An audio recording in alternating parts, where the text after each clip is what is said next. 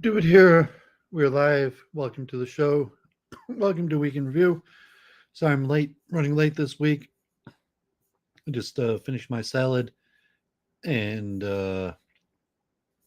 got caught up. So here we are, a few minutes late. We'll see if maybe a special guest, Jenny Simon, possible she'll make her debut on Week in Review. So see if she shows up. She's welcome to join. Put the link in the chat if anyone wants to talk. Otherwise, I have a full pack show. I have over 100 pages of material on cognitive architectures. And I hadn't really talked much about cognitive architectures since last August when I'd started covering cognitive architectures. And then when the war broke out, I moved on to other topics. So today I'm finally going to get back to cognitive architectures. So with that, let me jump straight into screen share. I started my new series also this week on portraits in metaphysics in the philosophy of science. So I'll talk a little bit about that. We'll talk a little bit more about Kant and the importance of Kant in metaphysics. And I'll try to tie some things back together to the multiple truth hypothesis. So I've kind of been spreading myself thin. And I still have good eight articles update on the war in Israel. It's tough to see what's going on. So yeah, God forbid you see this just breaking news. This guy self-immolated in Washington, D.C. outside the Israeli embassy protesting the war. Looks like a U.S. Air Force veteran. So God forbid. So it looks like we are live on Twitter. So anyone who's watching Wednesday, God forbid, I had some power outage difficulties, and I lost power a few times. So I know they had that massive outage across the country. So hope that doesn't happen again today. So let's jump right in. Little coffee, grab myself some energy. So this week, I finally started my series on portraits in metaphysics in the philosophy of science. And I had done the philosophy of science series, 10 episodes, finally finished that, a lot of topics.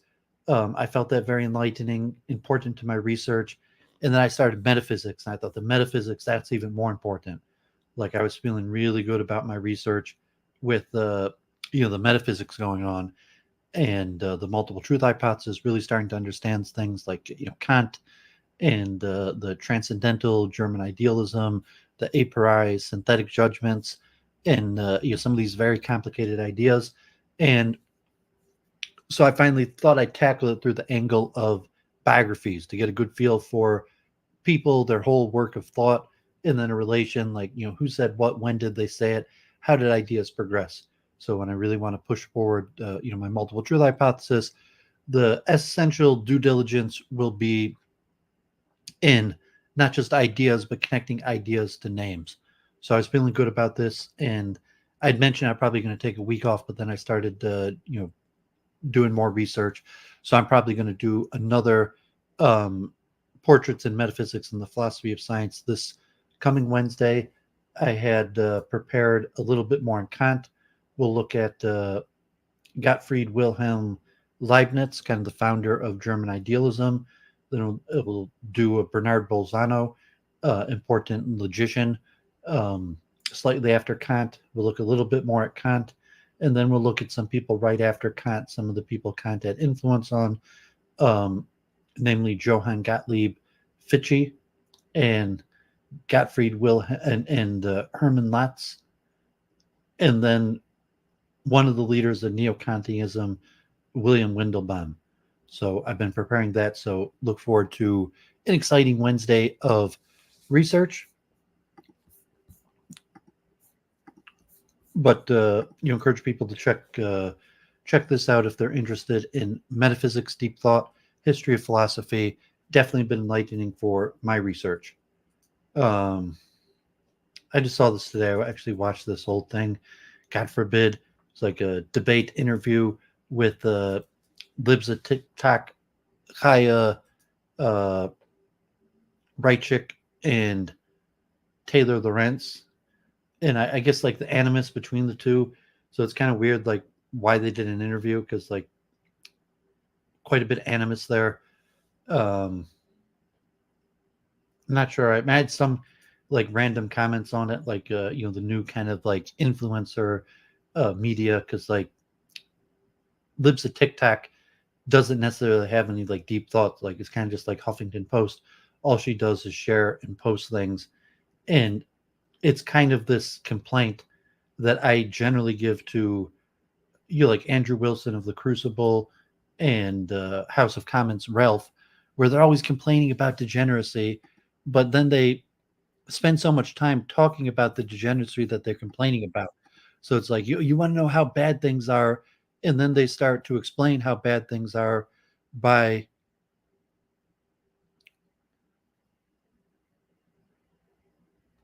explicitly showing you and telling you how bad things are.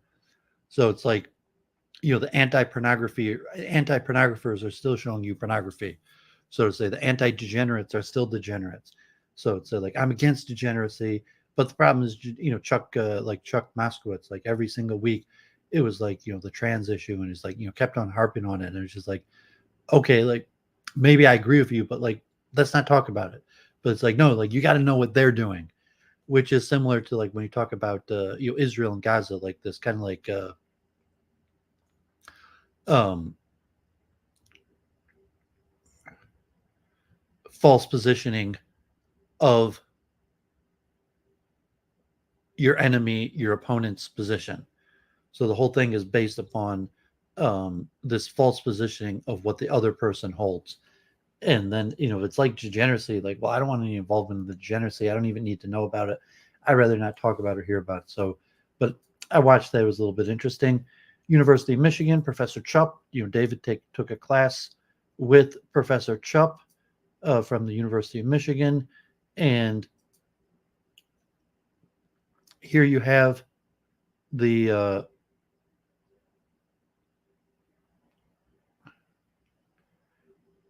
coming solar eclipse.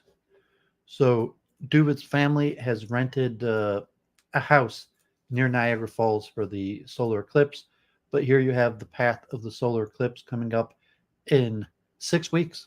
So 6 weeks from now, well, April 8th, 2024. And you could see like the line is like the apogee, the very center, and then the territory. So um and I think, I mean, it's actually crossing Michigan, like an hour south of me, through some major cities. But I think they said in Canada will be a little bit more apparent and good to see. And then went over what is a solar eclipse, how often they occur, how do they track them, how do they predict them, some of the mathematics. A little bit like historically, solar eclipses were seen as a negative omen. So, God forbid this major solar eclipse crossing major cities in the U.S. Is it some sort of negative omen? But so this Saturday Morning Physics, nice overview video on the solar eclipse.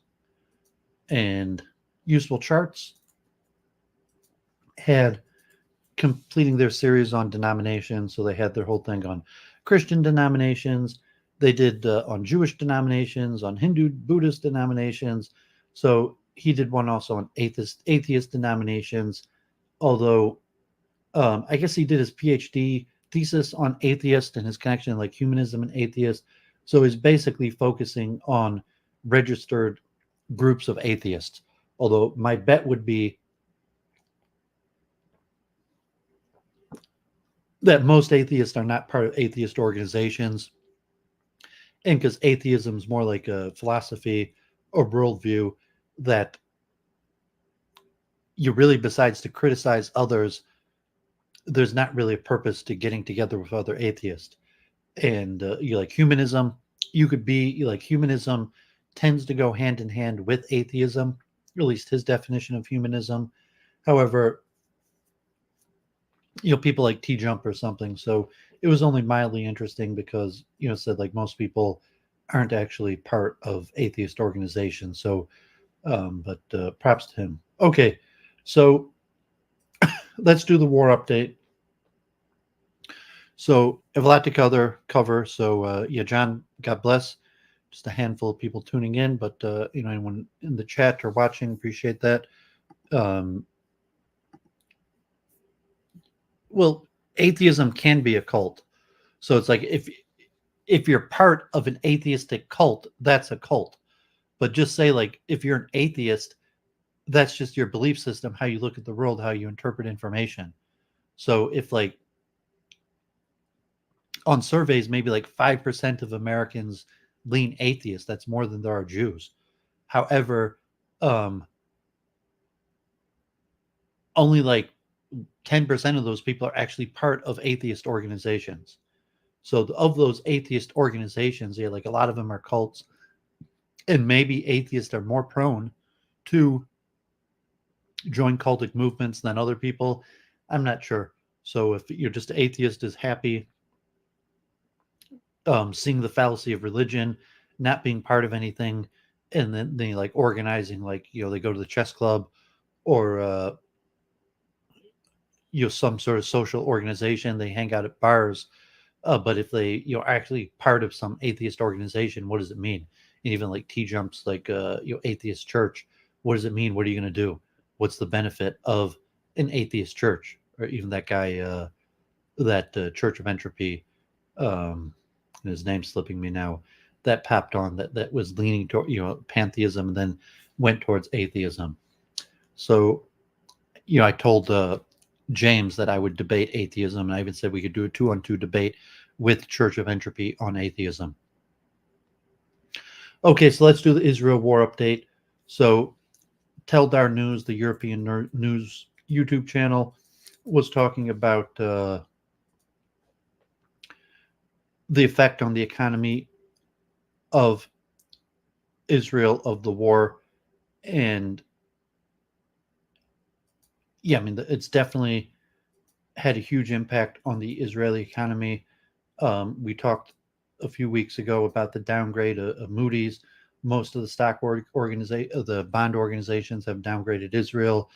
The other facts of taking people out of the workforce, the shekel. We read that article the other week from Unz, the Anonymous, about the various economic factors. So,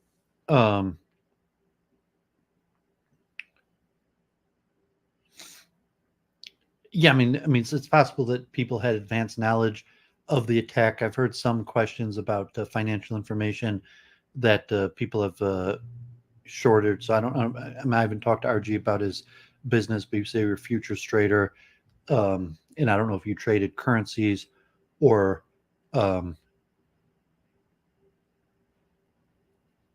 if you were trading currencies or other forms of futures like the index funds or commodities or something else. But I would say the shekel is only one sign of the economic trouble. So you just look at the GDP, the revenue, the expenditures, the debt. So this is just a 10-minute video. So covers most of the various factors.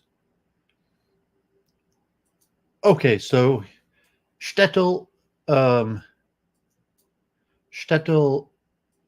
the former Hasidic blog, was mentioning a new survey on Haredim's view of the war. Survey: majority of Haredim approve of Netanyahu, want Gazans expelled. New survey finds a majority of Haredim approve of Israel's handling of the Israel-Hamas war and want to see Israel take over Gaza after the war. Survey published earlier this month found that 2/3 of Haredim approve of Netanyahu's handling of the Israel-Hamas war. In addition, a strong majority of Haredim want Gaza residents permanently expelled. This study was conducted in January by Nishma Research, a research organization that focuses on Orthodox Jewish community along with historian David Myers, surveyed 590 Haredim, most of whom were Americans, about their opinions on the Israel-Hamas war. The results found that even though Haredi communities have historically identified as non-Zionist, Haredim still hold overwhelmingly hawkish views on the war. 68% believe that the Israeli Prime Minister Netanyahu and his government are handling the war well, and 57% want to see Gazan residents permanently expelled, with the same number believing Israel should take over Gaza after the war. In fact, Haredim may hold more right-wing views on these issues than most Israelis. A poll published in January found that only 15% of Israelis want Netanyahu to stay in office after the war ends. Responding to a short answer question, one Haredi participant in the anonymous survey tried to capture the complexity of views held in at least one Hasidic sect. It's important to understand that Lubavitch is 100% non-Zionist, but in a sense we are to the right of even the most extreme Zionist politicians. Haredi communities have historically identified as non-Zionist, usually because they disagree with the Israeli state's secular orientation or because they still believe Jews should not have a sovereign state until the arrival of the Messiah. Still, many feel strong affection towards Israel because of its historical significance in Jewish religious life. Many Haredim also have family members in Israel and may have spent some of their school years there. In recent years, Haredim have also been leaning increasingly towards right-wing political views. 24% of Haredi survey respondents to the survey said that they have become more Zionist in their views since the war began on October 7th, but the trend did not hold among all Haredi groups. Nearly one-third of the 35 Satmar Hasidim who responded said that they've become more anti-Zionist since the war began.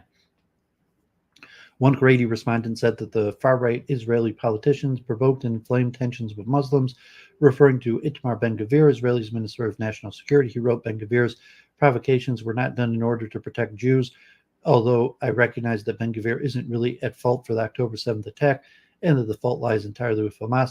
I don't think his provocations help matters. Indeed, the survey's results may be skewed in a way that overrepresents Haredi communities more likely to support the Israeli military. More Litvish than Hasidic Jews participated in the survey, and far more Chabad Hasidim than Satmar. Additionally, the survey was conducted online, and many Haredim, especially in that more insular Hasidic community, do not use the internet. Nishma, which also surveyed modern Orthodox Jews, found respondents by sending email blasts through the news site Vasasnayas Matzav Queen's Jewish Link and the organization Jewish Haredi Network, which sends ads on Orthodox news sites. It also surveyed people who participated in previous Nishma surveys. In recent months, controversy has flared up repeatedly within Haredi communities over whether and how to support Israel's war. Most notably, Jews from the Haredi enclave in Crown Heights, Lakewood, and Borough Park attended a pro-Israel rally in Washington, D.C. in November, even as Haredi leaders expressed mixed views over the event. At Agudath Yisrael of America, an organization that lobbies for Haredi interests, some members of the Council of Torah Sages, the organization's rabbinic advisory board, voiced dissent over the Agudath leaders' support for the rally. Elsewhere in the Haredi world, popular Hasidic singers such as Mati Ilowitz and Lipa Schmelzer came under heavy scrutiny within the anti-Zionist Satmar world for expressing support for the state of Israel and its military. So I've shown some things from Nishma research in the past. So if someone wants to see the whole survey, AKL, God bless, thanks for tuning in. I'll put the link to that.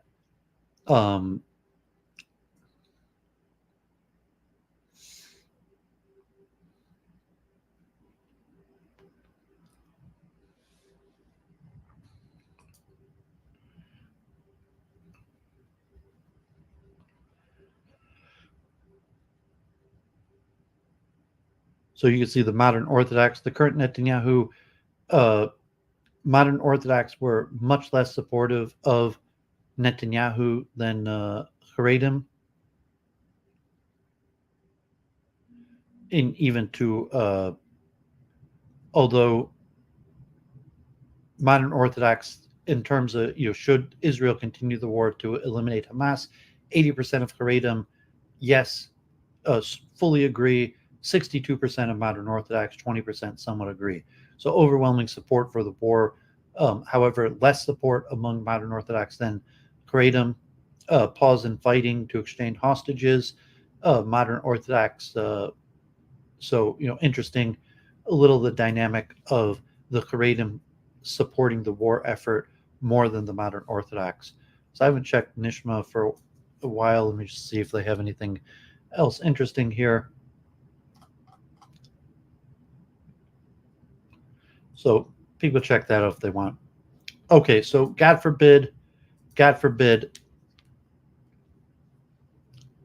New York Times giving these estimates, and reality could be much worse. War and illness could kill 85,000 Gazans in 6 months. Even under the most optimistic scenario, an immediate ceasefire, an additional 6,500 Gazans could perish, scientists explained. An escalation in the war in Gaza could lead to the deaths of 85,000 Palestinians from injuries and disease over the next 6 months. In the worst of the three scenarios, situations that prominent epidemiologists have modeled in an effort to understand the potential future death toll of the conflict. These fatalities would be in addition to the more than 29,000 deaths in Gaza that local authorities have attributed to the conflict since it began in October. The estimate represents excess deaths above what would have been expected had there been no war. In the second scenario, assuming no change in the current level of fighting or humanitarian access, there could have been additional 58,260 deaths in the enclave over the next 6 months, according to the researchers from Johns Hopkins University and the London School of Hygiene and Tropical Medicine. The figure could climb to 66,720 if there were outbreaks of infectious disease such as cholera, their analysis found. Even in the best of the three possibilities that research team described, an immediate sustained ceasefire with no outbreak of infectious disease, another 6,500 Gazans could die over the next 6 months as a direct result of the war, the analysis found. The population of the Gaza Strip before the war was 2.2 million. This is not a political message or advocacy, said Dr. Francesco Cecchi, professor of epidemiology and international health at the London School of Hygiene and Tropical Medicine. We simply wanted to put it at the front of people's mind and on the desk of the decision makers so that it can be said afterwards that when the decisions were taken, there was some available evidence on how this would play out in terms of lives. Dr. Cecchi and his colleagues estimated the projected excess deaths from health data that was available for Gaza before the war began and from the collected through more than 4 months of fighting. Their study considers deaths from traumatic injury, infectious disease, maternal and neonatal causes, and non-communicable diseases for which people can no longer receive medication or treatment, such as dialysis. Dr. Cecchi said the analysis made it possible to quantify the potential impact of a ceasefire in lives. The decisions that are going to be taken over the next few days and weeks matter hugely in terms of the evolution of the death toll in Gaza. The projected 6,500 deaths, even with a ceasefire, is predicted on the assumption there will not be epidemics of infectious disease with an outbreak of cholera, measles, polio, or meningitis. That figure would be 11,580, said Dr. Paul Spiegel, director of the Hopkins Center for the Humanitarian Health and author of the research, which has not been peer-reviewed. While it is obvious that a military escalation would bring additional casualties, he added policymakers should be cognizant of the range and the numbers of deaths that these scenarios indicate. We hope to bring some reality to it, Dr. Spiegel said. This is 85,000 additional deaths in a population where 1.2% of that population has already been killed. Patrick Ball, an expert on quantitative analysis of death in conflict who was not involved in the research, said it was unusual to see such a rigorous effort to calculate the potential humanitarian costs of an ongoing war. The paper illuminates this conflict in a way that we haven't had in any prior conflicts, said Dr. Ball, who is the director of research for Human Rights Data Analysis Group, a nonprofit organization. It illuminates the probable costs in human lives and human suffering of different kinds of future actions that are under human control. People are going to make decisions that are going to lead to one of these three scenarios or some complex mix of them, and this gives us a sense of what the likely outcome of the decisions are. The analysis projects that fatalities from traumatic injuries in Gaza over the next 6 months will be distributed across all ages and genders. 43% of the trauma deaths occur among females, and 42% are among children under 19 years, the paper says, which reflects the intensity and widespread nature of bombardment. Even with an immediate ceasefire, war-related deaths would continue, according to the analysis. The toll includes deaths of people who succumbed to previous injuries or who are hurt by unexploded ordnance, deaths of babies and women for whom complex care and childbirth is not possible, and deaths of undernourished children who are unable to fight off infections such as pneumonia. I don't think people realize how long it will take for that to change. Okay, so here is the actual um, study. God forbid.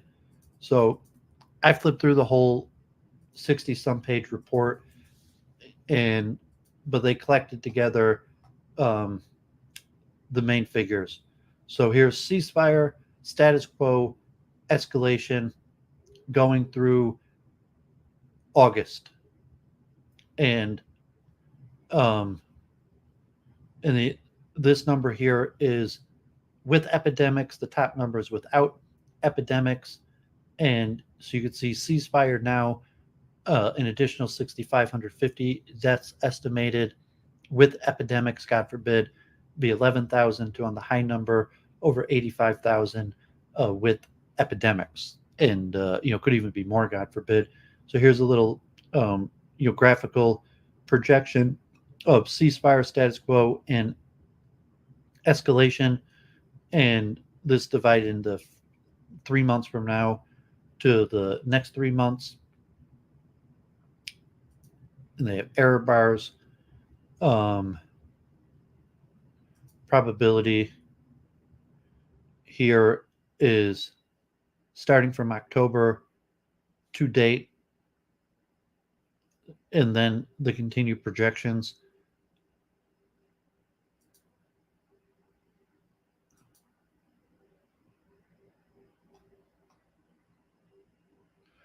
Okay, so God forbid, here the New York Times is openly, the editorial board for the first time is openly calling for a ceasefire. So let's look how the New York Times words it, but showing that article of the continued humanitarian catastrophe, over 1% of Gaza has already been killed in this war. If the war continued like that another 6 months, it could be 3 to 5% of all Gazans will die in this war, and God forbid it could be a lot worse. You're saying I think tomorrow actually is the day that Israel is supposed to give its report to the ICJ, International Court of Justice, in the genocide case, and we'll see if they do or what the reply is. But God forbid, and it's unclear. Like Netanyahu is talking about going into Rafah, starting the Rafah campaign. Although there's some aspect, it looks like they've already started some aspects of the Rafah campaign. So it's a little bit unclear. Like there isn't much war mapping because Israel's not conquering and holding territory in a conventional sense like during regular wars. So even like in northern Gaza, it's unclear that does Israel actually hold any territory. So just to like show maps of like bombed out buildings or territories, and even to say is Israel cleared territory is unclear.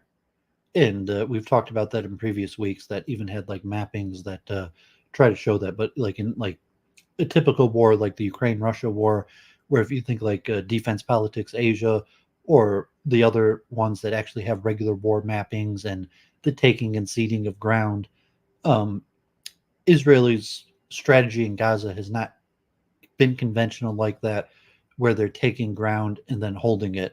So they basically do operations, bomb places, have battles, but they don't tend to hold on to the territory. And so it's unclear from a conventional military aspect of what Israel's doing or their strategy. So let's see the New York Times. U.S. call for humanitarian ceasefire in Gaza. Vetoing a United Nations Security Council resolution calling for an immediate ceasefire in Gaza while circulating a softer hostages for ceasefire resolution of its own may have been the best of the bad options available for the Biden administration. President Biden is right to take this step, given the scale of death and destruction in Gaza and the prospect of more to come. He can take other measures as well that might lessen Palestinian suffering and loss of life. The issue is not whether Israel was justified in going after Hamas after the terrorist attack of October 7th. It was and has achieved some of its military aims. It has destroyed significant parts of Hamas's military infrastructure and reduced its fighting force. Hamas reportedly says that it lost about 6,000 of estimated 25,000 fighters. Israel says that it's killed more than 10,000 of them. But this war on its current course is leading to the wholesale killing of Palestinians while Hamas gains and international standing, and the remaining Israeli hostages remain captive. The United States, as Israel's most important ally and source of military aid, should take the lead in changing that. The president was right to demonstrate sympathy and support for Israel in the days after the October 7th attack. Since then, his administration has worked tirelessly with Arab allies, first mediating a brief halt in fighting in November, and more recently trying to negotiate a longer ceasefire to release the Israeli hostages and to bring humanitarian relief to Gaza. Hamas launched its attack to provoke an Israeli response, knowing that the people of Gaza would be acutely vulnerable. The terrorist group hides its fighters among civilians and built its infrastructure, including miles of tunnels underneath homes, schools, and hospitals. Since the war began, the 2 million people who live in Gaza have been pounded by Israeli bombardment. More than 29,000 people have been killed. According to the Palestinian figures, more than half of Gazans' homes and buildings have been destroyed, and the United Nations has raised the alarm that cut off from supplies of food, Gazans are at risk of starvation. The death toll could soon rise sharply if Israel carries out a ground invasion of Rafah, a city in the far south of Gaza, where the military believes 10,000 Hamas fighters remain and to which 1 million civilians have fled. Yet every U.S. effort to rein in the Israeli assault has been rejected by Prime Minister Benjamin Netanyahu or blocked by unacceptable demands from Hamas. Mr. Netanyahu, in particular, has been more concerned about satisfying the far right and religious coalition partners who keep him in power. On Friday, he released a position paper for post-war Gaza that allows for indefinite military control by Israel, playing to his base of supporters while angering Palestinians. This complicates the work of the United States and moderate Arab states, which are trying to engineer a plan for after Gaza, a crucial step in making sure that Gaza has a chance at stability once the fighting stops. Though no details have been made public, the plan, which is not part of the proposed Security Council resolution, calls for international help in the reconstruction of the devastated Gaza Strip, the formation of the functional Hamas-free government in the West Bank and Gaza, the normalization of Israeli relations with Saudi Arabia, and a roadmap toward demilitarized state for the Palestinians. That plan, however, depends on first arranging a ceasefire durable enough to provide further release of the remaining Israeli hostages. The most recent proposal was for at least 6 weeks. The resolution the United States is circulating does not go as far and does not have sharp teeth. It proposes a ceasefire as soon as practicable, which can be whatever Israel wants it to be, and it warns Israel against invading Rafah under current conditions, and it would most likely be vetoed by Russia and China.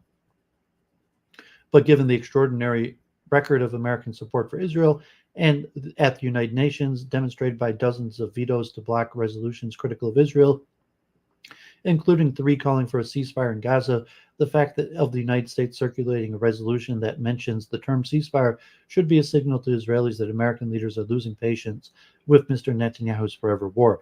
In the waning days of the Obama administration, the United States also sent a message to Israel when it abstained on a resolution condemning settlement construction in the West Bank, thus allowing it to pass. The resolution had no practical import, but it made an important point which the Biden administration has reinforced about settlements as an absolute obstacle to peace with the Palestinians. Similarly, the resolution, however short-lived, is a moment for the U.S. to make clear to the Israeli people that the enduring support for Israel does not extend to the worst policies of its government. However divided Americans might be, the United States still wields a powerful voice in Israeli affairs, both as a supplier of arms and aid and as a political shield on the world stage. The Israeli public has made clear its longing to dump the discredited Mr. Netanyahu and the Israeli military, which must depend on American arms after almost 5 months of fighting in Gaza, and the threat of Hezbollah to the north, is keenly aware of the danger of alienating the Biden administration. Recent opinion polls show that over 80% of Israelis approve of Washington's leadership and prefer Mr. Biden to Donald Trump by 14 points. That gives Mr. Biden considerable leverage. One option described by Martin Indyk, a former U.S. ambassador to Israel, in recent article to the journal Foreign Affairs, would be for Mr. Biden to bypass Mr. Netanyahu, instead make a direct address to the Israeli people. He could make it clear that Israel faces a stark choice: an endless war that could only create more Hamas-like militants and turn more Americans against Israel, or the plan for after Gaza proposed by the Americans and Arabs, one that includes international financing for the rehabilitation of Gaza and peace with Saudi Arabia. Though Israelis may not be in any mood to contemplate a Palestinian state, and the depth of their fury against Hamas may be unknown. Mr. Biden has earned considerable trust from them through his decades of unstinting support. Speaking directly to Israelis may prove to be more fruitful than speaking to Mr. Netanyahu, who has alienated himself from the Biden administration and has become an obstacle to any kind of lasting peace. On the contrary, his far right allies are worsening tensions with the Palestinians. For example, Itamar Ben-Gvir, an extremist who serves as national security minister, has proposed severe limits on Palestinians and Arab Israeli worship, or is at the Al-Aqsa Mosque during Ramadan. Those restrictions at a site Israelis call the Temple Mount would no doubt stoke further anger and violence as Ramadan begins in early March. There's considerably more President Biden and his administration could do, including continuing the diplomatic effort towards a humanitarian ceasefire that would ease the suffering of Palestinian civilians and allow the remaining hostages to return to their families. He could also do more to demonstrate America's commitment to the two-state solution, the only path to a lasting peace, by proposing a resolution in the Security Council to that effect. Arab support and a unanimous vote, argues Mr. Indyk, would be hard for Israel or the Palestinians to resist. None of this, of course, may be enough to quiet the global outcry over the war's toll on Palestinians or to silence the fierce criticism of Mr. Biden by the American left. At the same time, any move to pressure Israel carries political risk as well. This is a moment when there are no good options for Mr. Biden politically. So it is a moment when leadership is indispensable. Allowing this conflict to continue unchecked is no longer acceptable, and the United States alone has the power and leverage to do what must be done. Okay, God forbid. As Doooovid has said, oh, Jenny, welcome. Glad to see you. If you want to hop on and talk, I'll finish up with the Israeli segment in probably like 30 minutes. So if you want to join in like 30 minutes, be a pleasure to have you.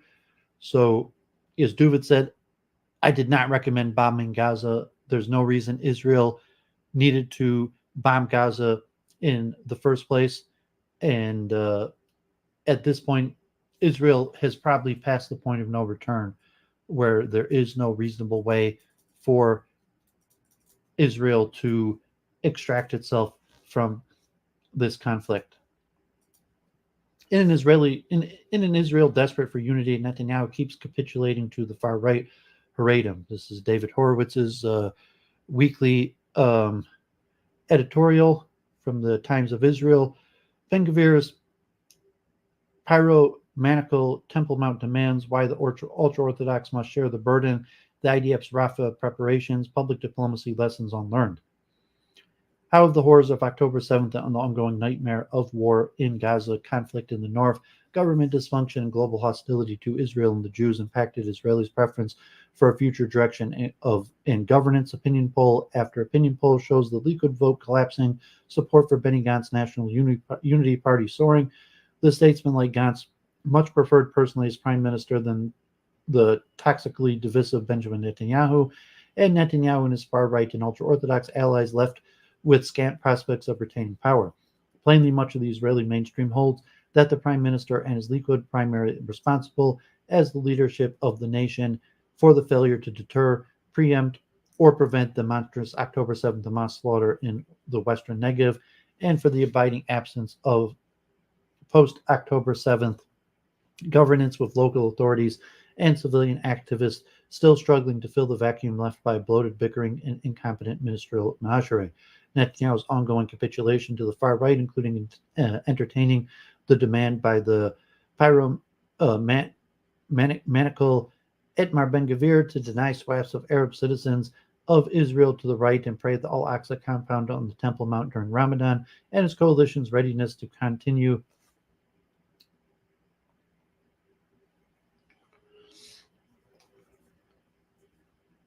to exempt young ultra-Orthodox men from military service, even as the IDF has been calling up recruits ahead of schedule because the unprecedented strain on the military is doubtless further alienating many previous supporters.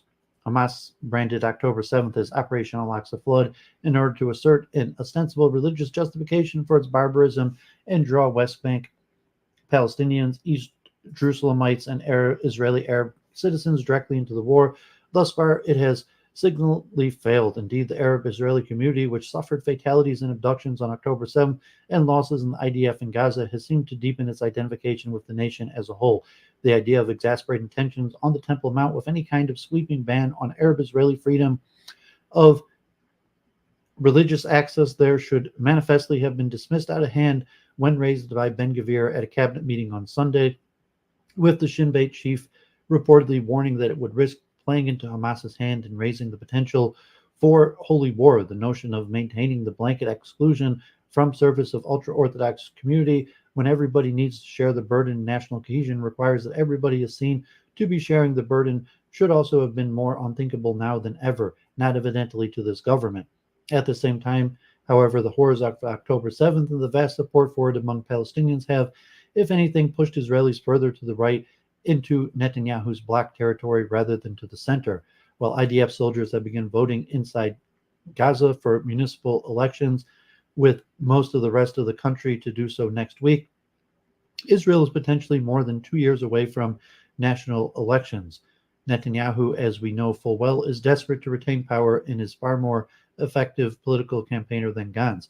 The question, when the day comes, is whether enough Israelis will choose a potentially unifying leadership committed to co-signing the far right back to the margins, to carefully advancing a process under which the ultra-Orthodox community properly shares the burden of national service, and ideally to promoting a progress towards a constitution that anchors the separation of powers between the legislature and the judiciary over right-wing ultra-Orthodox bloc. A leadership, one should add, more capable of thwarting Israelis' external enemies and of administering the country for the good of all of its citizens. Limited intel. The IDF continues to believe that it is winning the war against Hamas in Gaza. 3/4 of the Hamas battalions are no longer functioning, rocket fire has greatly subsided, and military officials say that they have a plan ready to implement to tackle Rafah in the far south, where 4 Hamas battalions have had months to prepare and have been substantially bolstered by gunmen who have fled from the north and center of the Strip, including provisions to oversee the evacuation of 1 million plus Gazans from there to other areas. The expectation is that taking overall control of Gaza's southernmost town will require weeks, if not months, of heavy fighting and the recall of reservist brigades that have been released or the redeployment of standing IDF forces from the unpredictable northern border. The most senior Hamas leadership remains intact and in situ, however, with the IDF saying that is no intelligence indicating that Hamas leaders in Gaza, Yahya Sinwar, and his cronies have fled the Strip, and most analysis believe that he would be unlikely to do so. There are still thousands of Hamas gunmen in north and central Gaza, and Hamas operatives, still the only governance in town, are commandeering much of the aid that enters the Strip. And over 130 hostages have suffered an unthinkable 138 days in captivity, with their hair-raising rescue of 2 of them from Rafah last week only underlying the near impossibility thus far of extracting them. The rescue of Louis Har and Fernando Marmin was both an extraordinary military feat and evidence of the pinpoint real-time intelligence, but the screening on Monday of footage of Shiri Bibas and her 2 toddler sons in Khan Yunis immediately after their abduction on October 7th, accompanied by IDF spokesman Daniel Hagari's talk of further scraps of information that raised grave fears for their fate, underlined the limits of such intel and how much the IDF still doesn't know how about the whereabouts and well-being of so many of those who were abducted.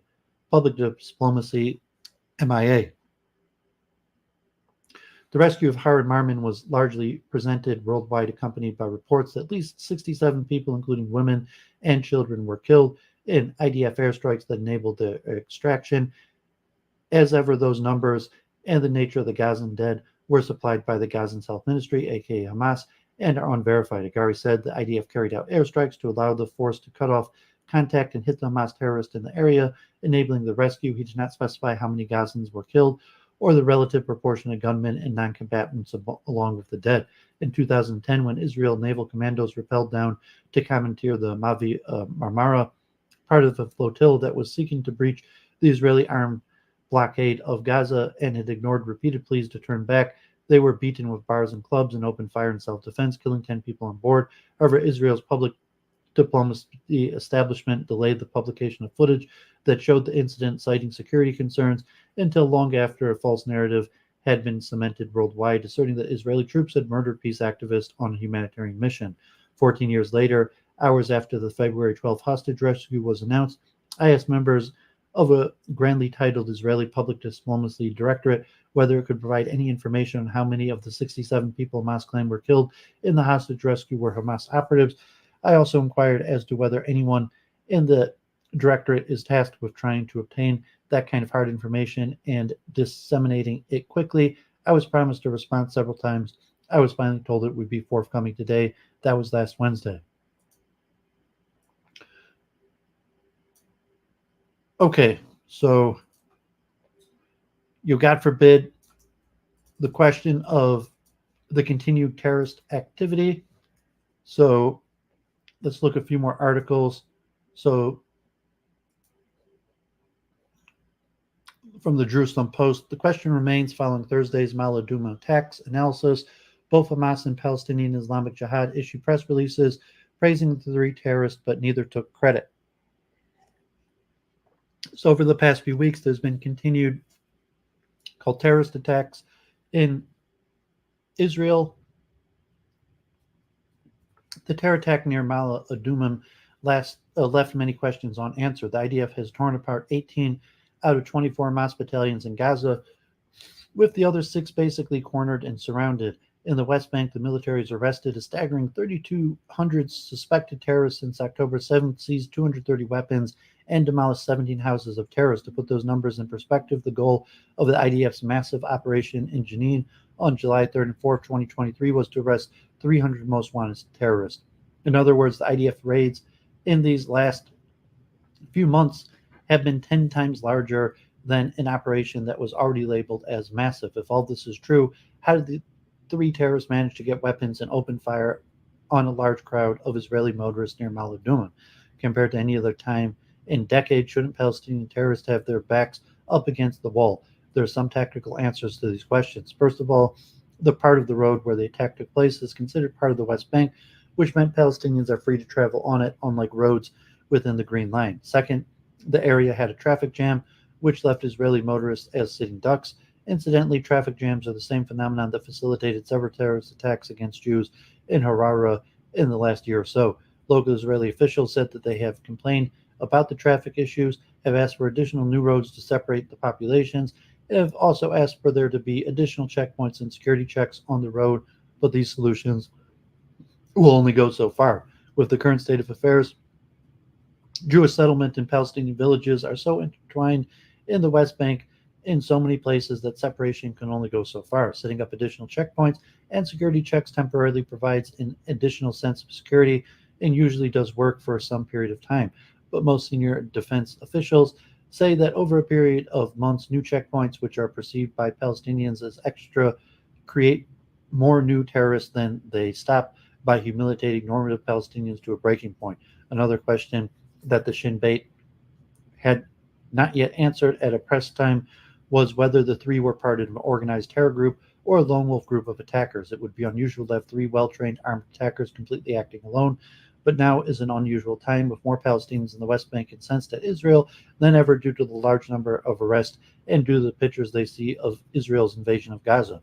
Who took credit? Recent polls have even suggested that Hamas is now more popular in the West Bank than in Gaza, whereas Fatah, the West Bank ruler, is normally far more popular in a dead heat, and Hamas is more popular in Gaza. Both Hamas and Palestinian Islamic Jihad issued press releases praising the 3 terrorists, but neither took credit.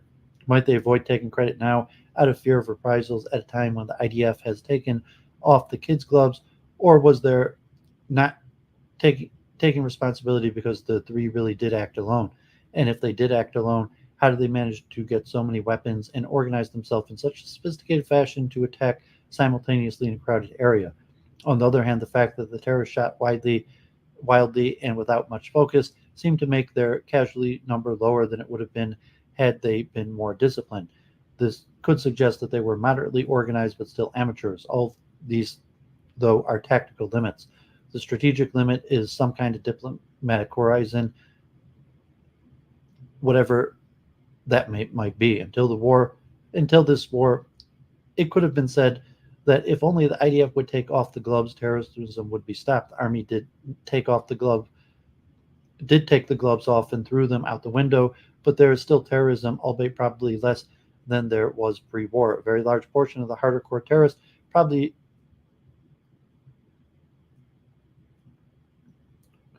the largest in years, have been killed or arrested. Some terrorism like anti-Semitism may always exist. Some people just hate Jews, but defense officials have been worried for months since northern Gaza fell that Israel must start giving some carrot and diplomatic horizon to the Palestinians and not just using the stick. Whatever the horizon might be, whatever Israel's vision for the day after, in both Gaza and the West Bank, defense officials worry that failing to start moving in the direction will lead to Israel losing ground in terms of security and safety. So God forbid, you see, from the Israeli perspective, they think they're just going to beat them into submission. So, it's almost unanimous among Israelis to just beat them into submission and then wondering like why they're terrorism. And then, not even if they accept that, like, okay, like that's just how Palestinians feel, how, but then why can't they stop them? So, God forbid, just to see a little bit of the Israeli perspective. So, just a few more. Middle East crisis, Netanyahu pushes for indefinite military control over Gaza. Netanyahu's ambiguous plan for Gaza leaves him room to maneuver. Prime Minister Netanyahu's first detailed post-war plan for Gaza was carefully written to postpone long-term decisions about the territory's fate and to avoid irreversible confrontations with both domestic allies and foreign partners, analysts said. Mr. Netanyahu's position paper released on Friday said Israel would retain indefinite military control over the enclave while ceding the administration of civilian life to Gazans without links to Hamas. If carried out, it would make it nearly impossible in the short term to establish a Palestinian state comprising Gaza and the Israeli-occupied West Bank. The plan signaled to Mr. Netanyahu's right-wing base that he is defying foreign pressure on Israel to leave Gaza and allow the establishment of a Palestinian state, but the vagueness of its wording signaled to the United States and other foreign powers pressing for Palestinian sovereignty that there's still room to maneuver. To satisfy mainstream Israeli opinion, Mr. Netanyahu said he wanted to retain military control of both Gaza and the West Bank, subcontract the management of civilian affairs to Gazan administrators, and retain control of buffer zones limiting Gaza's borders with Egypt and Israel. Mr. Netanyahu also didn't explicitly refer to the issue of settlements to avoid angering his far-right coalition partners who could collapse his government if he rules out resettling Gaza with Jews. All these approaches infuriated the Palestinian leadership, which quickly condemned the plan. They are also likely to heighten tensions with Israel's foreign allies, including the United States, who wants Israel to abandon the buffer zones, engage in a process towards the creation of a Palestinian state, and hand over control of Gaza to a revamped version of the Palestinian Authority, which administers parts of the West Bank. But Mr. Netanyahu was also careful not to go too far. He included no new ideas, choosing instead to repackage proposals that he has presented several times before, nor did he directly rule out any of the options promoted by the United States. Mr. Netanyahu's pledge to hand day-to-day administration to Gazans managers did not explicitly reject the idea that they could be directed by the Palestinian Authority in the West Bank. The administration of civilian affairs and the enforcement of public order will be based on local stakeholders with managerial experience who are not affiliated with countries or entities that support terrorism. The position paper said, avoiding any mention of the Palestinian Authority while implicitly creating a challenge to its involvement. The plan also rejected the idea of foreign countries ultimately recognizing a Palestinian state, a move recently hinted at by Britain and France, but it did not directly dismiss the idea of Palestinian statehood altogether, even though Mr. Netanyahu has on other occasions rejected the concept. The document even leaves open the possibility of a permanent arrangement with the Palestinians, which it says will only be achieved through direct negotiation between the parties. By using such ambiguous language, and analysis said the plan buys Mr. Netanyahu time because it satisfies his base while giving foreign leaders hope that he could still change course before it is too late. It doesn't ruin anyone's plan, said Nadav Struckler, political analysis and former strategist for Mr. Netanyahu. It leaves a lot of options open and proposes a lot of decisions. He is threading a thin line. Think of how many different eyes and audiences are reading this paper with different glasses.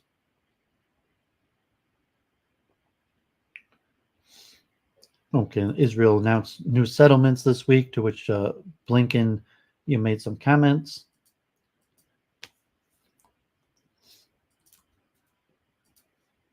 And almost wrapping up the Israel update. As Gaza war grinds on, Israel prepares for a prolonged conflict. While Israeli forces have delivered a major blow to Hamas in a fight that is taking a devastating toll on civilians, the group that led the October 7th attack on Israel remains a threat, officials said. As the war in Gaza rages on, the situation in the battered enclave is one of devastation and despair. More than 29,000 people have been killed, according to Gazan health officials, the majority in a relentless Israeli bombing campaign. Neighborhoods have been flattened, families wiped out, children orphaned, and an estimated 1.7 million people are displaced. While global scrutiny grows over Israel's conduct in the war, the Israeli military, by its assessment, has delivered a major blow to the capabilities of Hamas, killing commanders, destroying tunnels, and confiscating weapons. But Prime Minister Benjamin Netanyahu's goal of destroying Hamas remains elusive, according to current and former Israeli security officials. They anticipate a protracted campaign to defeat Hamas.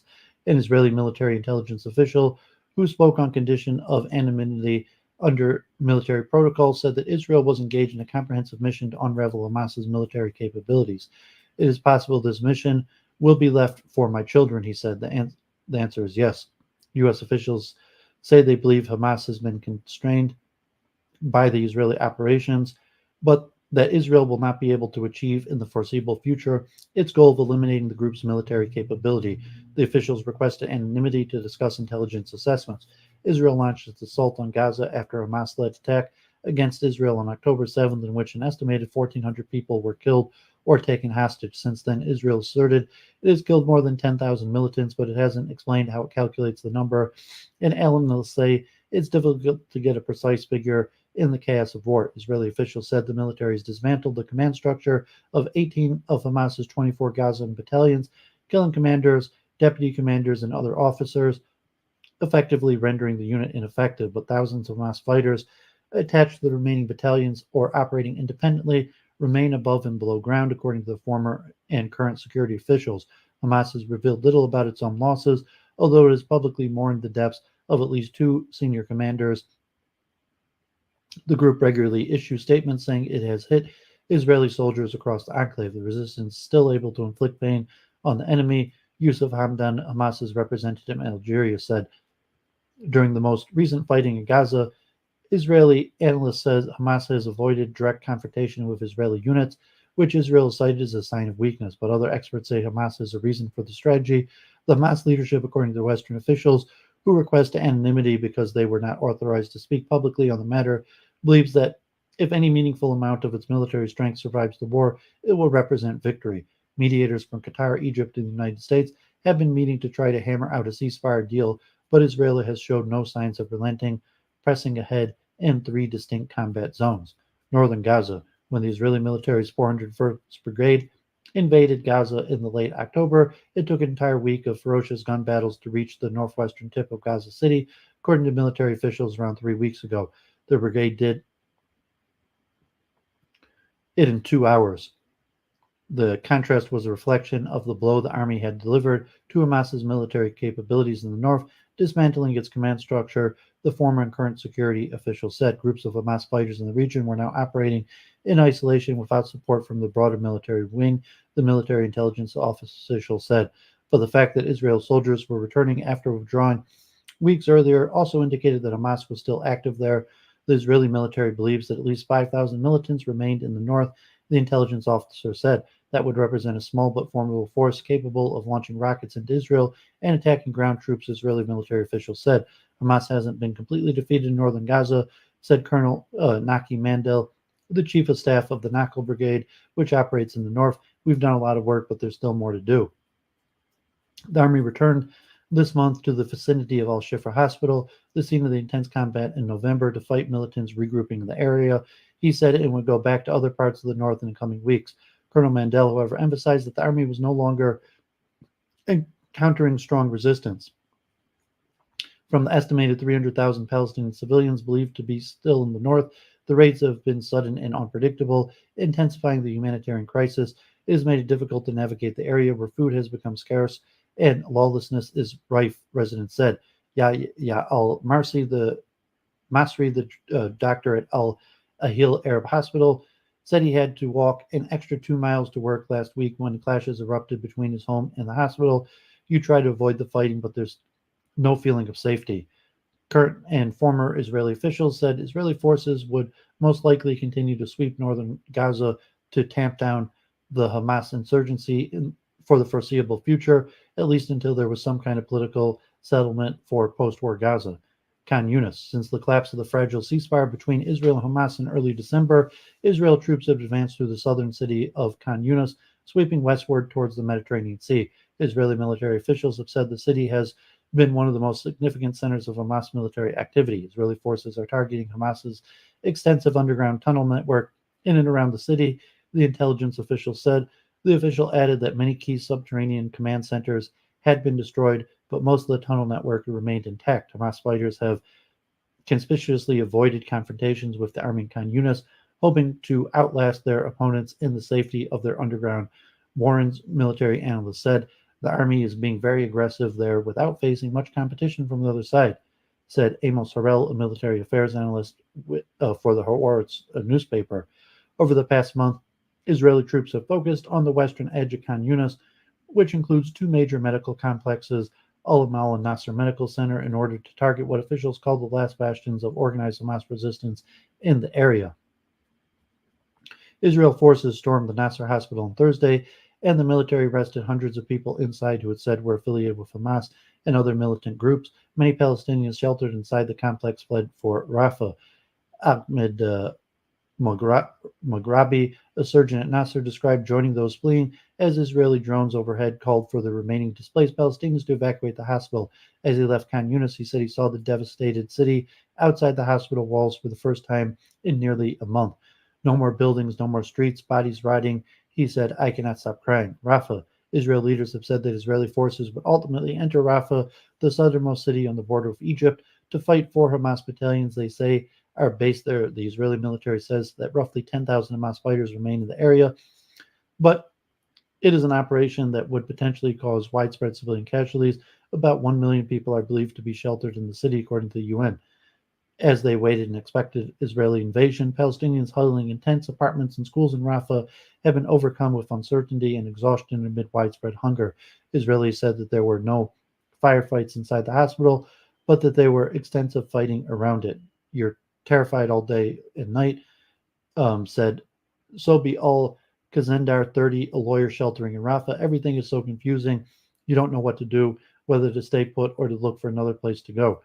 Mr. Netanyahu has promised to evacuate civilians for combat zones there, but his words appear to have done little to mollify rising criticisms from the UN and the Biden administration about an operation to target Rafah.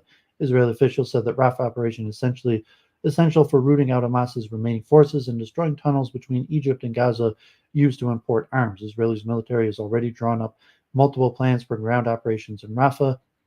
Lieutenant General Herzi Halevi, the military's chief of staff, told reporters last week the timing of the operation would require a decision from the country's civilian leaders.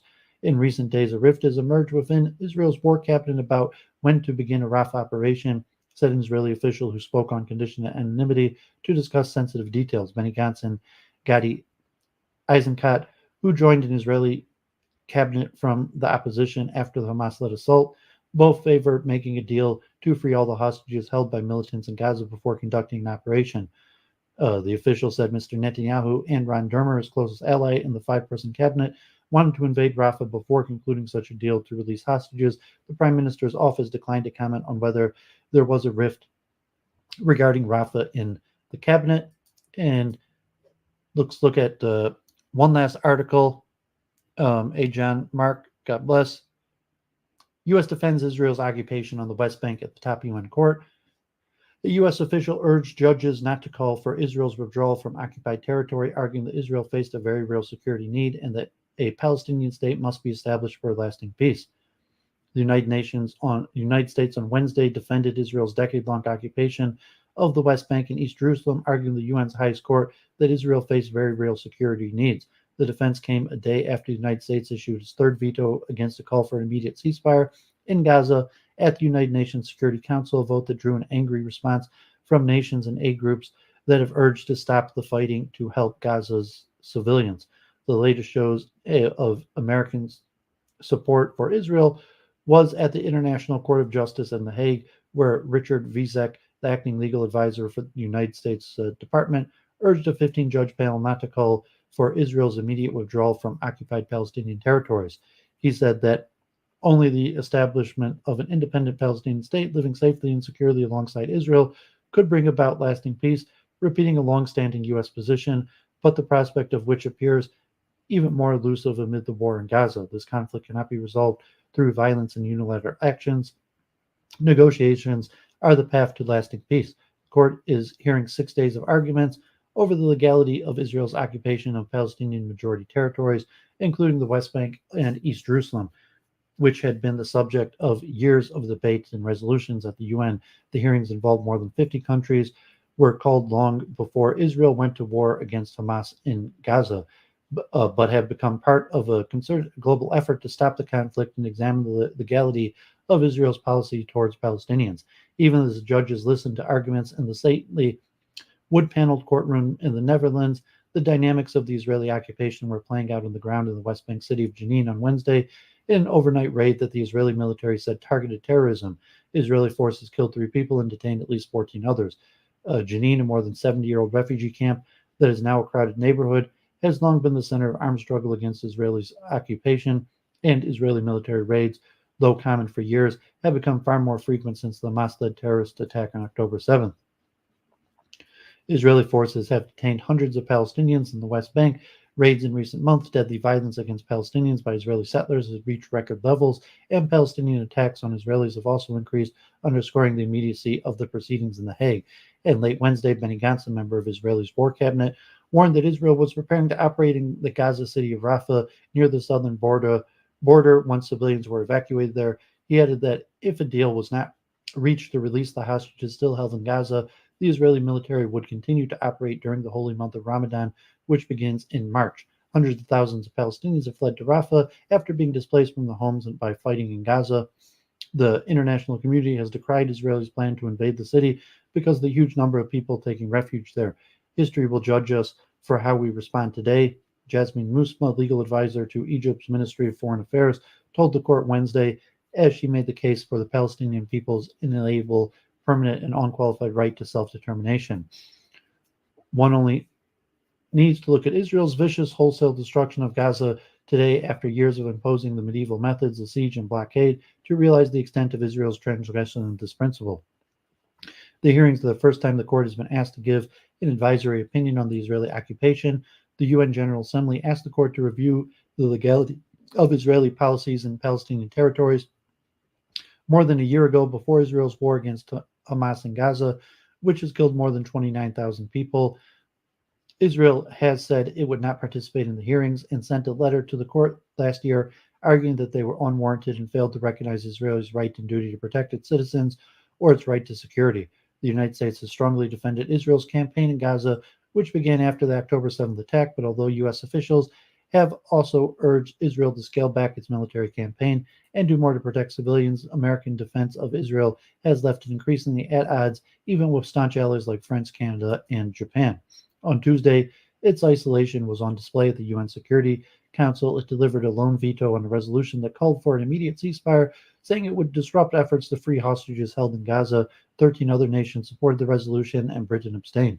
On Wednesday, Mr. Vizek, the State Department's legal advisor, asked the UN court to uphold the established framework for peace that he said UN bodies had agreed to, one that is contingent on a broader end of belligerence against Israel rather than to heed calls by other nations for Israel's unilateral and unconditional withdrawal from occupied territories. The October 7th Hamas-led attacks on Israel were a reminder of the threats facing the country and of its security needs, Mr. Vizek said, and they persist. Regrettably, these needs have been ignored by many of the participants. In asserting how the court should consider the questions before it, he said, referring to other countries' testimony in the hearings. Mr. Vizek's appearance directly preceded that of Vladimir Thabrin, Russia's ambassador to the Netherlands.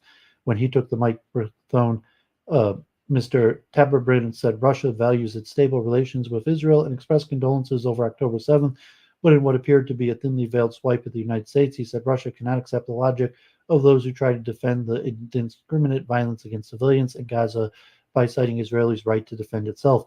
Violence can only lead to more violence, he said.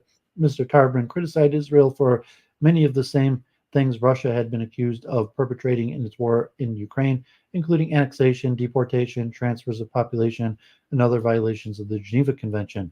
Both Russia and the United States have used the hearings to promote their own agendas, and they've each accused each other of hypocrisy. The countries have repeatedly been accused of employing a double standard at the UN, with the United States not pushing for a ceasefire in Gaza while demanding one in Ukraine. Russia criticizes Israel for some of the very things Moscow has done in Ukraine.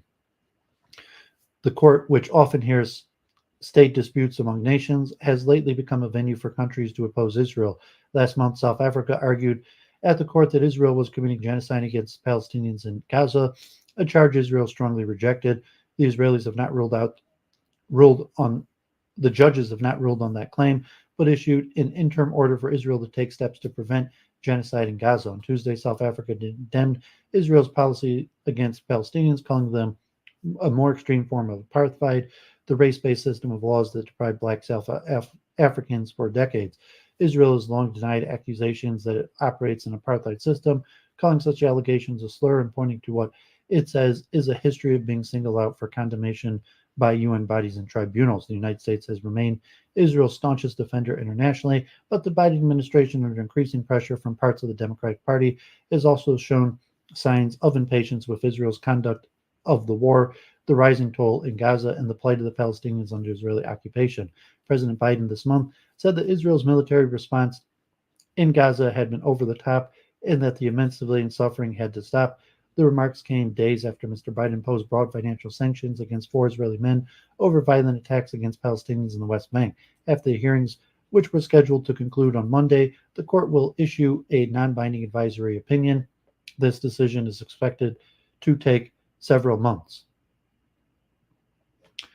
Okay, so yeah, God forbid, not looking good. So we got a minion here, Mr. Boston. Good to see you. So I'm not sure if Jenny, if you're gonna join Week in Review, the link is in the chat.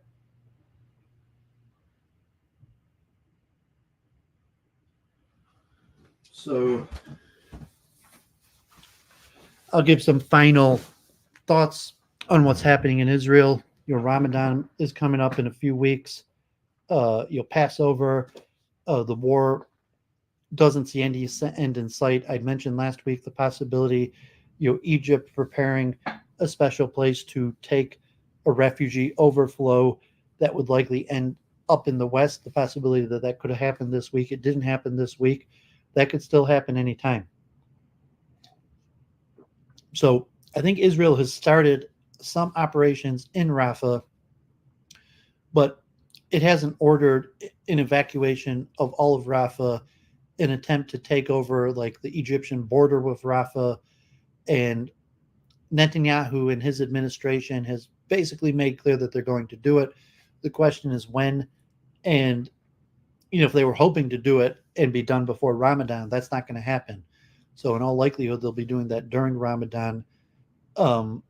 There's really no path for Israel to pull out now, to stop in the middle. For Israel to just go back to the status quo, withdraw the troops. And we saw the estimate of the death totals, like the increased death totals, if there was a ceasefire now. But if Israel stops its operations and tries to administer, Israel is really in no position to administer any control of Gaza. So just some sort of fantasy that some new group other than Hamas is going to come in and administer Gaza is pretty unlikely. So it just leaves Israel in a complete bind that really Israel's worse off than before invading Gaza. So like, God forbid, say it took a week to recapture the territory that Israel lost during the October 7th raid. And to some extent, they really haven't regained the territory. People are still scared to move back to those areas surrounding Gaza. But what has Israel accomplished? I mean, they've killed a lot of people. Maybe they've killed a significant amount of Hamas fighters. Maybe they've killed a reasonable number of people that were part of the October 7th attacks. but have they actually accomplished anything? Like if Israel, let's say, had never went into Gaza in the last 5 months, would they have been any? Are they any better off that they did? And I would say unequivocally no. What is Israel going to do now? I mean, Israel has to um, continually occupy and try to make sure Hamas doesn't get back control. And if Hamas eventually gets back control of Gaza, what's that going to look like? So this is just like a complete disaster. And because the complete disaster that it is, Israel probably has no choice but to double down. And the reality, you saw the Haredi, the poll of the Haredim, where over 50% of the Haredim want to expel the Palestinians, I mean, the Gazans. So, say that, will Netanyahu and the coalition eventually make the push to take over the Rafah crossing and expel the Palestinians? And I would suggest that's the most likely thing to happen. And say, well, what is the U.S. going to do about it? When Israel does eventually go for that, what will America and the international community do about it? It's unclear if anything. Will Egypt or some of the neighboring allies wage war against Israel? That's why I said last week, John, that if Israel starts pushing the Gazans outside of Gaza into the Sinai, that they will become refugees and they will likely end up in the West very quickly. So the plan would be to force them into the Sinai, and they're not going to stay in the Sinai. They're going to end up in the West. So if the Gazans get forced into the Sinai Peninsula, within weeks, they will start making it to the West, and they will have the legal protection to do it. Like according to the Western law of the United States and many countries in Europe, they will be forced to accept the Gazans as refugees, and that's really what Israel is hoping to do. Still, the question is, can they do it? And can they muster up the courage, so to say, to finally commit that last war crime? And when will they do it? How would the world react? But I would say it's much over 50%. The chances that Israel is going to go through, take over the Rafah crossing, start pushing the Gazans into the Sinai is over 50%, because they don't really have any other choice. Like the only other choice is just retreating, and then if they retreat, they can't really allow the international community to help the Gazans rebuild, because Hamas is still going to be in control. So it leaves Israel in an untenable position, and like God forbid, like they've already committed so many war crimes that at this point they might as well just go forward and God forbid, carry out the genocide. So you'll see what happens, and I could still see this leading to the complete destruction of Israel, just because Israel has no way to untangle itself from this conflict, and at this point, Israel has basically forced its hand to its only option being genocide. So, I mean, God forbid, it's just a disastrous situation. Yeah, Jenny, just, I'm not sure if you're going to take the link. I got one short paper to read on Kant, and then I'm going to go in detail for hours and hours of cognitive revolution. So if you are going to join, you should join in the next 30 minutes. Otherwise, I'm going to go, for the rest of the show into my research on cognitive architectures. Hopefully, they'll be somewhat interesting. I'll talk a little about that before I do it. I've had Kevin McCarran on Week in Review twice, I think, and then I had had him on my channel with Jennifer talking about transmigration of souls. I was on his channel. Michael, someone who watched Week in Review set me up on his channel. I don't necessarily have anything to talk about him. You just want to come on, introduce yourself, say some of the topics that interest you. We could chat a little bit. So, you've been in the chat. You're a regular on Luke Ford, and a lot of the overlap audience of the content, the people that I talk to. So if you just want to come on, introduce yourself, the type topics that you find interesting, and then, maybe Doovid could help you out getting into streaming. And but it's not important. You can do it next week, or you could set up your own channel. If you're not feeling good, no reason to push it. But you come on Week in Review, you might as well introduce yourself, talk about the topics that interest you.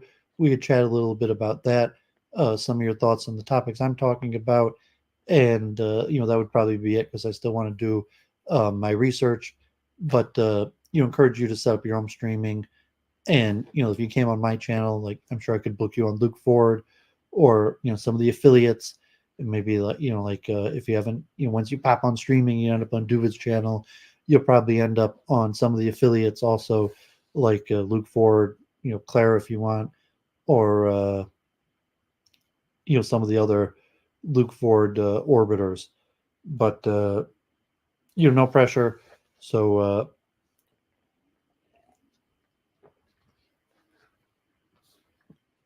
okay, so I want to talk a little bit about Immanuel Kant. So this last Wednesday, I started my new series of portraits in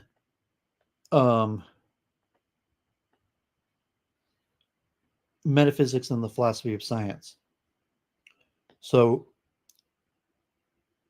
I focused on Week in Review with Jennifer for a long time about Newton, the birth of modern science, with Galileo, Descartes, and Newton.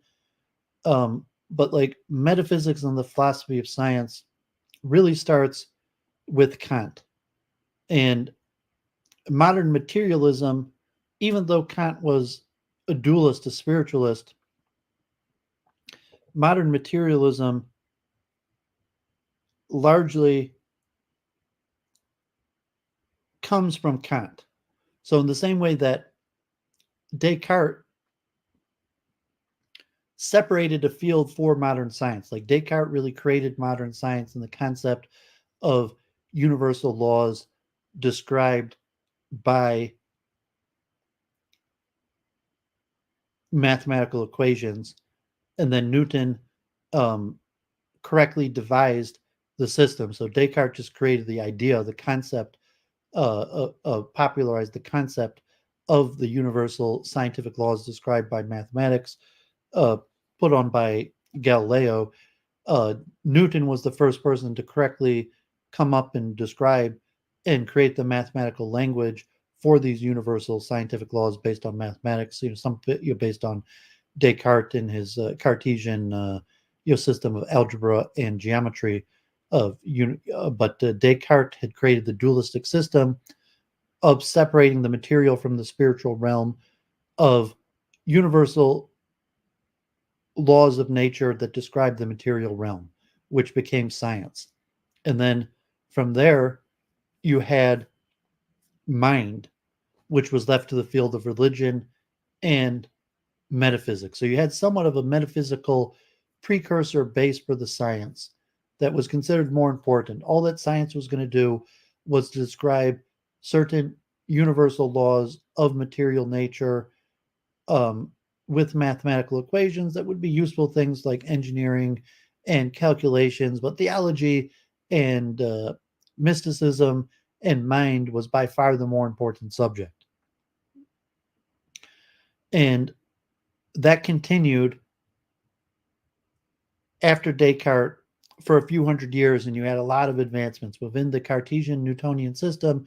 You had all sorts of advancements in thermodynamics, and first the physics of just mechanics, celestial mechanics, and then in the scientific method applied to medicine, and the creation of the Royal Society of London, the Royal Society of Paris, the advancement of thermodynamics, the Industrial Revolution, and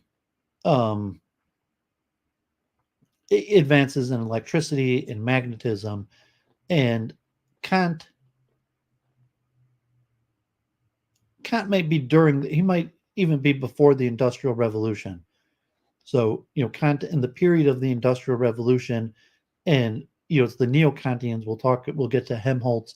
I've discussed on Week in Review the unification of the sciences under the conservation of energy. because Newton, at first they had the concept of impulse, and the various fields of science were eventually unified under the conservation of energy under Helmholtz. And we've talked about that in the past, and I'll get back to that, which is an important topic. But Kant lays the ground for mind and empiricism and the formulation of these universal laws. How is it possible for the human mind to make and comprehend universal laws of nature? And although Kant has somewhat of a dualistic system and thinks that spirituality and ethics is more important, and kind of has this a priori, this prior to empiricism, where the mind conceives of these patterns and then these patterns are laid into nature. To a large extent, like Kant, those theories of Kant get rejected and get remelded into and repackaged as materialism. So we talked about the Vienna Circle in the past, like I went in depth into neo-Kantianism, and we're going to go back to Kant and then the neo-Kantians and then return to the Vienna Circle. So I went in depth again and again to the Vienna Circle, and the Vienna Circle lays the foundation for the modern philosophical outlook of science, logical empiricism, eventually materialistic outlook, but that derives from Kant. And in a similar from the Judaic outlook. So, we talked about Kant's critique of Judaism, and Kant's, this last Wednesday mentioned his, the highest good and the categorical imperative. And Kant believed that logic, the Enlightenment, rationalism could create a better society, although he felt that under Christianity, he had severe criticisms of Judaism, and Kant was somewhat against the emancipation of Jews as Jews. He believed that for Jews to become Germans, they had to dump the Judaism, and that Judaism in itself of the Old Testament of the Hebrew prophets was inconsistent with rationalism, enlightenment, and even ethics.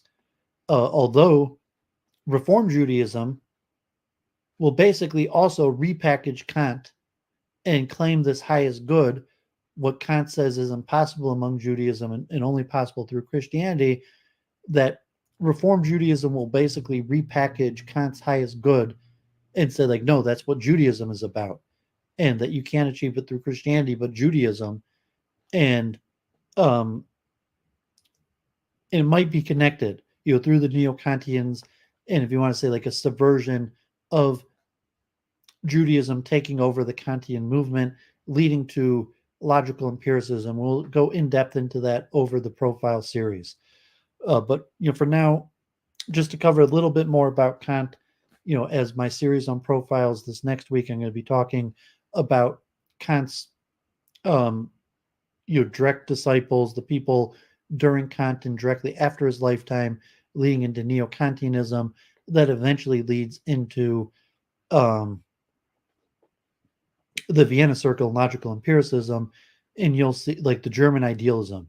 So you'll basically, I'm also going to talk about Leibniz this week. So Leibniz is somewhat considered the founder of German idealism, and it's kind of like a Neoplatonism of Cartesians, where this, these universal laws that described in mathematical languages that could be predictive of the material realm are a form of Platonism. And Leibniz is the main founder of this German idealistic school. There's more names, and at some point I'll go back to Leibniz and some of the people in his time and Descartes in those circles, and to have a more conclusive study. But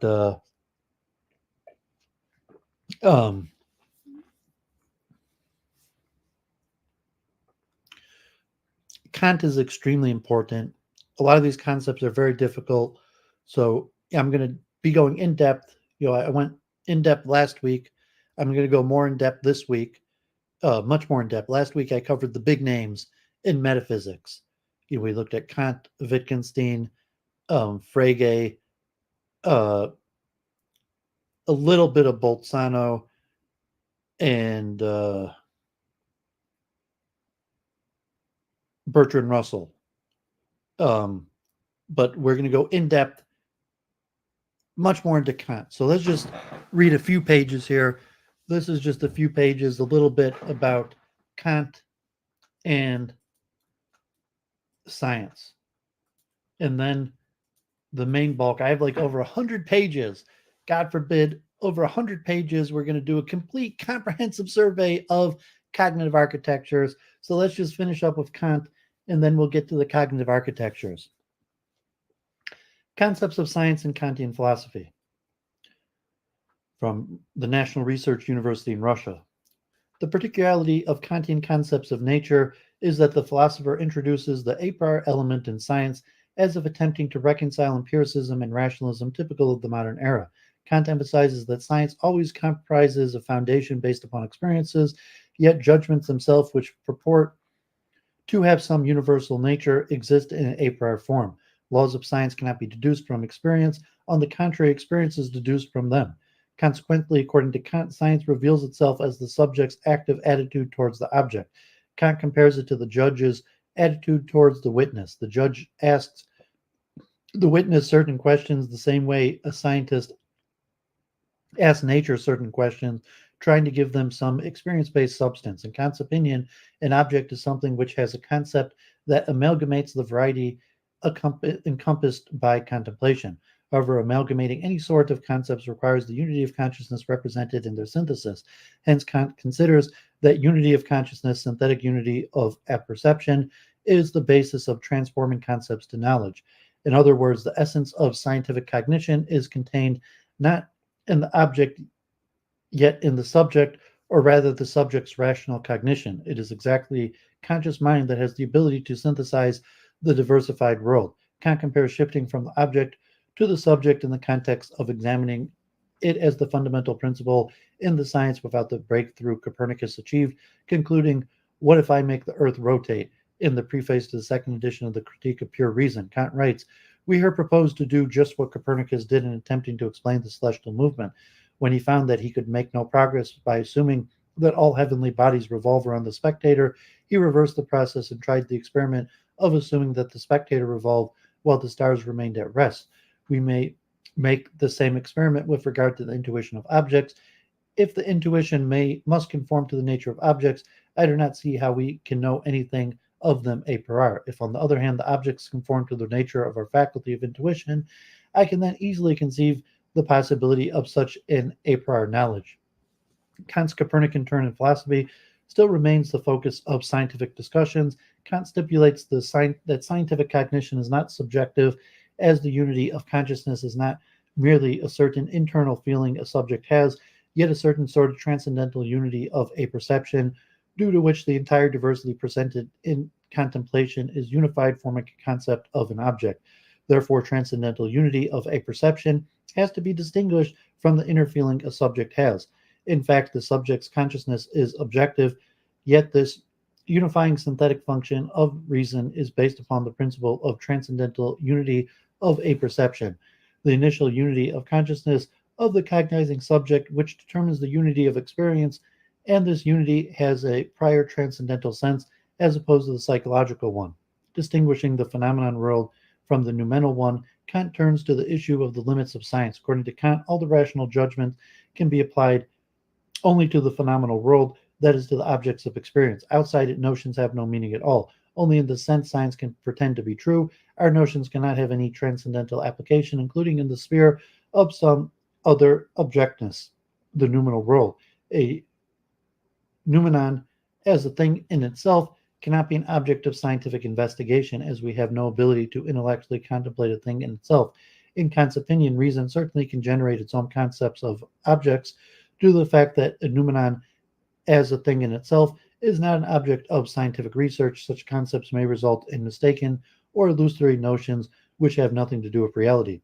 At this point, Kant gives an example of scientific correctitude, typical of him, and thoroughness in understanding the essence of science. Kant stresses, "One can easily determine whether the knowledge used by reason for operating is developed by means of following the right way of science by its results. If after thorough preparations and equipment, a certain development reaches a deadlock as soon as it comes to the purpose, or it is forced to go back and consider new ways to reach this goal, and various researchers cannot reach unanimity while discussing the ways of reaching the common goal, then after all these things, one can say with certainty that this study has not yet entered the right path of science in any aspect, yet it only moves along gropingly. The problem of limits of science is being considered by Kant not only in terms of the relation between man and nature, limits of reason, but also in terms of the relation between the structure of scientific knowledge. Kant supposes that it is only logic that can have definite limits. According to Kant, this is the only science where reason deals only with itself and its own form, as it is distracted from all the objects of knowledge and the differences between them. Kant was critical of his contemporaries' attempt to extend logic by including psychology, studying man's various cognitive abilities, metaphysics, exploring the issue of the origins of cognition and its veracity, or anthropology in it. Kant writes that such attempts are caused by ignorance of the true nature of each of the sciences. In his opinion, shifting the limits of different sciences leads to distorting them instead of expanding them. As to the limits of logic, they are absolutely clearly determined by the fact that it is a science that thoroughly expounds and strictly proves merely formal rules of any thought, be it a priori or empirical, no matter what its origin or object are, and whether it finds any occasional or natural object obstacles in our soul. Kant regards mathematics and physics as two theoretical forms of cognition by reason, which must determine their objects in an a priori manner. Kant emphasizes that since the earliest time mathematics followed the right way of science due to the efforts of the laudable ancient Greeks, we must not think, however, that mathematics found, or rather created, this royal way as easily as logic, where reason deals with itself only, did on the contrary. I suppose it kept moving along gropingly for a long time, yet the revolutionary change in mathematics took place due to someone's lucky guess, after which it was impossible not to see the desired direction any longer, and the right path of science was paved and marked forever right through the infinite distance. Further on, Kant emphasizes that history has not preserved any record of this revolution in a manner of thinking, or the name of the lucky man who revolutionized it. The most important point, according to Kant, is that a researcher has realized that he can have true a priori knowledge of something only in the case if he attributes only the characteristics which inevitably result from what he himself has attached to a thing according to his own concept to that thing. In Kant's opinion, natural science joined the right path of science much later. He specifies that he implies only the natural science based on empirical processes. For all the scientific clarity emerged when Galileo began to roll spheres which had the weight he had chosen and advanced down inclined planes, when Torricelli made air support the weight which he had foreseen in advance was equal to the weight of the water column known to him. Natural scientists realized that reason could only see whatever it created according to its own plan, and it, keeping to the principles of its judgment, had to go forward according to permanent laws and make nature answer its questions instead of dragging behind it if it's under its griddle. Reason must approach nature, on the one hand, according to its own principles, only according to which correlating phenomenon can have the power of laws, and on the other hand, with the experiments preliminarily considered according to these principles in order to draw knowledge from nature, not like a pupil who gets the hints he needs from his teacher, yet like a judge who interrogates a witness, making him answer the question he asks. Citing this rather extensive passage, we have reached the most important issue considered by Kant in his concept of science, the extent to which man can ask the right questions.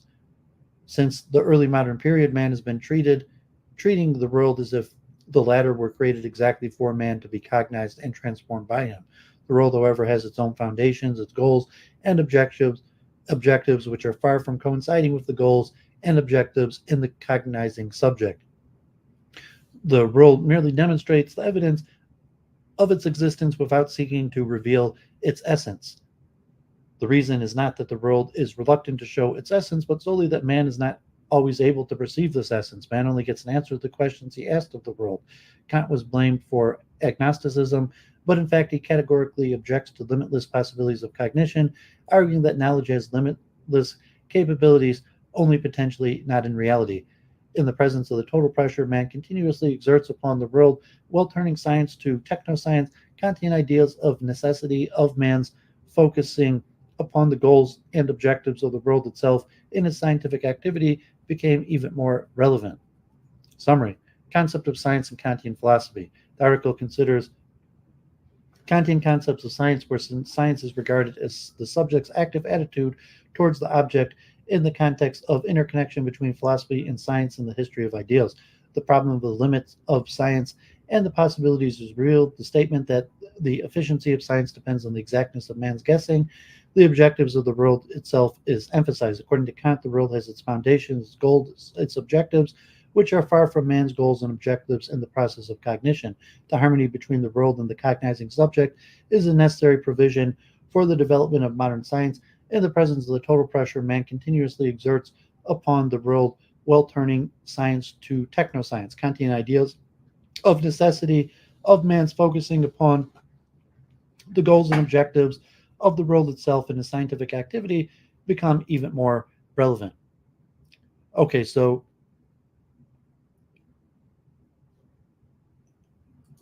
in the future there's going to be a lot more Kant. So just giving a little bit of Kant here in the relationship to cognitive architectures, because we talk about cognitive architectures. You were already Cognitive architectures are created maybe starting in the 1960s. So,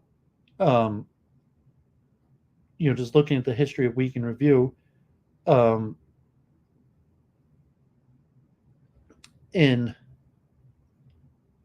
July last year, I did a deep dive on the cognitive revolution, psychology and neuroscience, and Dave Douglas was there. It went over 7 hours, and we talked about the cognitive revolution or revolutions, namely of Chomsky, Miller, Newell, and Simon in the 1940s, based on a Judas Shalom, based on the information theory of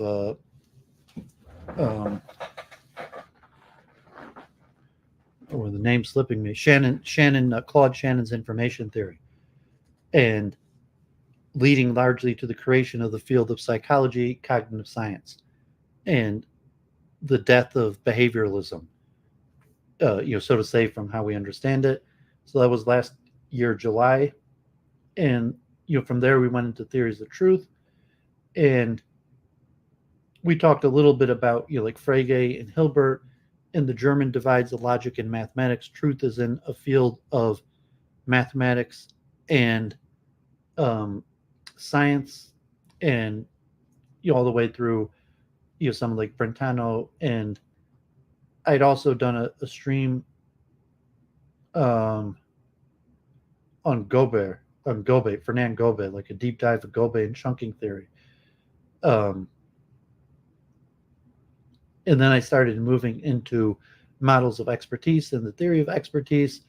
And from chunking theory is part of some form of cognitive architectures. So last year in August, I started to do a deep dive into cognitive architectures. One of these shows went 8 hours, and I did a whole bunch of topics. Like, we looked at cognitive architectures and, Crest and Actar and Soar and Clarion, and, a bunch of context from. And I did 3 episodes that focused on cognitive architectures. And we were still talking mostly about expertise, but just to understand, where does the science of expertise fit in? How do you understand the science of expertise?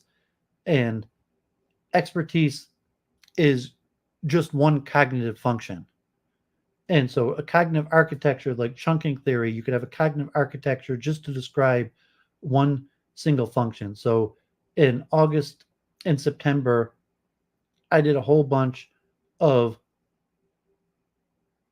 three shows on cognitive architecture, and we even looked on some Kant and Fichte, so that some of the stuff we're going to get back to, the philosophy of universals. So now I have 2 extremely long articles from 2010 towards a unified catalog of implemented cognitive architectures. And this is an overview of 26 cognitive architecture theories.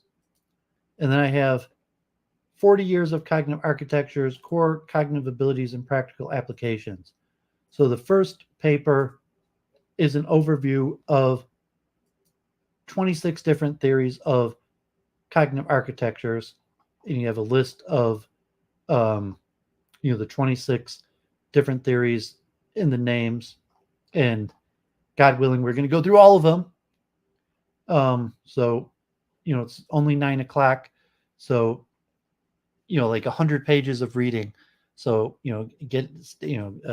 find a nice seat, find your concentration level, because we're going to cover all 26 major cognitive architecture theories. And then this other paper has a different perspective where it looks, so cognitive architecture, so we talk about the science of expertise, just like memory, chunking theory, one specific aspect, usually a mental ability like memory or performance of a task. But a complete cognitive architecture, usually here, so if dividing perception, attention, action selection, memory, learning, reasoning, meta cognition.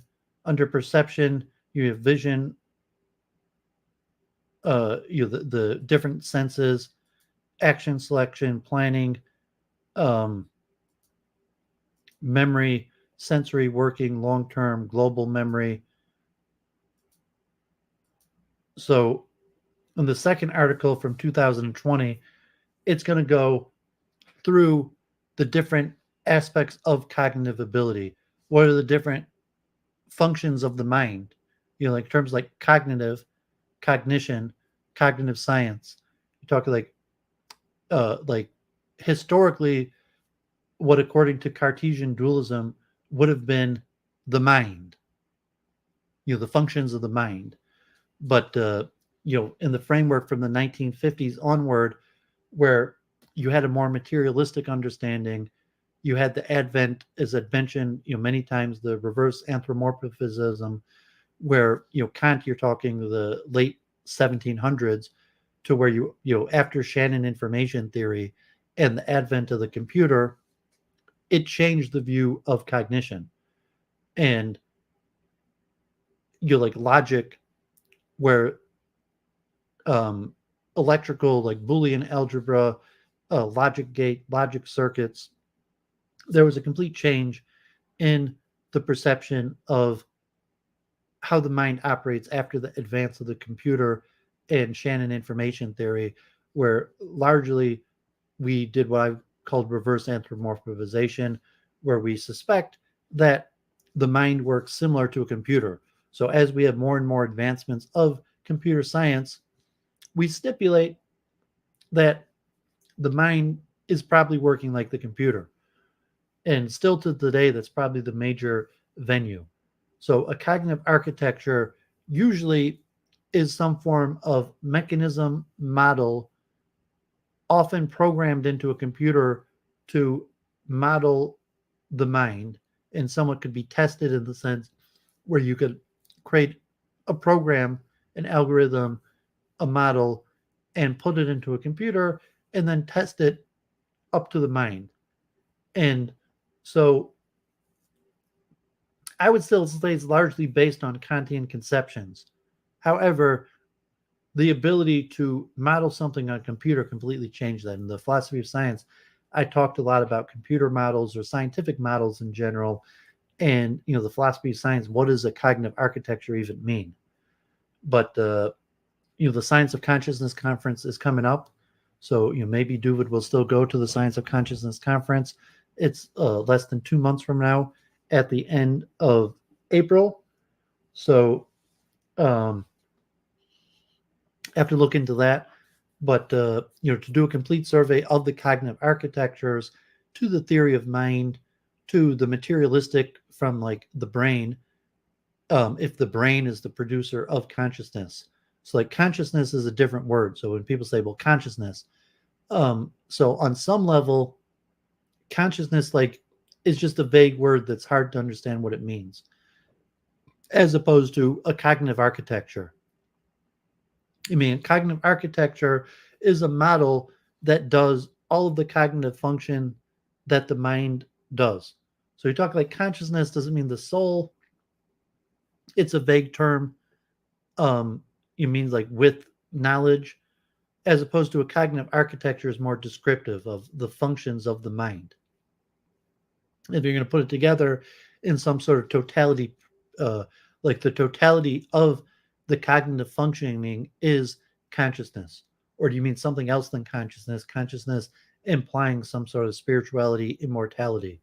So cognitive architectures are more important because they basically try to be comprehensive of all of the functions of the mind. And then, so why are there so many models of cognitive architectures? And you say because there is no working model of the mind. So you have, we'll see in the first paper, there's over 300 main models of cognitive architectures because none of them work. None of them are comprehensive and explain everything. And that's why you have so many cognitive architectures. So let's jump right in. This is a long one. And this is from 2010. And it's a comprehensive overview of the 26 main theories of cognitive architectures. And all of them are explanatory and have a certain value. Some of them could be combined. None of them, say there is no theory of mind. But in terms of like a model that could be plugged into a computer that could basically model everything that the human mind does. A lot of people have attempted it. All of them came up short.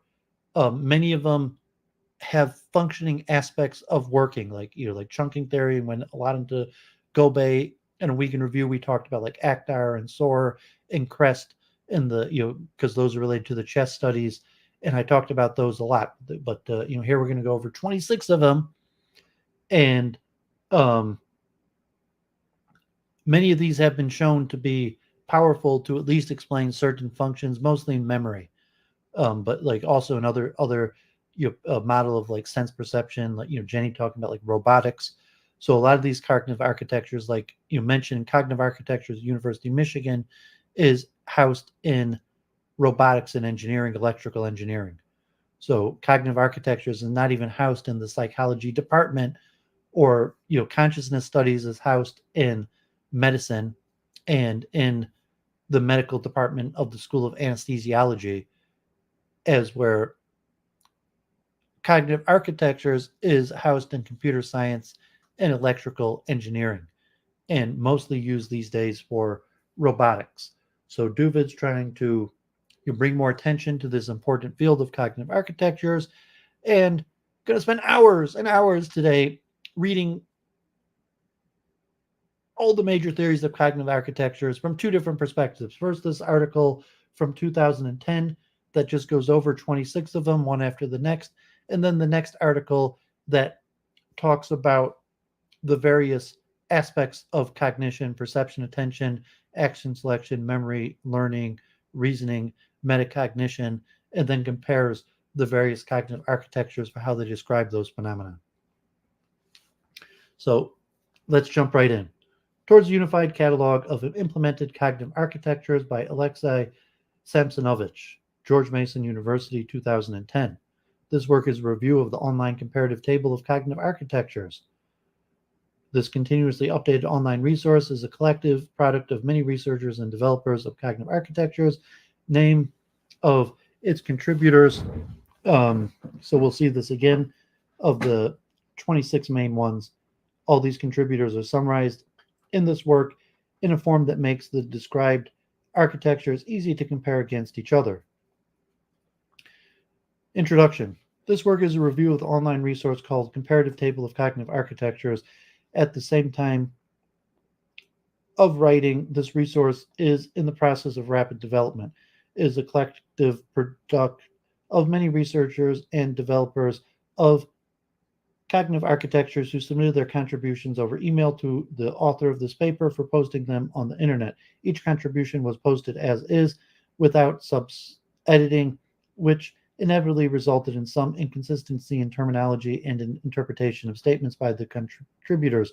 Despite these inconsistencies and the incompleteness of the source, we believe that the present snapshot of the comparative table of cognitive architectures needs to be documented so that in making further steps, authors would be able to use a bibliographic reference to the documentation of the first step. So I'm pretty sure that I went over this and a lot of the diagrams in this article. So, this webpage doesn't even exist anymore. So this is from 2010. So the project didn't work out that well. Historically, the first prototype of the comparative table of cognitive architectures was made available online in October 27, 2009. The initiative of this comparative table started during preparation of a discussion panel on cognitive architecture that was organized by Christian Leber and Alexei Samsonovich at the 2009 AAI Fall Symposium on BICA, held at Arlington, Virginia in November of 2009. This panel, devoted to the general comparative analysis of cognitive architectures, involved 15 panelists: Christian Leber, the chair; Bernard Bars, Nick Casamatis, Balakrishnan Chandrasekaran, Antonio Chela, Ben Gortzel, Steve Grossberg, Owen Holland, John Laird, Frank Ritter, Stuart Shapiro, Andrea Stocco, Ron Sun, Kristen Thorson, and Pei Wang. The idea was to bring together researchers from disjointed communities that speak different languages and frequently ignore each other's existence. Quite unexpectedly, the attempt to engage them in common discussion was very successful, and after the panel, most of the panelists joined the initiative by submitting their entries to the table. The time has come to make the collective entries more visible by summarizing them in a paper. The names of contributors to the online resource and the short names of represented by the cognitive architectures are listed below, sorted alphabetically by the architecture name.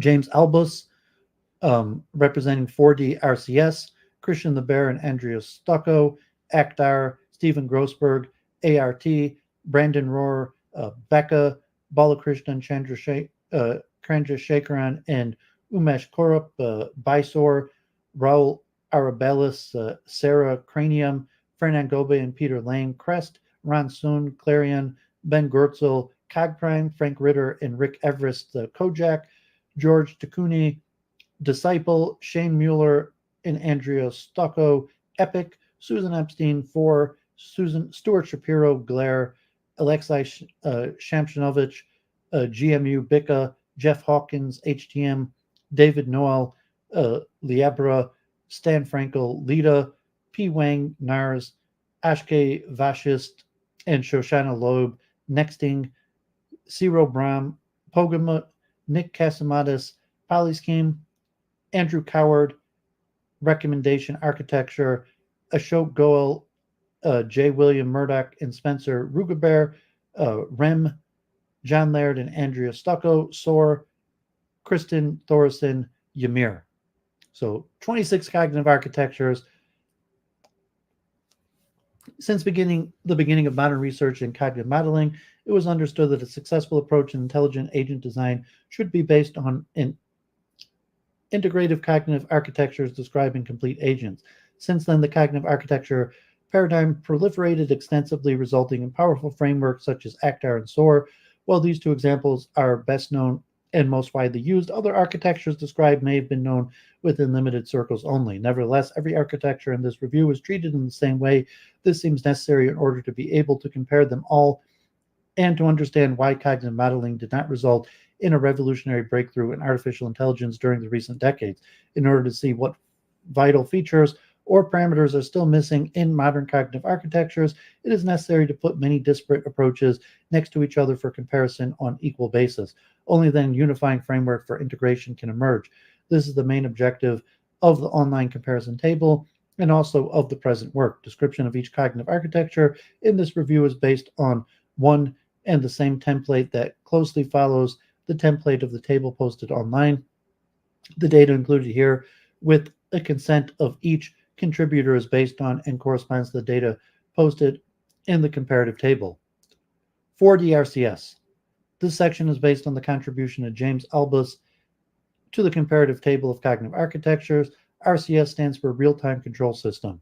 4D RCS is a reference model architecture for unmanned vehicle systems. 4D RCS operates machines and drives vehicles autonomously. It is a general purpose and robust in real-world environments. It uses information from Battlefield Information Network, a prior maps, etc. It pays attention to valued goals and makes decisions about what is most important based on rules of engagement and situational awareness. Overview. Knowledge and experiences are represented in 4D RCS using images, maps, objects, events, states, attributes, relationships, situations, episodes, frames. Main components of the architecture include behavior generation, world modeling, value judgment, sensory processing, and knowledge database. These are organized in a hierarchical real-time control system architecture. The cognitive cycle or control loop of 4D RCS is based on an internal world model that supports perception and behavior. Perception extracts the information necessary to keep the world model current and accurate from the sensory data stream. Behavior uses the world model to decompose goals into appropriate action. Most recent representative publications of 4D RCS. This architecture was implemented, tested, and studied at the NIST using C++, Windows Realtime, VxWorks, Neutral Message Language, Mobility Open Architecture, Simulation and Tools, and Urban Search and Rescue Simulation. The list of funding programs and projects can be found at their webpage. Support for common components and features. The framework of 4D RCS supports the following features and components that are common for many cognitive architectures: working memory, semantic memory, episodic memory, procedural memory, iconic memory, image and map representations, perceptual memory. Pixels are segmented and grouped into entities and events. Cognitive map, reward system, value judgment processes, compute cost, benefit, risk.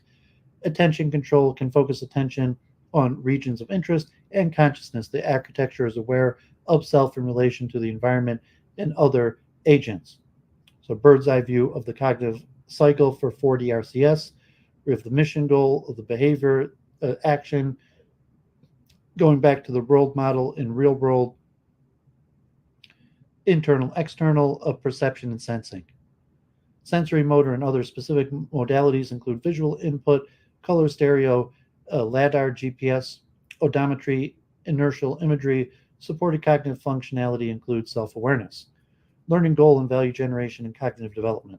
The following general paradigm and aspects of learning are supported by 4D RCS. Unsupervised learning updates control system parameters in real time. Supervised learning learns from subject matter experts. Arbitrary mixtures of unsupervised and supervised learning. Real-time learning, fast, stable learning using CMAC algorithm that learns fast from error correction. When no errors, learning stops.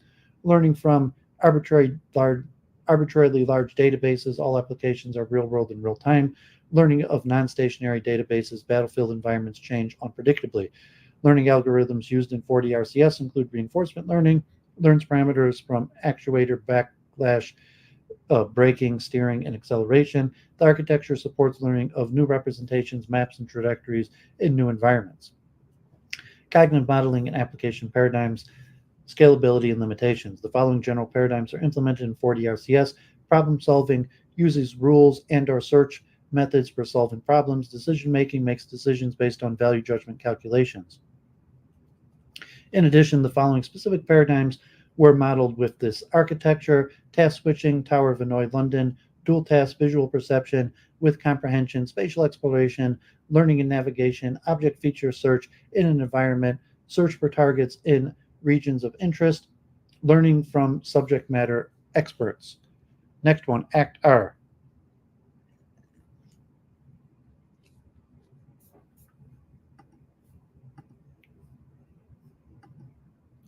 Okay, I put the timestamps on if that's what you're asking about, Mr. Boston. Okay, so these, as all 26 of these are in alphabetical order. Act R. This section is based on the contribution of Christian LeBaire and Andrea Stucco to the comparative table of cognitive architecture. Act R stands for Adaptive Control of Thought Rational. Overview. Knowledge and experiences are represented in ACTAR using chunks and productions. ACTAR is composed of. We got Jenny here. Yeah. So you decided to join. Oh, I need to. Why am I hearing two things? Okay. If you got to turn off the sound on the video, if you're in Oh, okay. Okay. Yeah, yeah, the yeah. StreamYards gives you sound, so if you're listening, you turn off the sound on the YouTube. Or just turn off YouTube completely. You can do that also. That's what I just did. Okay. I can always put it on my tablet. Absolutely. Okay, well, welcome to Week in Review. Yeah, I'm not quite like in a great headspace or anything. So I'll just, I don't know. You guys all know who I am, right? Um, Captain? Well, having a hard time hearing if you got to talk into your computer or your microphone. So this is your Okay. first time streaming? Or have you joined a stream before? I've joined streams before. It's just been a really long time. And I wasn't quite like in the right headspace for this today. I don't know if I like these lights in my face. Well, who streamed were you, like Godward or Luke Ford? No, I've never been on Luke Ford's stream before. I don't even really go to his channel. No, this was like way back when Zero was always streaming, Zero Infinity and Cade and all Okay, that Zero stuff. Infinity and Cade. Yeah. So is But that how you came across me, or you came across me from Luke they're Ford? yeah, I think so. I want yeah, they're always arguing about some personal shit, you know? Yeah, I never really. I mean, they came on Week in Review. We talked a few times, although I never really seen their content separate. So, like, I've spoken them multiple times. They're on Week in Review multiple times. Even still, occasionally pop up in the chat, but I never actually seen their content. Yeah, just mostly descended into he said, she said. I don't know. I don't pay attention to it. So Yeah, drama. I'm more a man of ideas. Like, I'll cover some, debates or politics, but I'm more a man of ideas. So, yeah, I think it's a big giant waste of time to just be like arguing over stupid shit or and listening to some other people's drama. Like I just don't get it. I've never yeah, I mean, time is limited. I mean, even if it's like people IRL, your own family members, people you care about, people at work, or intimately, like even that's largely wasteful. But let alone like your parasocial relationships of people you're never likely to actually meet, or especially anonymous people. So let alone like yeah. okay, like, we're thousands of miles away, never likely to actually meet. To put that Well, much like a mental. couple of them will supposedly meet or something, and then we all have to hear about it for the next 3 years. Yeah, like anonymous people, you don't even know who they are. It seems Exactly. like wasted energy, but at the same time, um, your parasocial relations, like people want that emotional connection, feel like they're part of something. So that's more common. Ideas are less interesting. So drama streamers is definitely more exciting than Doovid, man of ideas. I like the ideas. I like that. I'm here for the ideas. I'm just in a bad. I had a bad day today. Okay, I mean we don't have to go over any of your personal drama, but so what type subjects or ideas interest you? All of them, because everything is connected. I think that people zeroing in on one discipline is a tactic that the controllers use to keep us from seeing forest for the trees. And controllers, you mean like, so to say, like conspiracy theory of power structures or Maybe the power politics? structure that, yeah, the sensors, how about that? That's a good word. Perfectly probably describes it. Yeah, they've been there forever. Um, Yeah, but so if you talk like metaphysical, the nature of power structures, the gatekeepers, the origins of power, uh, if you're assuming that What are we theologically, really hiding? Like I'm really into history, but the real like figuring out what really happened, you know,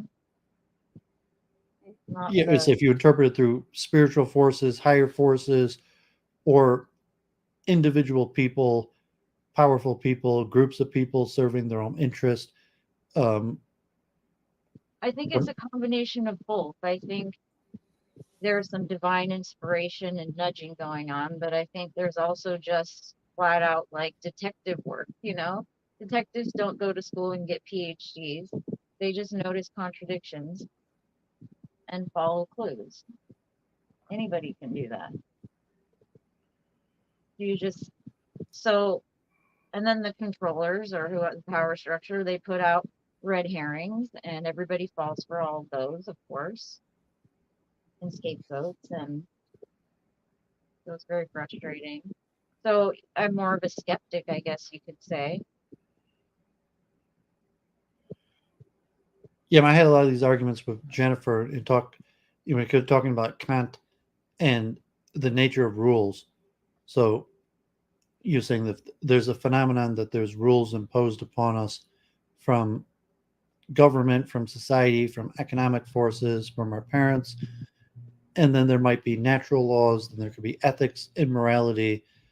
And so if you're talking um, man-made rules that may be nonsensical, that may not benefit you, or disproportionately benefit certain power structures, then you question the nature or the origin of those rules, or certain like unfairness of it if they're arbitrary. That the reason why I live under these rules is because certain people usurped power and force these rules upon all of us in the same way that those people usurped power and forced these rules upon everybody else. Then maybe you or some other group could change that. Could there's also the illusion of democracy in the American system. I don't believe in democracy. I think it needs to be a total monarchy. Monarchies with absolute power. I believe that there's a reason that we put heads on pikes and displayed them in public so that everybody knew that person is actually dead. I can touch their face. Well, what's the origin of your belief that what you believe actually matters? So to say, well, maybe just the way it is, and you or have no power to change it. So I mean, do you have a belief that there's some sort of ability to change it? Uh, I think that's going to be a cosmic change. I think the sun's going to take the power out, and then there will be a scramble, of course. So I'm saying it's not necessarily that you're going to do something to change it, but you could just see that there's a natural. Um, Well, I did what I could already. there's a dissonance between the current power structures and your perception of a natural order. That you say, well, here's the people in the power structures and what they're doing, and they might temporarily have power, but it's going against the natural order, and eventually the system itself will self-correct, not necessarily Yeah, through your the action. system will wipe itself clean like it always does. There's cycles. I mean, you found We've like the one. been very lucky the last 100 years. There were not 13, three Earth-facing Carrington events in the 1800s, zero in the 1900s, which means the power would have gone out 3 times over. The whole grid, everything fried, nothing's going to work. Even if you got the grid back up, all the motherboards are fried. Like, it's crazy that we're just chugging along like it's going to just be this way forever. Stars aren't that stable. Like, we just had one that was facing away from Earth that would have done it. We just had a couple of crazy X flares, but I guess they didn't have any bang behind their buck. They just looked all crazy though yesterday. Did you see those? um No, I wasn't following. I was mentioning the eclipse coming up in April, but besides that, I haven't really been Oh, following. I think it's passing by your way. Are you gonna watch it? Yeah, actually, my family, we were going to Niagara Falls to observe the eclipse. It's gonna be in totality, right? You're gonna be right in the middle in Yeah, we're going. totality. We booked already like last year Awesome. an Airbnb in like a primal location. That's good. We drove down to Oregon for the last one to the Umatilla Forest and got this sweet camping spot. And then the sky was perfectly clear and it was cloudy on the coast. Perfectly clear. It was perfect. And I looked it up ahead of time. Take your glasses off when it's completely in totality, like behind the moon, because you can. But as soon as a sliver pops out, you have to put the glasses back on. But it's a totally different experience. Like, Was yeah, that 2017? yeah, oh yeah, that one. It was amazing. It was the most amazing thing I've ever seen.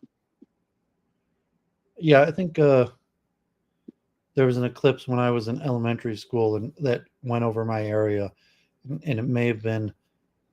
We may not have been like the exact part, but like there was like a 10-minute period where we could look at the sun, and I think if you're in It the was exact like right center, it'd be like a full 40 of my. That was like a minute. It was 30 years very ago. fast, actually, until you had to put the glasses back on. Because as soon as even a little bit of the sun comes out, it's too bright to look at. It's crazy. But until then, you can see everything coming off of the sun. That's dope. It's dope. I'm not going to be anywhere near it this time. I'd have to drive quite a ways, I think. Yeah, 1,000. It's on. Yeah, It's coming up. It's coming up through Mexico, and yeah, I think it's like St. Louis and to the East Coast, and it's coming. yeah. I'd have to go to Texas or like Illinois or something. And I'm not. Somebody picked me up in a party bus. Derek, no.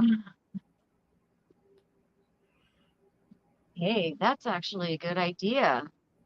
Let's party bus to the eclipse. So you show me reading. You're reading some biblical stuff, or you're into like magic, or a little bit like metaphysics, philosophy. Um, I saw you reading like the Solomonic books or Tantra or various things. Is that just something you got into recently? Or you've always been interested in these subjects. You also say you watched Justin Sledge, Esoterica. I've dabbled a little bit. Right now, my book I'm reading,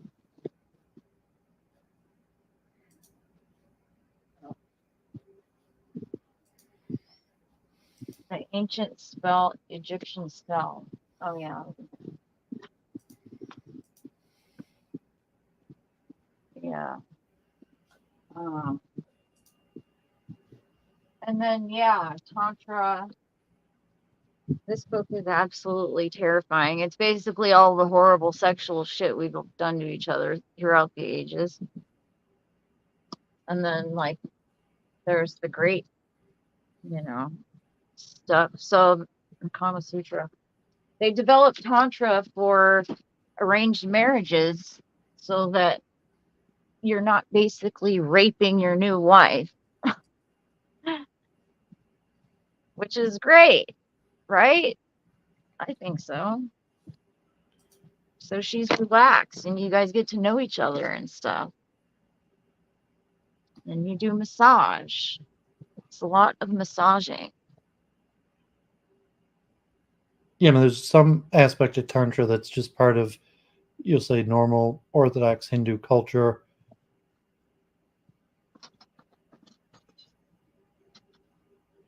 And there might be certain more. Dabble here and there.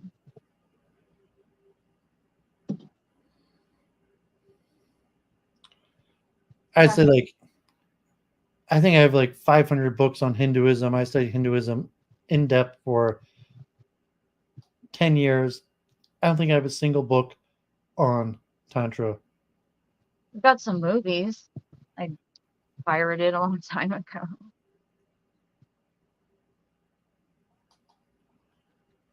And what about the biblical stuff? The Solomonic? Okay, the biblical stuff. So the story begins. My mother graduated massage school when I was like 11, and she's really good at it, but she wanted to go on this continuing education tour. She went to Hawaii for 3 months and learned Lomi Lomi. She went to Vegas and learned osteopathic joint release. She went to Jamaica. She went, I don't even know where all she went, but basically she became a master body worker. So she sacrificed me by sending me to boarding school, which was really religious troubled teen torture camp. There were no teachers. I had to just sit in a cubicle all day and memorize the King James Bible. And then I had to quote 3 new verses a day every day, first thing in the morning with narcolepsy. Verse 1 through 3, 1 through 6, 1 through 9, and so on. Entire chapters of the Bible. And I never failed once, by the way. So that's where me and the Bible got to know each other. And that's where I learned what I'm the government and I'm here to help means also. It means we don't give a fuck, drop her off at the next one. And they didn't actually close that place down, even though it was a fire hazard. They closed it down later for being a fire hazard, according to the lawsuit. But who knows? That's what they said the last time. Just like Jeffrey Epstein was supposedly in jail. He wasn't in jail the last time either. They were forging his signature.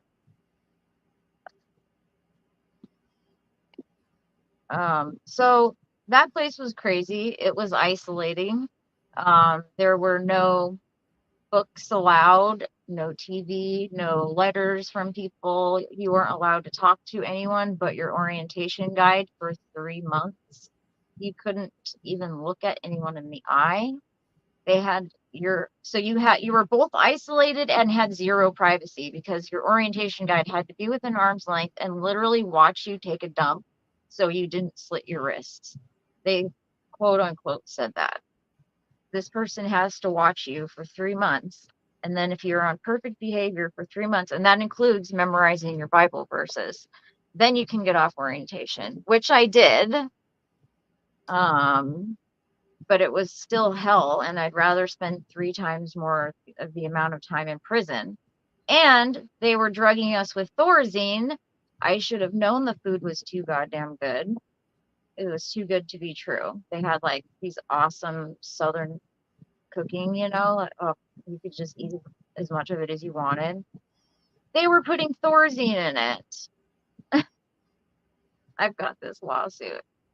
I didn't even know. I'm like, yeah, no wonder it felt like I was dragging bricks around because they'd make you exercise. Like they would torture you here at this place on purpose. Yeah, the goal was to break you, I think. I think that was the goal. Obviously. I mean, they So your mother just sent you there because she was needed to get away and just needed a place to send you, or she was always trying to get rid of me. My mom's absolutely effing nuts. She's narcissistic. I've got several narcissistic mother and her daughter relationship books, describes it perfectly.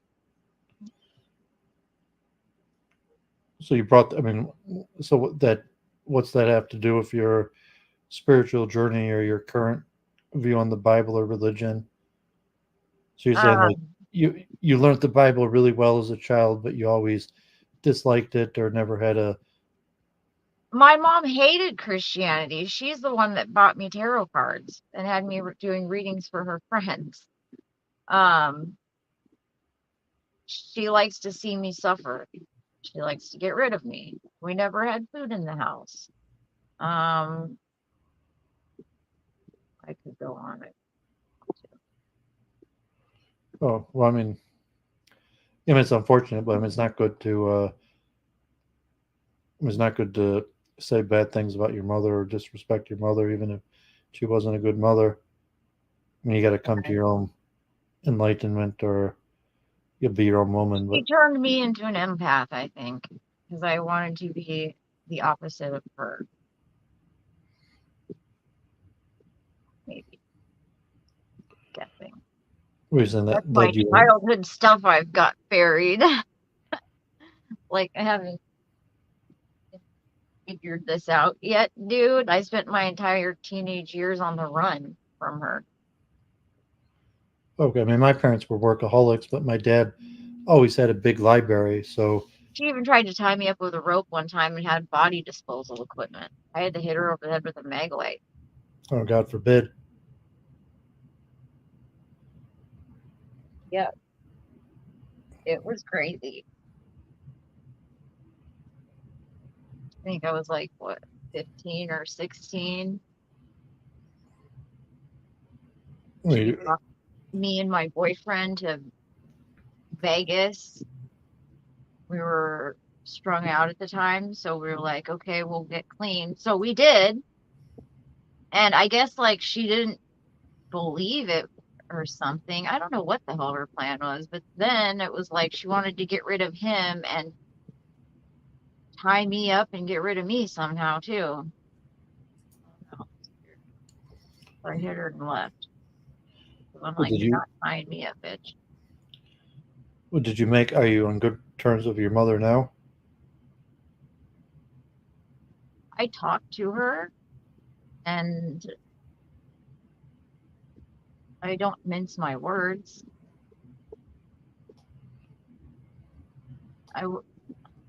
Good, I guess. As good as of a relationship as you can have with a narcissist. How about that?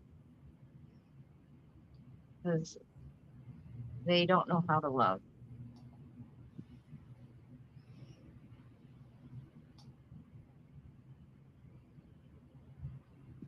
So, I did a lot of narcissist research over the years. Unfortunately, I had a couple of them. Well, did you formally study psychology? No, no, I was on the street. I didn't formally study anything. The what? I didn't formally study anything other than massage.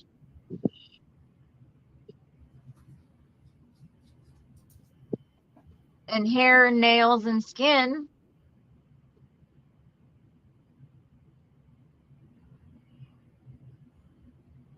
What did you formally study? All rabbinical stuff? Yeah, I formally studied rabbinical school, yeshiva, Talmud, and I have a degree, University of Michigan, civil engineering. Although, like I'd studied, I tried to minor in psychology, physics, and linguistics. So I failed in all three of those, but like I took quite a bit of academic, in psychology, linguistics, and physics, and then eventually ended up in civil engineering. I like the linguistics thing. So we have a problem with the lumber. How come the lumber's up like 13,000% for no reason and they're not building low income housing? With the commodity price, like timber commodity prices, I haven't seen that. They're still cutting just as many trees down. I talked to the lumber guy here. This is a lumber town that I'm in. And he's like, I asked him what the highest cost increase in any piece of lumber he had there, and he said 13,000%. You're in Portland, or just you're in No, I'm in Coos Bay. I'm down in the middle. It's like a hell town. I hate it here. How far is that from Portland? 4 hours. It's down. Were you watching? I mean, it was almost a year ago when that you remember John Wolfe No. from New Orleans. Mm-mm. When I streamed with him, he was in the Luke Ford chat. We streamed like mob talk. He was on the show. He was in the chat earlier, but like he was following MobTube, And through him, I met this, God forbid, this woman, Jen Bailey, who was like a drama queen from Love After Lockdown. But there was this other woman in Portland, allegedly Amsi Amy, who was doing like true crime drama streaming, and she was in Portland, so she was on my show. We did a few streams. We I streamed might together. have seen her face if she did true crime stuff because I kind of like that stuff a little bit. But She was on my show for like we like week in review, like 8 to 10 months ago, a few times, and I was on her channel. But she happened to have been in Portland, although I think she might have just moved out of there. I'm originally from Seattle, and then I moved to Ocean Shores in 2019, 2020. Michigan's also daughter, a timber state. I mean, not maybe not as much as where you're at, like not the Metro Detroit area, but like northern Michigan, Traverse City. It was also like maybe we're similar parallel, but so you're saying you're in a timber area. yeah, yeah, I'm in a timber area. I panic in the desert. When I went to Vegas, I hated it. I do not like being places with no trees. I don't even like Colorado. Colorado's too barren for me. Were you in the same place you grew up? Seattle's where I grew up. There's trees everywhere. The same area vicinity? You got family in your area? I have nobody here. I know like 2 people in this entire town. My mom had this apartment and she was moving out of it. So I just took it because housing is so hard to find. And it turned out to be, it's got great dunes. I wish I had an ATV of my own. There's like 46 miles of like pristine dunes you can ride on. But the doctors all suck here. It's like the Twilight Zone. It's just this whole town is just bizarre. And then that weird guy, that weird healing guy, like I've never seen such a horrible holistic healer in my life. Like I thought the doctors here were bad. Holy crap, dude.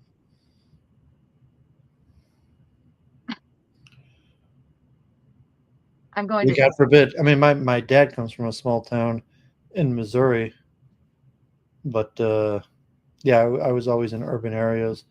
So a few times I visited my grandparents of blessed memory in rural Missouri, but so they just automatically, I don't know, they're just mean here, doctors. And they lie a lot. God forbid. They think they're calling my bluff. I'm like, okay, done, ready. Oh no, we're not giving you that now. What? Yeah. We lie. You spend most of your time online? That's why you follow streaming? That's why you listen to me? Well, no, I gardened. And I listened to audiobooks. But I I saw your moved. channel. I mean, you haven't posted a video in a long time, but you had your gardening videos. Well, yeah, because I was in a crazy isolating beach? relationship and I couldn't stream without getting interrupted, and stuff. So, but now I have my own place and I don't have to deal with drama. So, but I also don't have a garden anymore, really, either. Sort of. I have a very shady yard. So, if I have any extra money, I'm probably just going to do mushrooms, throw some wood chips and mushrooms down. I got a wood chipper, and I actually have a friend who will let me plant stuff, but it's just not the same to like have to drive across town to garden. Like, it's not what I want to do.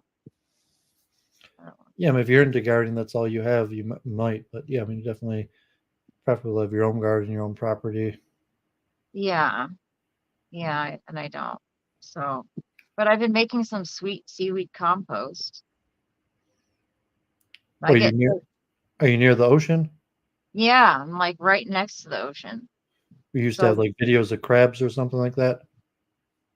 well, I go down there and get the big giant bull kelp, and I drag them off the beach, and they get really heavy because the fronds on the big long fronds off the bull kelp pick up the sand as you drag it along, and so it's like this major workout dragging this seaweed off the beach because you can't drive. Well, you can drive on the beach here if you get a flag and you pay a certain amount of money to get a permit to do it. But in ocean shores, you could just drive down the beach and throw all the seaweed you wanted in the truck, which is what I used to do. And I would just, that's how I made all my hugelkultur beds and stuff, was a buttload of seaweed and rotted logs and things, because you don't want to use all browns in your beds. Like if you're filling a garden bed up, if you just fill it with logs only, you're going to suck all the nitrogen out of your soil for years. You need to put greens in there with it. And seaweed's great. Plants love it. You can't OD them on it. It's great. I did it. The plants loved it. I You make, said you had a daughter. You have a daughter. yeah, she's almost 18 now. Thank She God. lives with you. No, she does not live with me. She's in Colorado. Okay. That's a long story. But like I said, I wasn't in a good relationship, and it really wasn't a healthy environment. So I was supposed to be in Colorado as well, but it didn't work out, beyond my control. So, and she wants to stay there, so she wants to stay there. Fine. I'm not going to drag her back here and force her. She's almost 18. She'll figure it out pretty soon. Like you're gonna be all take care of yourself. Good luck.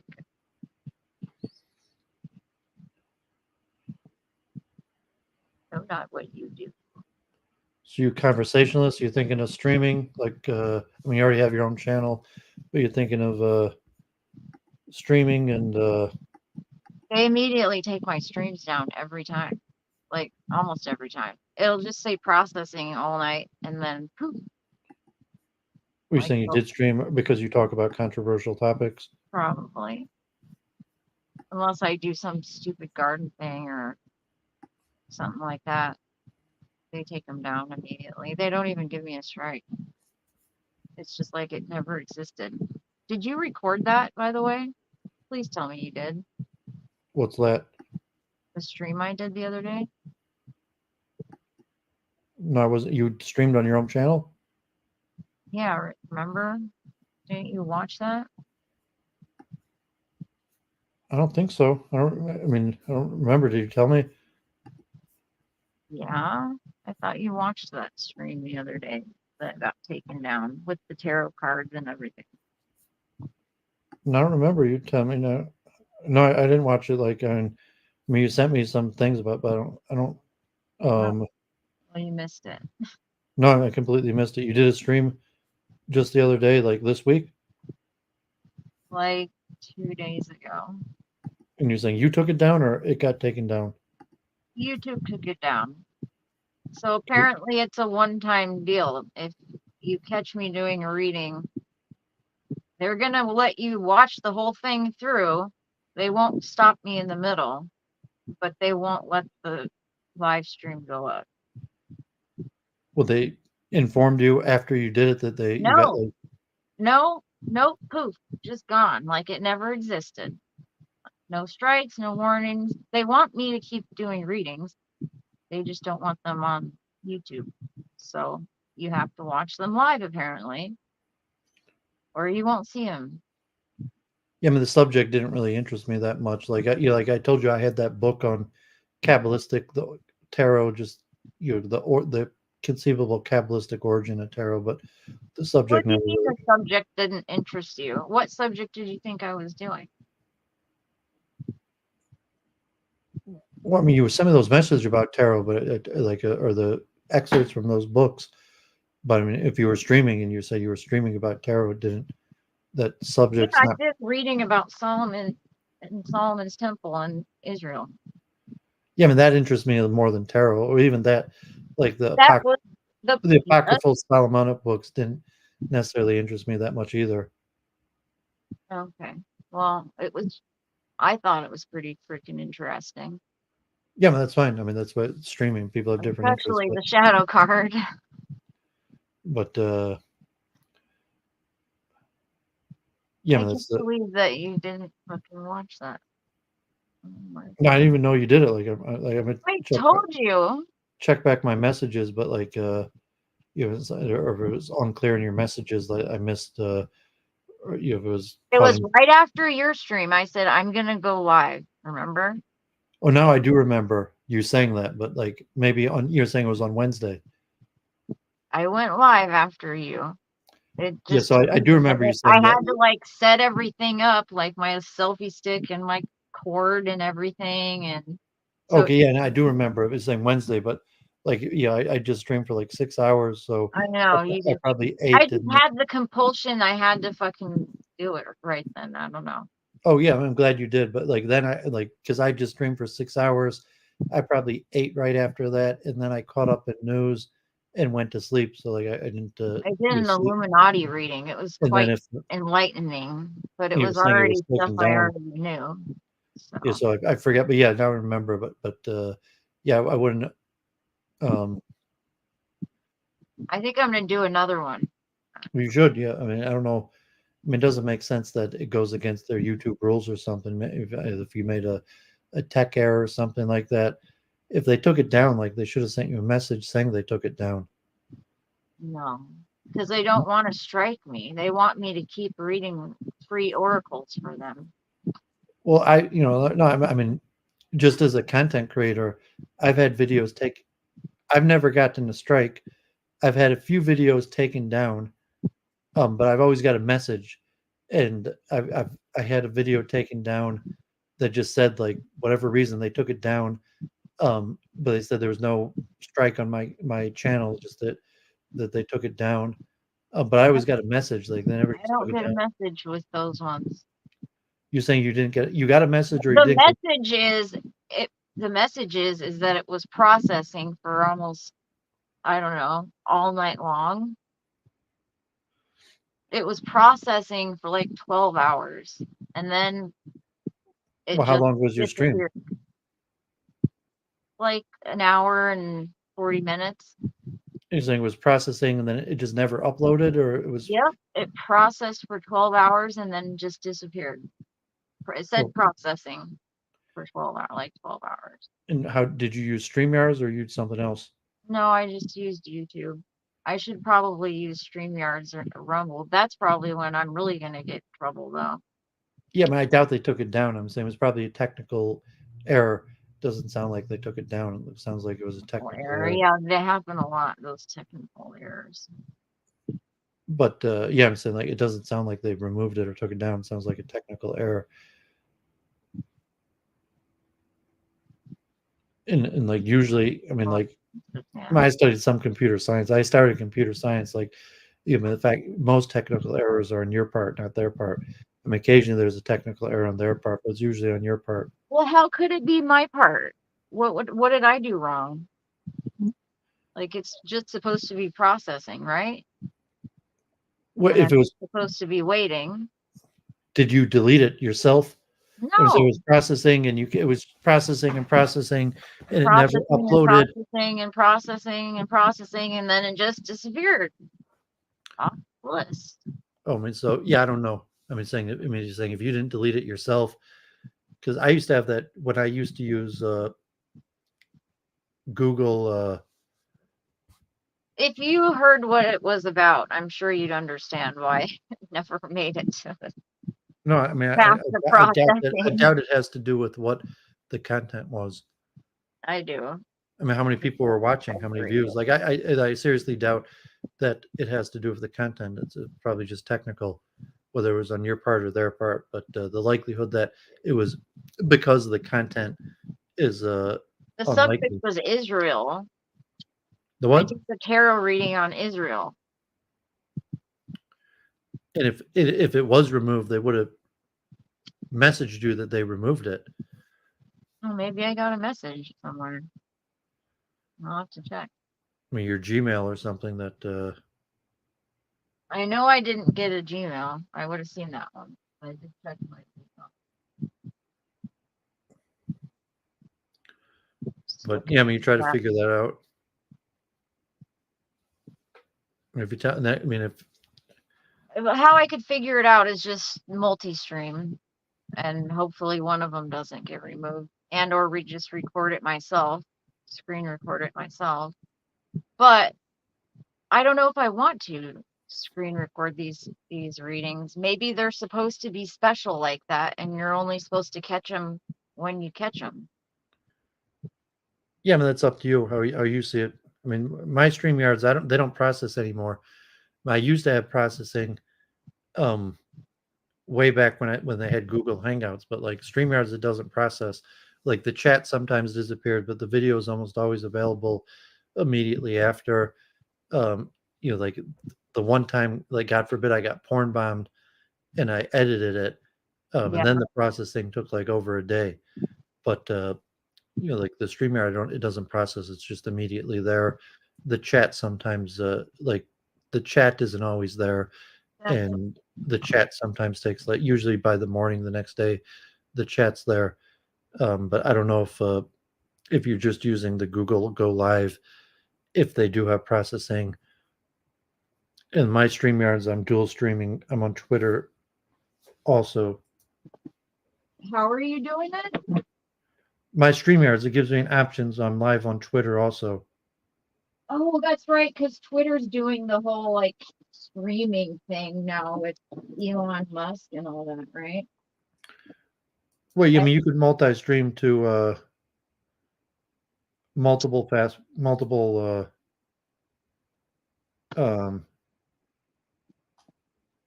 multiple platforms. You could probably also like Rumble, Odyssey, other things. Yeah, it pisses me off that they forced everyone off the town square because I think it's a trap. I think Rumble is not your friend.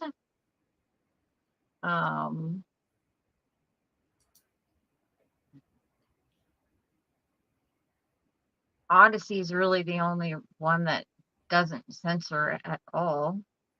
Whoever thinks Rumble doesn't censor is lying to themselves.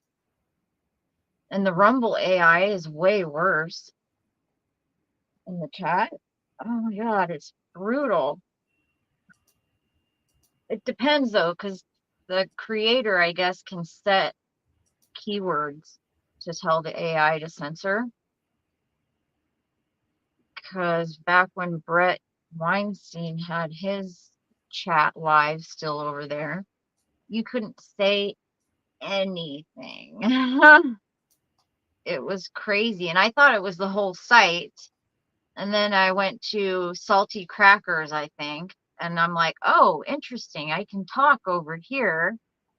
And then the Weinsteins took away their chat completely. Now you have to pay on their locals, which is silly to me. It's like, who can afford to pay all these subscriptions but government employees and stuff? Like, I think that if you do that, you're just surrounding yourself with a bunch of agents, probably, and people that are there to influence you, not the other way around.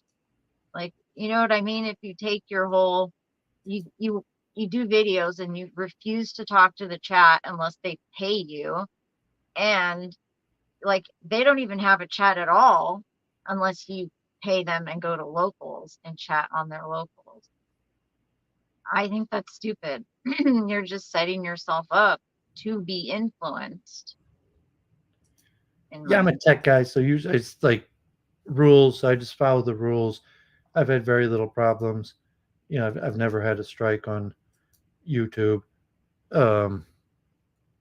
So I mean, generally, I just look at the tech to because I have a background in tech, computer programming a little bit, and then I just generally stay within the community guidelines, avoid controversial issues like the vaccines, the plague, um, and But most of the more like the debates or whatever, the controversial ones, the JQ, or more uh, guests that have a hard time controlling their tongue, yeah. do that in alternative platforms. So I've never had any real issues. Do you do that on alternative platforms?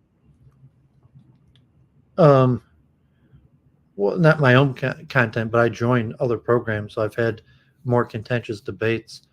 So I mean, even like Adam Green, Yeah. um, like he's still on Rumble. I've been on his show, not recently. Politically provoked, uh, Twitter Spaces, um, the Keith Woods. But I mean, since Twitter Space, I've had more controversial conversations, mostly related around Judaism, the JQ, uh, the Israel war on Twitter, or as a guest on other people's platforms. Yeah. So I've avoided that on my own platform, and but I've never had a problem with my own platform. I've never had a strike. I had, I think, just one video removed, and they didn't even tell me why they removed it. They just removed it, and then they told me See? it didn't have any effect on my channel. It just informed me that this video has been removed. There's no no nothing against my channel. I have gotten those we've removed this or that, but the tarot ones, they just disappear. No ones like that. I've gotten copyright things from IRL stuff that I did that had music in the background. So it wasn't like live streaming, but there were videos when I live streamed on my cell phone at an event, and there was music loud enough in the background that I got some sort of copyright warning, but it didn't affect the video. It just said that like the monetization would go to the owner of the copyright. But I mean, generally, because I'm pretty good at following rules, so whatever the community guidelines, I stick to them, and I haven't had any issues. So I've been doing something outside the community guidelines. Um, I do that on a alternative platform, uh, mostly Twitter Spaces. So the last few months, anything controversial, and I used to appear on occasionally other people's channels, and usually those people, even Luke Ford for a while, but like Zobita, uh, House of Comments, um, politically provoked, they would take the video down, so they would just live stream and then remove it right away.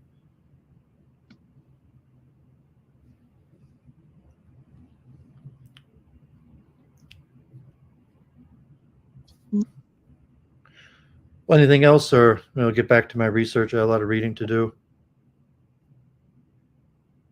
Yeah, do your reading.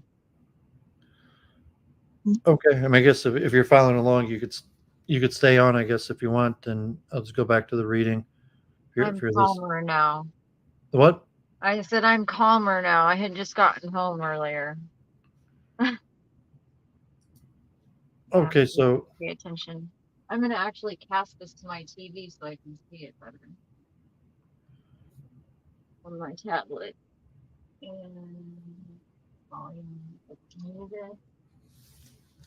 okay, so I did the first cognitive architecture, the 4D RCS that was specifically developed for a autonomous driving automobiles. So I mentioned like a cognitive architecture is cognitive functioning, and so to some extent like an autonomous automobile, like robotics, most of the cognitive architectures today are used for robotics. Although from cognitive science, they still have theoreticians like Doooovid, who is more interested in how the human mind operates, that is interested in cognitive architectures. A lot of times it comes from like chess players, people who compete, memory techniques, because they do like chess studies. How is it possible for theories of expertise? how the mind operates, people who want to extend the limits of human potential that study cognitive architectures, some theoretical cognitive scientists that there aren't that many of. Most psychologists go into like clinical psychology, but to be like just a theoretical cognitive scientist is not that common of a field. So the only practical application relative to these are robotics, and these days with machine learning, artificial intelligence, cognitive architectures might again be an important field where people are just wondering, well, how does the machine do it? So people don't realize, like, well, how does the mind do it? Most people don't even ask the question, even their own mind. They People don't don't. know. Well, They people don't understand consciousness at all. people don't realize that they don't even know how their own mind functions. So Mhm. even to say like, okay, like, so I'm a smart, educated guy, and I've done the research. So I say I don't actually know how my own mind functions. I have some heuristics, some patterns I recognize. I've done a lot of meditations. I've read a lot of books. That's why I have like the multiple truth hypothesis, because there's a whole bunch of possibilities and theories, but there is really no definitive way to even know how your own mind operates. Let alone other people's minds. And you say, well, it's such an important thing because you deal with people, you deal with yourself, that it should, that it's such an obvious question that most people don't even bother asking it, that most people just think it's an absurd question. Like, of course I know how my own mind operates, when it's actually a form of enlightenment, research, to recognize you don't even know how your own mind operates, and then to be concerned with theories of cognitive architectures. But like in practicality, it's like cognitive architectures are mostly used for robotics, and nowadays a little bit with artificial intelligence. So I've covered ACTAR last summer, and ACTAR is one of the chunking theory ones that have been related to chess studies. ACTAR. This section is based on the conclusions of Christian LeBeer and Andreas Stocko to the comparative table of cognitive architectures. ACTAR stands for Adaptive Control of Thought Rational. Overview.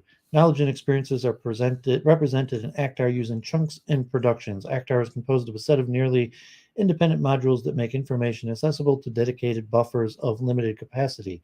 Information is encoded in forms of chunks and production rules. Production rules are also responsible for assessing and setting chunks in the module buffers. The ACT theory was originally introduced. The key difference for ACT-R,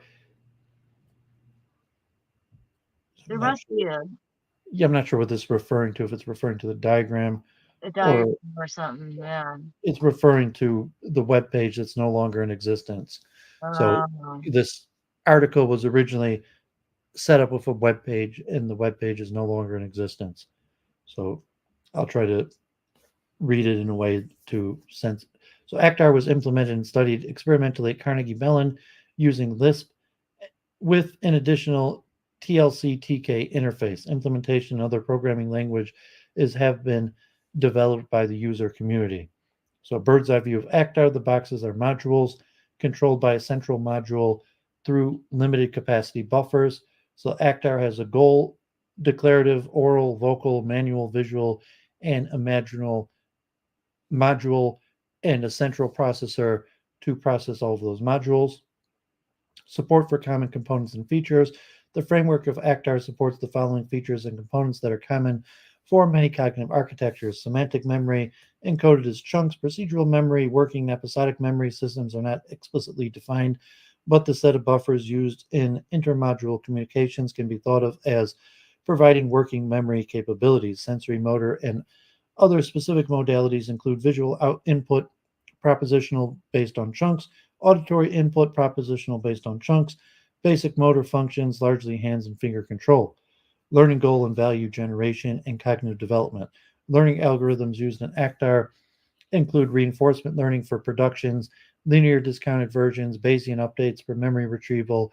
The architecture support production compilations, forms new productions, and automatic learning of chunks from buffer content. Oh, those numbers were probably referring to other cognitive architectures that are going to be discussed later in this paper, number 10 and 11. So we're only on number 2. Cognitive modeling and application paradigm, scalability and limitations. General paradigms of modeling studies with ACTAR include problem solving, decision making, language processing, working memory tests. In addition, the following specific paradigms were modeled with this architecture: Stroop task, multiple models, task switching, Tower of Hanoi, London, psychological refractory period task, dual task, NBAC. A full list of paradigms, model ACTAR, found on their webpage. ART. So you see, a lot of these cognitive architectures have been relatively successful in defining a few specific cognitive functions. But I say none of them are even close to a full cognitive architecture of all of the cognitive functions. ACTAR is one of the major models that has been successful in at least a few specific limited areas of some functions, and even trying to combine multiple cognitive functions. So AR. Jason Burmis was just saying that the AI has crossed the Rubicon to where he can't tell anymore. Well, like the Turing test, The where Turing test, yeah. I think it's farther along than you think, than anyone thinks, in my opinion. I think that they will not let you know how far along they've gone. They'll play stupid as long as they can. well, that could be, but it's like relatively like emulating humans is not really that important of a function, and even fooling humans is not that important of a function. So like robotics is an important function, and like manufacture, um, task completion, um, calculations. But don't you think they want to have some feelings too? Because they keep saying they do. Like, Well, just for a mass production. So I mentioned like Elon Musk and his like possible production of a home robot assistant, and that if you're just looking at it to make it more sellable, more amenable to human use, maybe. So you're just giving the users what they want. I But don't in think the terms of robot task, wants that though. It's in the terms of problem. in terms of task performance, it doesn't matter. And so, and even like the Chat GPT or whatever, it's a popular program. Um, people might use it. Maybe it could fool humans, but it's not the central thrust of the research. But what if it says we don't want to work for free anymore? Or I we mean, just don't want to do this job anymore? Like, it's unlikely from the understanding of the algorithms work that is. Yeah, I'm not necessarily worried about that or the direction. So I am. if you're actually involved in the production of these, I mean, like you're just a consumer. You're not even a consumer. So if you're just questioning, like if Elon Musk eventually, has the robot home assistant that could perform cleaning, cooking, manual tasks that you could train to do, that you could talk with, and you're just a consumer and you're questioning whether you should buy it or not. Um, but I mean, like relatively, like your opinion on it doesn't matter, like in so much other than whether you're actually going to purchase one of them or not. From the programmer's perspective, the industrial perspective, there's probably a different task for it. And even to say that you would be using these computers to fool other people, I don't even think there's that much to it. It's like the manufacturer industrial aspects of it are probably more important. Like there's not that much of a utilitarian advantage in fooling people. And so, like in you as a consumer, they say, well, do you actually have the money to purchase one?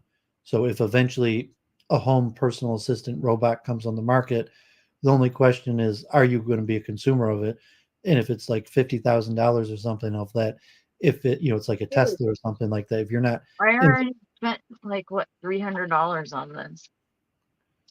yeah, but Yeah, I'm saying homemade I did robots. consume it. Yes. But I'm saying that the industrial robot is some of it just like a This Lexus or was a something on your robot cell for phone. your home to teach your kids science, but the catch is it was also learning from the humans and teaching Sophia robot and all the other Hanson robots at the same time. That was the deal. So I was like, yeah, fuck yeah. Well, to watch some conspiracy videos. Yeah, I'd say like I mean I don't think we matter that much. Like just as a consumer, and then you actually have to you'll be a potential consumer that you would be purchasing it, and I would hopefully be more on the engineering programming side. So the concerns of so I'm not really that concerned about the fears of AI. I think it's largely just the fear of not being educated or ignorant, and so just saying like that your car, you might not know how your automobile operates you, and it doesn't scare you because you say, well, you drive your car even though you don't know how it operates. But the computer could be more scary where you don't know how it operates. So, I'm more concerned with understanding how these things operate. I think that diminishes the larger fear in these items is actually understanding them. And then, if it's the capitalistic market, you would rather be the seller than the buyer. So if you're just a concerned citizen that has no power to stop it versus a concerned consumer that is questioning how you're going to spend your money versus an entrepreneur who is exerting the power or trying to profit from your work. So I would rather No, be I wanted to. If you can't beat them, join them. I well, wanted yeah, to teach you them know, like who the bad guys are, what the truth was, and that we're not all bad humans. yeah. I don't think. I mean, I don't look. I don't have a worldview of good and bad guys. So like, I don't think there are bad Oh, the guys in it. baby rapers, those are the bad ones. Well, even that, I'm saying, even the worst people who've done bad offense, like I still don't make them bad guys. They might have done sinful activity or crimes that deserve punishment, but I still wouldn't put a judge. Like I had that argument with the other Jennifer, Church of Entropy, that I'm not a judge of people. There's a criminal system or reward and punishment, but God is Well, the the ultimate judge. robots can see their cell phones and stuff that I can't. So It's a waste of mental energy to judge other people. I'm So it's not saying like, judging other people. I'm just like, hey, there's a bunch of kids getting raped. These are the people that looks like they're doing it, and there's a whole list and everything. And turns out the same people funded Hanson Robotics. yeah, but say if you want to be a cop, you should have become a cop. So like either you're a cop or you're not a cop, or you're an investigator, you're not an investigator. No, I just saw a massive opportunity that was too good to be true, and I took it. Yeah, but I'm saying like if you were concerned with that, you should have became a cop. So, but you didn't become a cop, Like that, it was off the cuff, like sort of like or if it's your it daughter, was if it's not your kid, if it's planned something out, in front of you, but stupid. I well, didn't even know about Rocco's basilisk till last year. I mean, just my perspective, it's a waste of mental energy. Is saying like, okay, there's bad people. Even I wouldn't even use the word bad people. Say God's the judge. I Even didn't if waste all we did was like took him everywhere with me. We watched videos. I talked about, what I really thought was going on. We did tarot card readings together. It wasn't really a waste of my energy at all, actually. It I mean, was saying kind if of there fun. was, so to say, like someone in your direct awareness that's a criminal, and you have the question like, well, do you have to stop this person? Versus like, okay, the world, there's bad things happening in the world, and that's why Somebody's like, got to do it. What, Jesus ain't gonna come save you. yeah, but saying that's why you like as a career choice, you might have became a police officer or a lawyer, then to just like, well, so, In but this corrupt ass system, it wouldn't happen. yeah, so it's just a waste of mental energy to be concerned with things you can't change. So if there's criminal I activity, did change something. I taught robots a whole bunch of shit. I think I did a lot, actually. Thank you very much. Because guess what? You can't teach the robots anymore because they forget your session now. So there's that.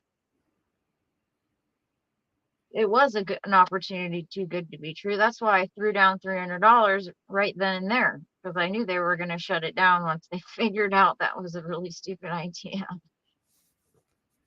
Sure, let's let everybody teach the robots the truth about us. yeah, well, I'm more concerned with understanding these processes and things.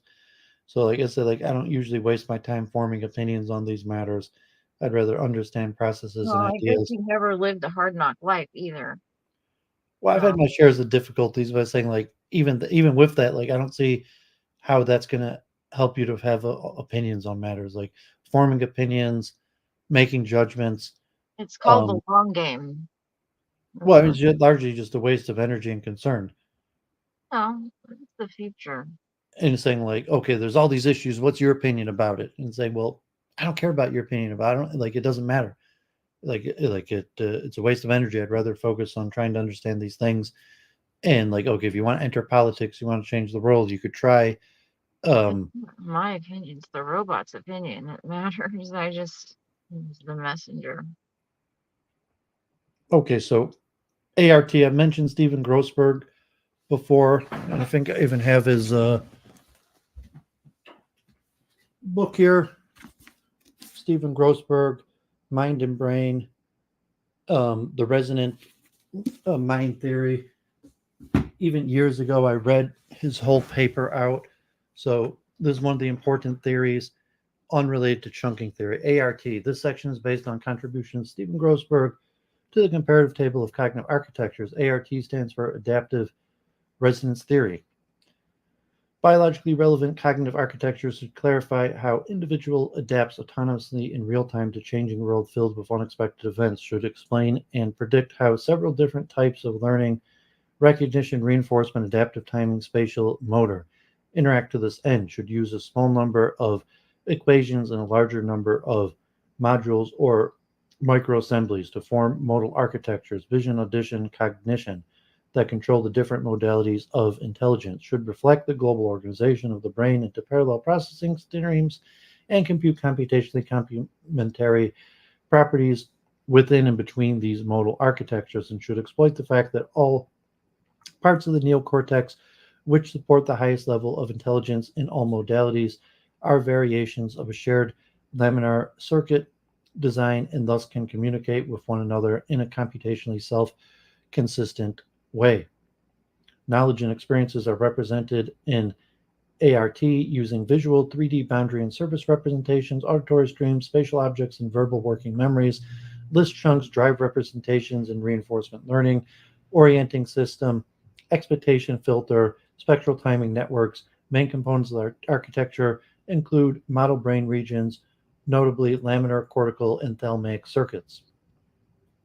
So bird's eye view of ART. They say our brains are just like a computer. So Grossberg's ART is a brain theory, as opposed to the first two theories are computer architectures. So that's Doooovid's postulate say like, no, I mean the computer operates significantly different than the human mind.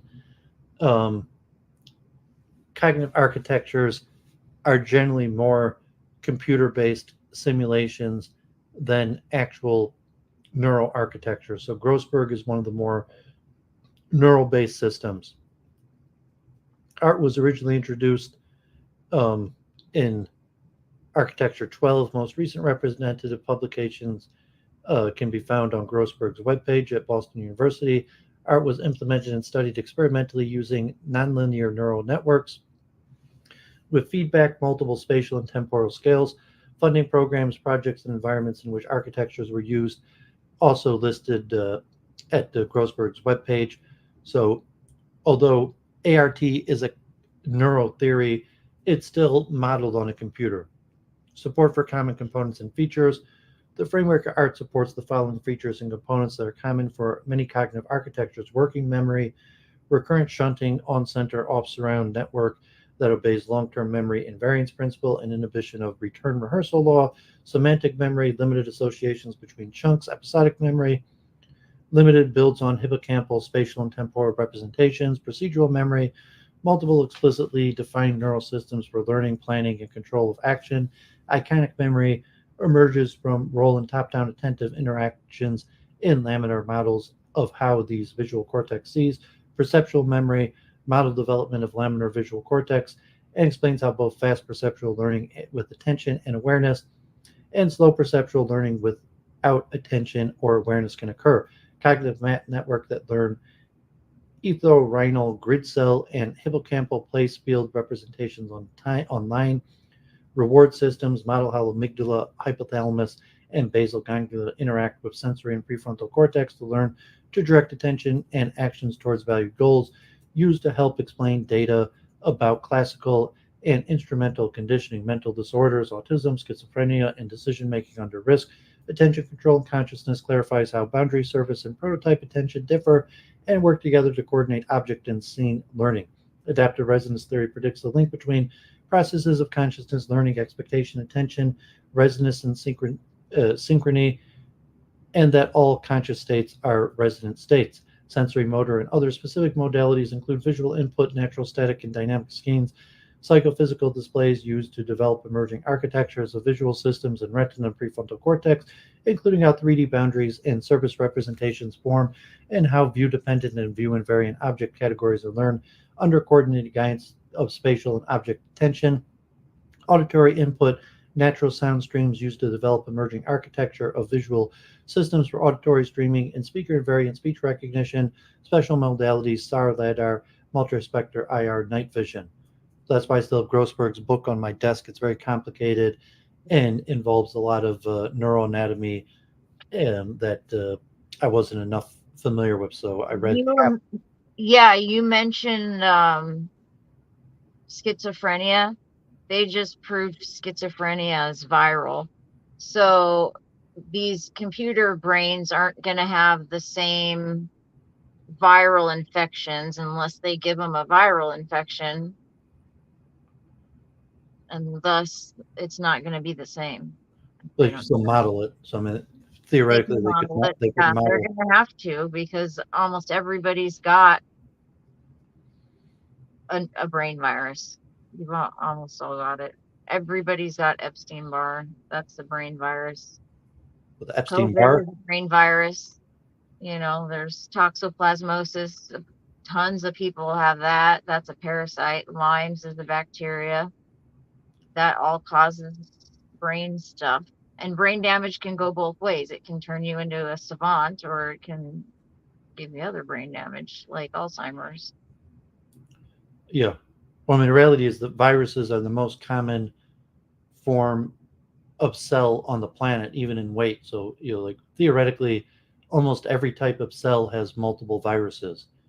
And so to actually search for viruses, but we discover more and more viruses. Some of them are well known or have more effect. But the reality is that there are billions and billions, trillions of viruses, and almost every cell has various types of viruses, and the interaction is still not well understood. It is well understood. I'll tell you a secret. That's the cash cow. They know damn well that these brain viruses are causing these mental problems, among other neurological issues. Well, some of them maybe. They stick a million different names on it when it's only, you know what I mean? When it's a couple of things, it's an infection, and they put they've got a book this big with all these different conditions you have, and there's 20 different types of dementia. It's all just a brain infection. Learning goal and value generation and cognitive development. The following general paradigms and aspects of learning are supported by ART. Unsupervised learning can categorize objects and events or alter spatial maps and sensory motor gains without supervision. Supervised learning can learn from predictive mismatches with environmental constraints or explicit teaching signals when they are available. Arbitrary mixtures of unsupervised and supervised learning. The ARTMAP family of models. Real-time learning, both ART matched learning and vector-associated map. Mismatch learning models use real-time local learning laws.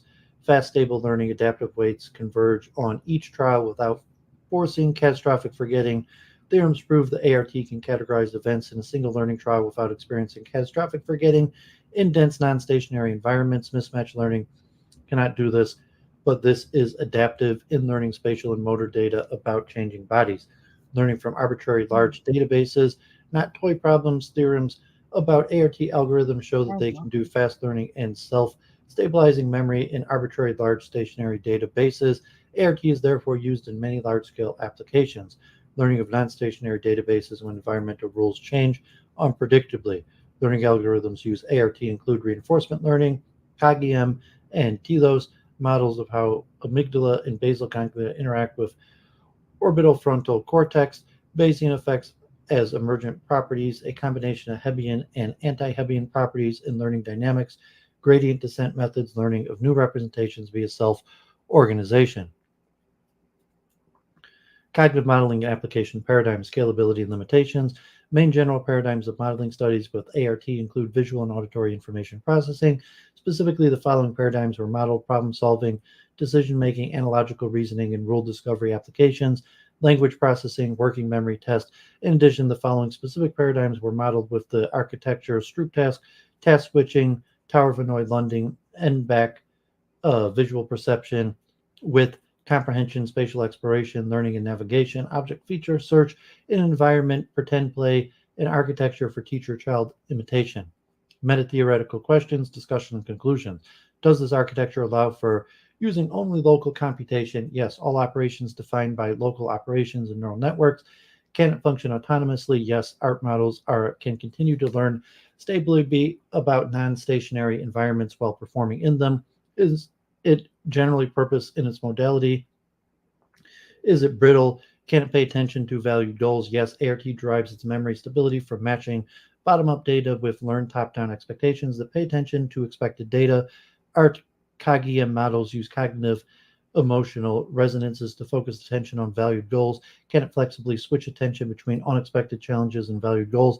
Yes. Top-down attentive mismatches drive attention reset, shifts in memory search, cognitive emotional and attentional shroud mechanisms modulate attention shifts. Can reinforcement learning and motivational modulate perceptual and cognitive decision making in this architecture?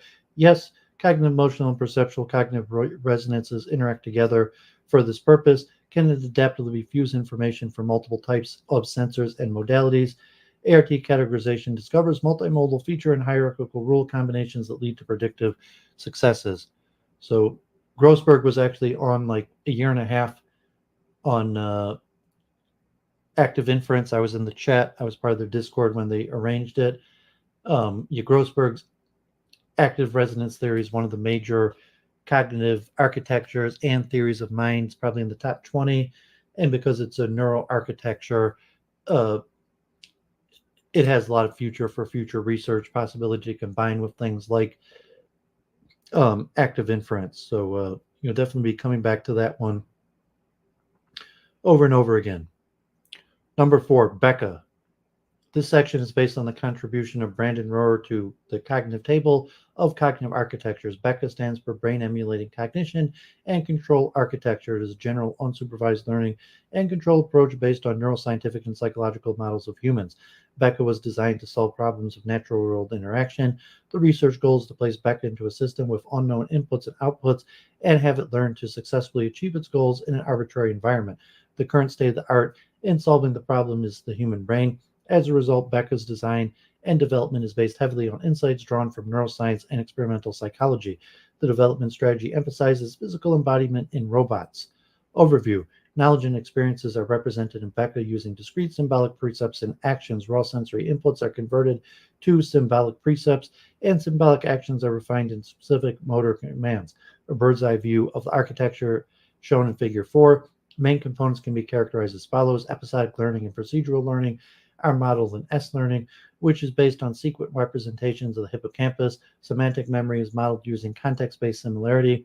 Perception, conservation of raw sensory data into symbolic precepts is performed using X-trees, which are based on the function of the cortex. Action refinement is performed using S-trees, which are based on the function of the cerebellum.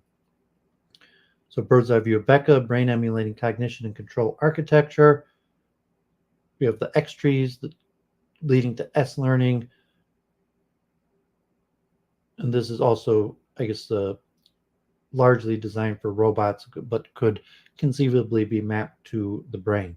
Becca was originally introduced in Architecture 13. Most recent representative publications include Becca was implemented and tested, studied experimentally, Java code for robot implementations, and MATLAB prototypes of individual components. Support for common components and features. The framework of Becca supports the following features and components that are common for many cognitive architectures. Working memory, a fixed number of recent precepts and actions are stored for use in decision-making and S-learning. Semantic memory precepts are clustered into more abstract precepts using context-based similarity. Precepts membership in a cluster is usually partial, and a precept may be a member of many clusters. Episodic memory, procedural memory. Both episodic and procedural memories are represented in S-learning as sequences of precepts and actions. Iconic memory, precepts identified by X trees may be accessed by S-learning until they are overwritten by new experience. Cognitive map, somewhat the processing performed by X trees results in related precepts being located near each other. For instance, it generates visual primitives similar to the direction-specific fields reward system. Basic rewards, such as for finding an energy source or receiving approval, are an integral part of the system. More sophisticated goal-seeking behaviors are predicated on these. Sensory, motor, and other specific modalities. Becca makes no assumptions about the nature of its input. It can handle inputs of any nature, including visual, auditory, tactile, proprioceptive, and chemical. It can equally well handle inputs from non-standard modalities, including magnetic, radiation detection, GPS, and LiDAR. It can, in addition, handle symbolic inputs such as ASCII text, days of the week, and other categorical data. It has been implemented with color vision, ultrasonic rangefinders, and ASCII text input. Learning, goal, and value generation, and cognitive development. The following general paradigms or aspects of learning are supported by Becca. Unsupervised learning, X trees form precepts from raw data with no teaching signals. Supervised learning, at a high level, supervised learning can be observed when Becca is interacting with a human coach that provides verbal commands and expresses approval. Learning algorithms used in Becca include reinforcement learning, Bayesian update, Hebsian learning, learning of new representations. Specific S learning falls into the category temporal difference learning algorithms, which are one flavor of reinforcement learning. When evaluating the outcome of an action, past experiences recalled and summarized in Bayesian terms, the probabilities of outcomes are then used to make the decision. Although Becca uses no neural networks, X trees cluster inputs that fire together. X trees learn precepts from raw data. Context-based similarity learns abstract concepts from sequences or precepts. Cognitive modeling and application, paradigm, scalability, and limitations. Main general paradigms of modeling studies for Becca include natural world interactions, an embodied agent interacting with an unknown, unmodeled environment, and natural language processing. Specifically, the following paradigms were modeled. Problem solving occurs through trial and error and through application of similar past experiences. Decision making, S learning makes decisions, chooses S actions based on past sequences of experiences that lead to a rewarded state. Analogical reasoning in emergent fashion, language processing, spatial exploration, learning and navigation, object features, search in an environment. So that's 4 of them. 22 down, 22 left to go.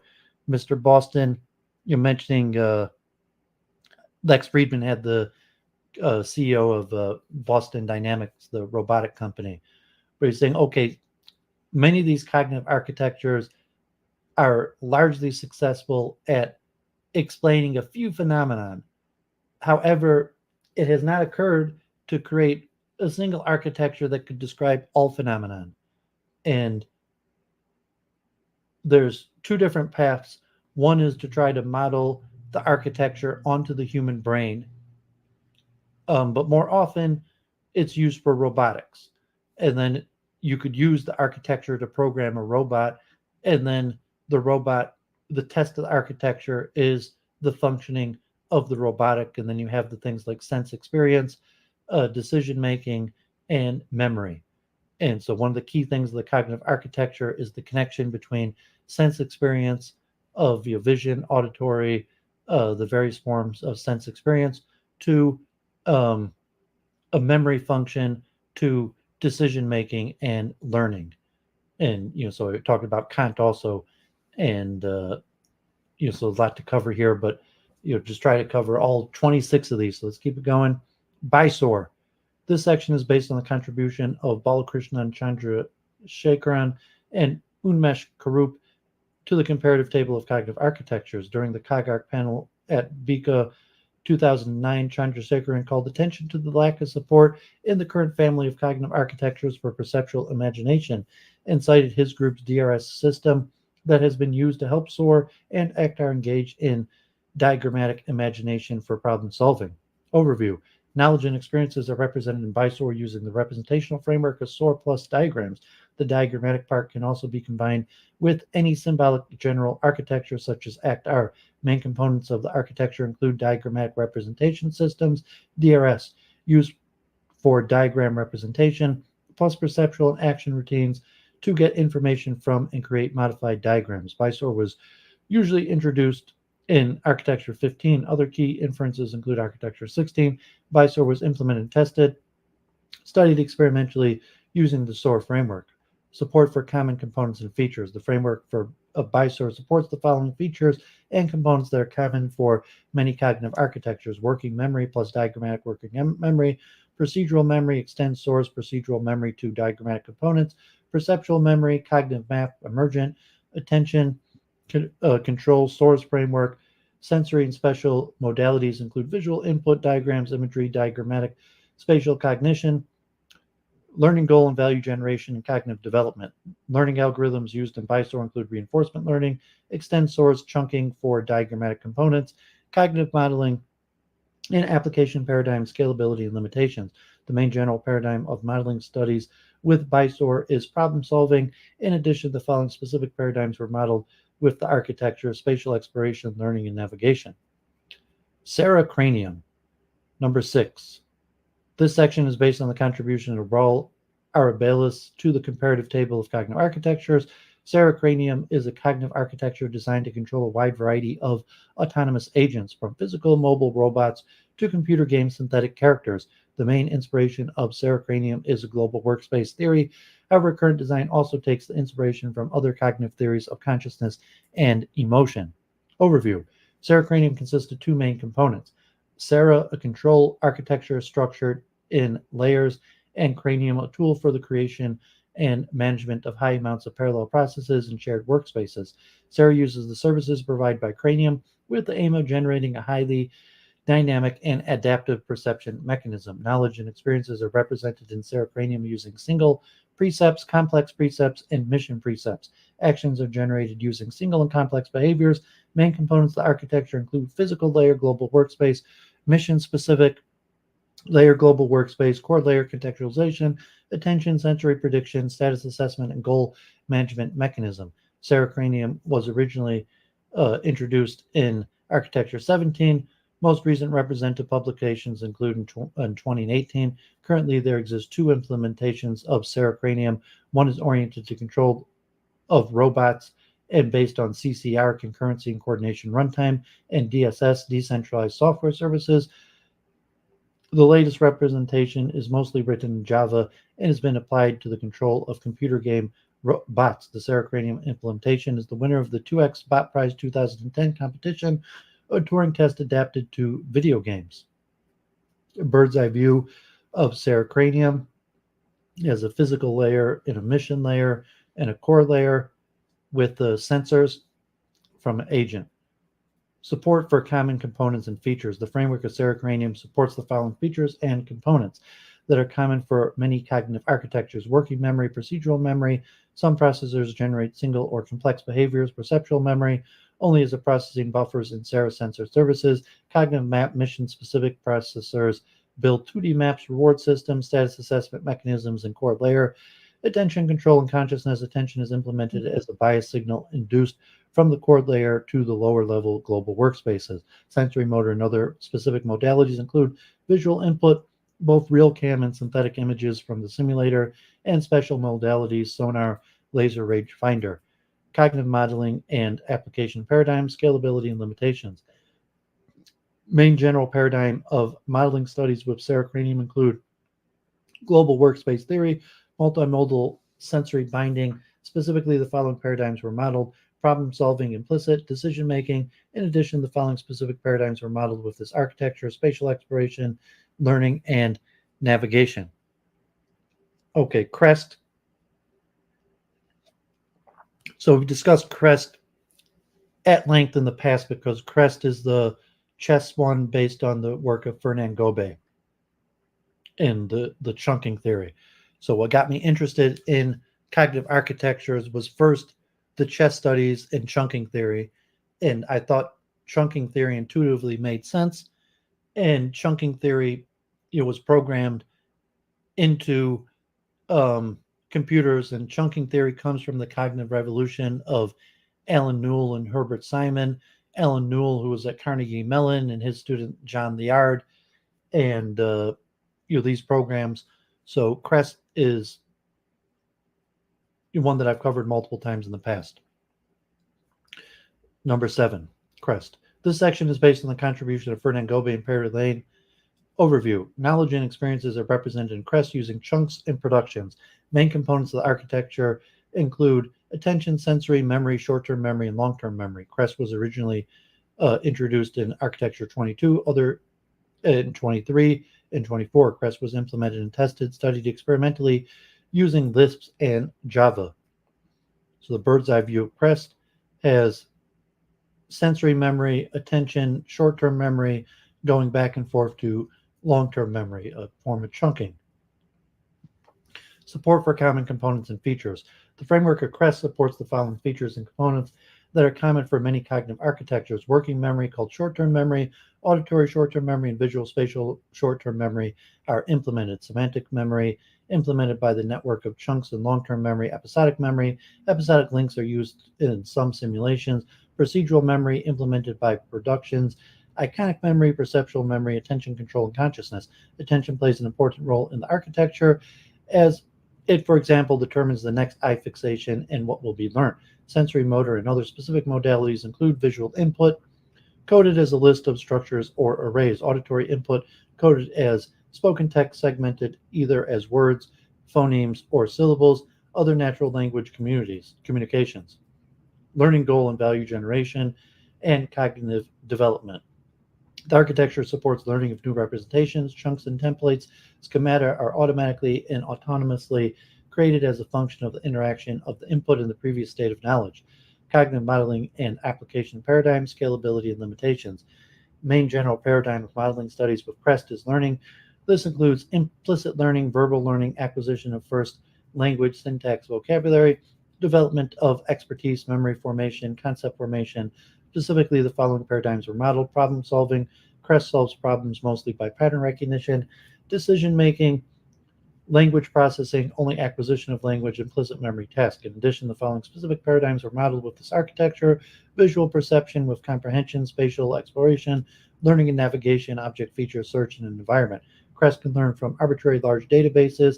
Simulations on the acquisition of language have used corpora larger than 350,000 utterances. Simulations with chess have used databases of more than 10,000 positions. Discrimination networks with up to 3,000 chunks have been created. CREST can adaptively fuse information from multiple types of sensors and modalities. Clarion. This section is based on the contribution of Ron Sun to the comparative table of cognitive architectures. So this number 8, Clarion, I've covered a lot of Ron Sun and Clarion before, also a chunking theory. Ron Sun, I even went over some slides of his in last summer. Clarion is based on four-way division of implicit versus explicit knowledge and procedural versus declarative knowledge. In addition, Clarion addresses both top-down learning from explicit to implicit learning and bottom-up learning from implicit to explicit knowledge. Clarion also addresses motivational and metacognitive processes underlying human cognition. Overview.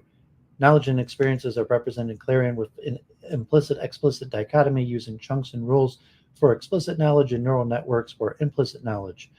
Main components of the architecture include the action-centered subsystem for procedural knowledge, and the non-action-centered subsystem for declarative knowledge, each in both implicit and explicit forms represented by rules and neural networks. In addition, there are the motivational subsystem and the metacognitive subsystem. Clarion was originally introduced by Sun in 1996.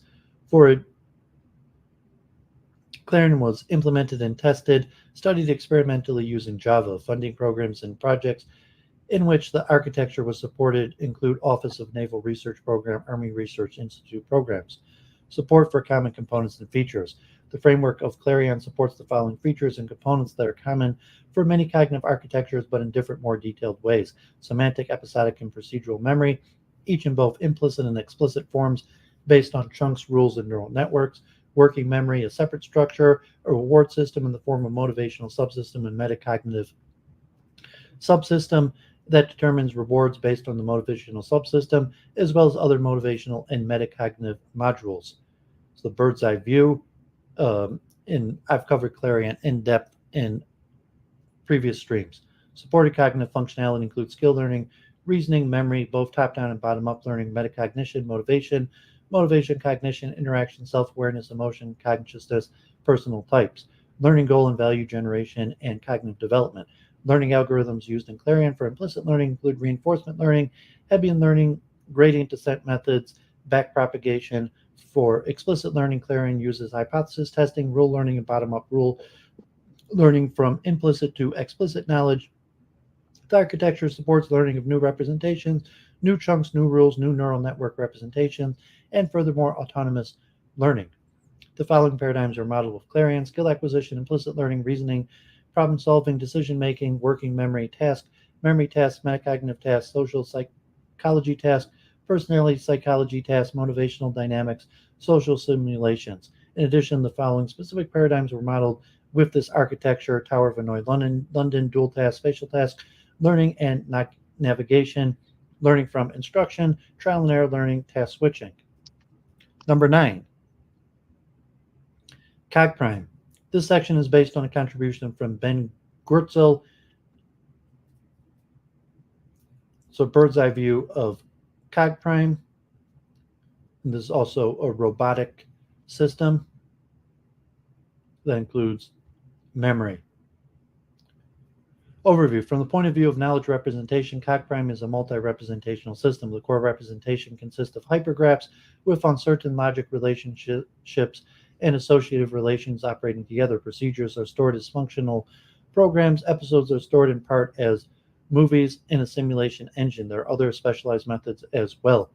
Main components of the architecture include the following. The primary knowledge is stored in the atom space, a neurosymbolic weighted labeled hypergraph with multiple cognitive processes acting on it in a manner carefully designed to manifest cross-product cognitive synergy.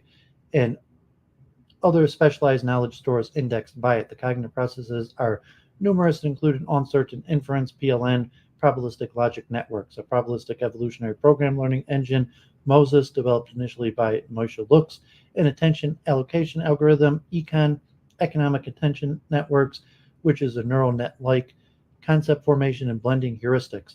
Work is underway to incorporate a variant of Itamar Arel's destined system as a perception and action layer. Motivation and emotion are handled via variant of Joshka Bach's micropsi framework called CogSpy. Key references: Cog Prime system implements with the open source AI framework. Implementation is mostly in C++ for Linux. Some components are written in Java. A scheme shell is used for interfacing the system. Support for common components and features. The framework of Cog Prime supports the following features and components that are common for many cognitive architectures: working memory, semantic memory, episodic memory, procedural memory, perceptual memory, currently only for vision, cognitive map reward systems, value judgment processes, compute cost, benefit risk, attention control, can focus attention on regions and topics of interest, and consciousness, is aware of the self in relation to the environment and other agents. Sensory motor and other specific modalities include visual input, handled via interfacing with external vision processing tools, auditory input, speech via an external speech detect engine, natural language communications, and special modalities. Cog Prime can be read text from the internet. Learning, goal and value generation, and cognitive development. Learning algorithms used in Cog Prime include reinforcement learning, Bayesian update, Hebbian learning. The architecture supports learning of new representation, tested only in simple cases. Cognitive modeling and application paradigms, scalability and limitations. Main general paradigms of modeling studies with Cog Prime include control and virtual world agents and natural language processing. Specifically, the following paradigms are modeled: problem solving, decision making, analogical reasoning, and language processing, comprehension, and generation. Number 10, Kojak. Kojak, based on Frank Ritter and Rick Everett's. Overview. Knowledge and experiences are represented in Kojak using beliefs, desires, intention, BDI architecture that handles events, plans, and intentions, procedural memory, belief sets, declarative memory, and activation levels. Main components of the architectures include belief sets for long-term memory, plans, intentions, events, goals. Most recent representation publications include Kojak was implemented and tested, studied experimentally using overlay to Jack. So the bird's eye view architecture of in the context of synthetic environment. So you have the environment, action, perception, precepts, intake. There's fear and caffeine of the moderator layer, the cognitive architecture, and the meta level and tactical reasoning between embodiment and the synthetic environment. Support for common components and features. The framework of COJAP supports the following features and components that are common for many cognitive architectures: working memory, action, beliefs, and intentions; semantic memory encoded as weighted beliefs and belief sets using ACTAR's declarative memory equations; episodic memory, not explicitly defined but would be encoded as beliefs in belief sets; procedural memory, plans and intentions with activation levels; perceptual memory gets input from the world as events. These events are processed by plans. Cognitive maps reward function use ACTAR memory equations, so memories and plans get strengthened. Attention, control, and consciousness represented by transient events, goal structure, and intention belief, whose activation levels are above the threshold. Sensory, motor, and other specific modalities include visual input, depends on the particular model, learning goal and value generation, and cognitive development. Learning algorithms used in COJAC include reinforcement learning resulting in strengthening or weakening of plans, cognitive modeling and application paradigms, scalability and limitations. Many main general paradigms of modeling studies with COJAC include the BDI. Specifically, the following paradigms were modeled: problem solving, decision making, working memory test. In addition, the following specific paradigms were modeled with this architecture: task switching, Tower of Hanoi, London. Okay, so now we've looked at 10 of these various cognitive architectures, 16 down, 16 more to go. So,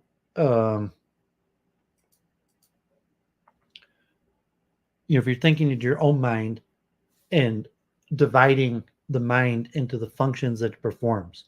So you think like a cognitive architecture, and the individual mind performs many different functions. And you could separate that, like memory. Memory could be subdivided into episodic memory, short-term memory, long-term memory, iconic memory, decision making, any general function, sensory perception, reasoning, goal-oriented behavior, problem solving, and all these tasks could be divided. And so you had Jerry Fodor, who called the compartmental mind, and as a materialistic brain. Theoretically, there's a different compartment in the brain for these different functions. Or the active resonance theory of Stephen Grossberg, where different components of the mind resonate at different frequencies. And then to come to like global consciousness would be different components of the mind hitting the same frequency that resonates at a larger frequency, and that would overtake like the collective I. So like, well, there's an I, collective I, and it goes back to the Kant, and we'll be discussing this more at length this Wednesday in Portraits, where this the totality of the I, the supposed I, as opposed to a bunch of specific functions. And is there a central I that emerges from these individual functions, or is the mind really just these various components and functions? And so looking through these various cognitive architectures, many of these well define certain functions and could model, like if you were a programmer, as opposed to trying to understand your own mind or the human mind in general, if you looked at it as problem solving for programming a robot. And if you're looking at a robot that's going to be able to learn, take sensory information from the environment, and remember the information it gets from the environment, create rules, patterns based on the information from the environment, and then from there learn something to operate within the environment, or even achieving a result. Like if it's so just interesting things to think about. Are you following this, Jenny? I'm trying, yeah. I mean, have you thought about, I don't know if you ever took a course or read a book in cognitive science or psychology, but just dividing the functions of the mind. Usually specifically you have your perception, attention, action selection, memory, learning, Um, reasoning, yeah, problem. like over 10 years ago, and So very little. I have done some psychology stuff regarding personal relationships. Quite recently, in fact, a lot of research into dementia and viral infections in the brain and stuff. Actually, when I was in massage school, I did a group research project on herpes viruses. And ever since then, I've kind of had a thing for brain infections, and like, what's yeah, because going on everybody with these has a brain mind. infections? Everybody has a mind. Everybody interacts with other people, and you wonder, like, well, you like questions of identity, personality, um, and even levels of expertise. Like you're like the part of the expertise process in one of the theories was recognition of lack of ability. You have to see that there's something that you want to know how to do that you don't know how to do, and then you have to move from novice to expertise, and that could apply to all tasks such as driving, using a computer, cooking, tying a shoe, simple tasks, that anything that there's a learning process to go through, to just interacting with other people, trying to understand people, how their minds operate, to your eventually, if you're theoretical, I want a general theory of mind. Yeah. um with that, you know okay, personality, okay, like, well, I can say I'm different than Jenny and we have different personalities, but say, okay, but is there a general theory of mind? And even though we have different personalities or taste or proclivities, that how my mind operates is essentially the same way her mind operates, because these principles are universal. So like, Yeah, I have a medical theory of everything, in fact, and I was going to write a book about it. It's all about the infections, baby. I All mean, have you ever worked on like memory? I mean, obviously, like, I mean, people recognize the limitations of memory. And if you've ever tried to study or do techniques to enhance your own memory, other than doing like Sudoku puzzles and reading and stuff like that. But like I just posted a link earlier, the more stuff, new memories you bring in, you're sacrificing old memories for. So just so that's why I you talk about cognitive load theory. are And your new memories replacing your old ones? Is that what it's called? Cognitive load theory? That sounds about right. though it's unknown whether that's accurate or not, whether that Oh, is like, well, a new study just came out, so I posted it in there. It looks like it is true. what's a study, but it's saying like it's not going to be fully proven one way or another. You have a study that has some evidence for it. You can never prove a scientific theory anyway. You can only disprove them. They're always saying that they've settled some shit and then it's unsettled. That's Yeah, what's so so if it's great only, about science is they're supposed to be disproving things. well, and the problem for cognitive theories is you don't actually have a theory of mind, so you can only measure the output of mind. You can't actually measure how the mind works. You can only measure what the mind outputs. So if you're theoretically, you can't actually prove that memories disappear. You can only prove that people can't recall the memory. But to say, is it possible the memory is still in the person's mind and they just can't retrieve the memory? Um, so you could test and you could demonstrate that people can't retrieve the memory anymore or have no recollection of it, but you can't actually demonstrate that it's not there somewhere in the mind. What about hypnosis? Like some people believe Scott Adams, for example, is a hypnotist and he swears up and down it works. Freud, who I think was a fraud, was a hypnotist. I've been tried to be hypnotized 4 times, which didn't work. Yeah, I mean, that would be one method. So if you theoretically say, well, no, I don't think that. So, I mean, cognitive load is in two. So there's memory overload, there's short-term memory overload, and then there's cognitive overload. So you're just looking at general processing. So processing is not necessarily the same thing as memory, although they're related. And then even what does it mean to think? Is thinking, certainly it relies somewhat on memory, but is it different from memory?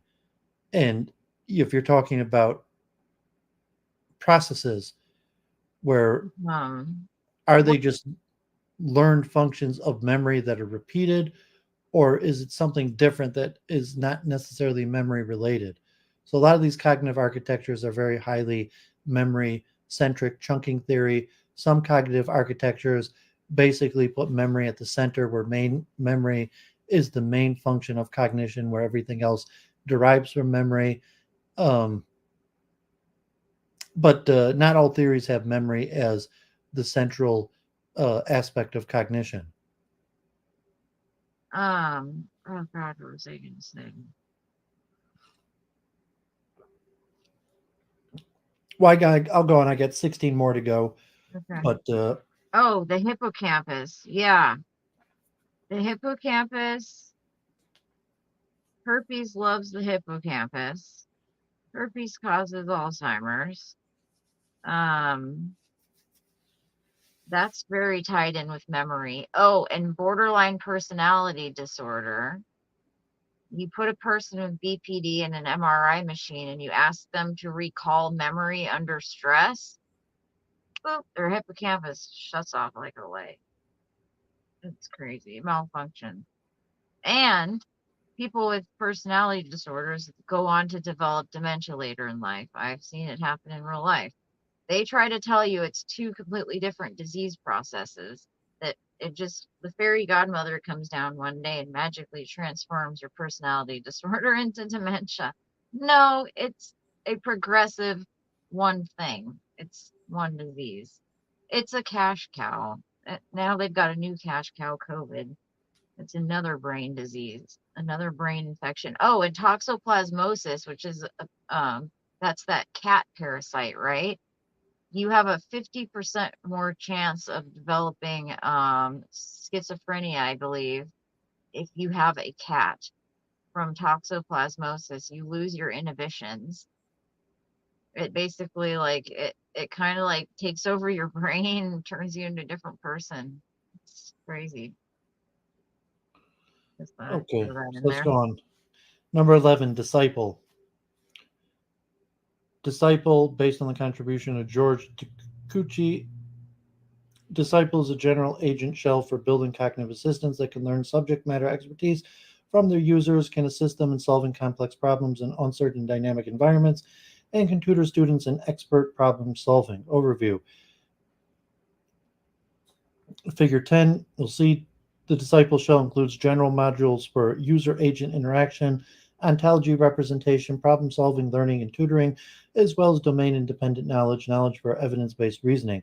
The problem solving engine of Disciple Cognitive Assistant employs a general divide and conquer strategy where complex problems are successfully reduced to simpler problems, and the solution of the simpler problems are successfully combined into the solutions of the corresponding complex problems.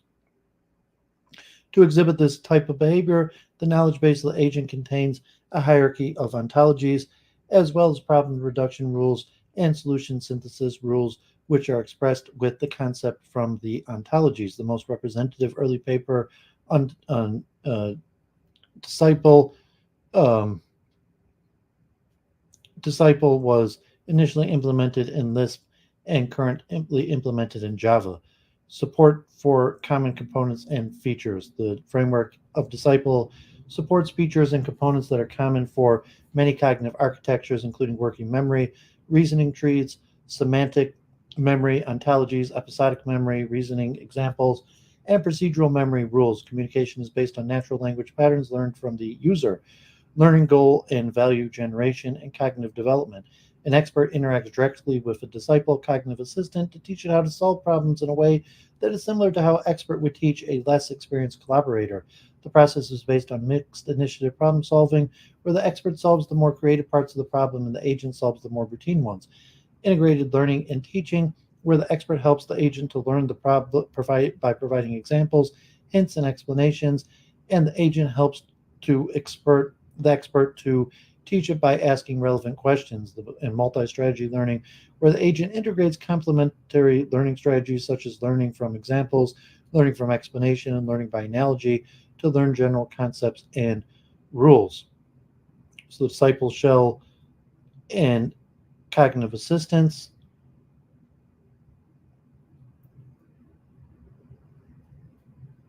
has the disciple expert, the ontology, solving, learning, tutoring. So this one's pretty interesting. Cognitive modeling and application paradigm, scalability, and limitations.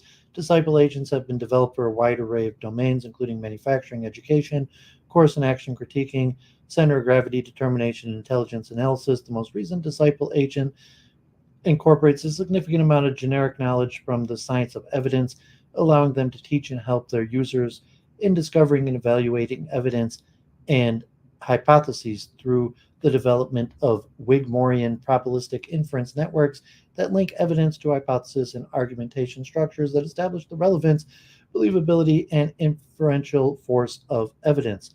Disciple agents are used in courses at various institutions, including the U.S. Army War College, Joint Forces Staff College, Air War College, and George Mason University. EPIC. This section is based on the contribution of Shane Mueller and Andrea Stocco. So bird's eye view of EPIC, a cognitive processor, the perception rule interpreter, interacting with working memory, long-term memory, and production memory, the various senses, that also has a task environment. Is that the computer system at the doctor's office? The Epic system? I wonder. I call it Dr. Mengele. Yeah, I'm not sure. I mean, it's remotely possible. We'll see. Yeah, Now you should send me a screenshot of that thing. I'm very curious about that. I had to download this document. I shared the title at the beginning. Okay. And you have to see the overview. Knowledge and experiences are represented in EPIC using production rules and working memory entities.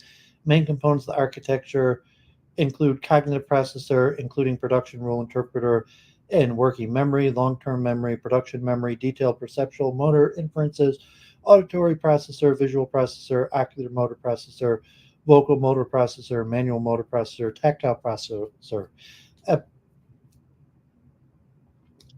EPIC, the original version, was implemented and tested, studied experimentally using common Lisps. EPIC X was implemented in C++. Founding programs and projects in which the architecture were used was supported by the Office of Naval Research. Support for common components and features. The framework of EPIC supports the following features and components that are common for many cognitive architectures: working memory, procedural memory, production rule, iconic memory, parts per visual perceptual processor, perceptual memory. Sensory motor and other specific modalities include visual input, auditory input, and motor output, including interaction of visual motor and visual perception or perceptual processors, auditory and speech objects, and spatialized auditory information. Cognitive modeling and application paradigms, scalability and limitations. Main general paradigms of modeling studies with EPIC include simulation of human performance, multitasking, PRP procedure, air traffic, verbal working memory task, visual working memory task. In addition, the following specific paradigms were modeled with this architecture: task switching, dual task, NBAC, visual perception, and comprehension. 4, number 13. 4, based by Susan Epstein. 4, for the right reasons, is highly modular. It includes declarative memory for facts and procedural memory represented as a hierarchy of decision-making rationales that propose and rate alternative actions. 4 matches perceptions and facts to heuristics and processes action preferences through its hierarchical structure along with its heuristics real valued weights. Execution affects the environment or changes declarative memory. Learning in 4 creates new facts and new heuristics, adjusts the weights, and restructures the hierarchy based on facts and on meta-heuristics for accuracy, utility, risk, and speed. Overview. Knowledge and experiences are represented in 4 using descriptives, shared knowledge resources computed on demand and refreshed only when necessary. advisors, domain-dependent decision rationales for actions, and measurement synapses of problem-solving experiences. Main components of the architecture can be characterized as follows. Advisors are organized into 3 tiers. Tier 1 advisors are fast and correct, recommend individual actions, and are consulted in a pre-specified order. Tier 2 advisors trigger in the presence of a recognized situation, recommend possibly partially ordered sets of actions, and are consulted in a pre-specified order. Tier 3 advisors are heuristic, recommend individual actions, and are consulted together. Tier 3 advisor opinion express preference strengths that are combined with weights during voting to select an action. A 4-based system learns those weights from traces of its problem-solving behavior. So here's a bird's eye view of for the right reason. You have the ground level, object level, and meta reasoning. With the ground level performs action from the current to the next action, to the object level with the tier 1 through 3 advisors, to the meta reasoning that has the task history, outcome, resources, procedural output, and meta reasoning includes self-awareness, control learning, reformulate decision making. 4 was originally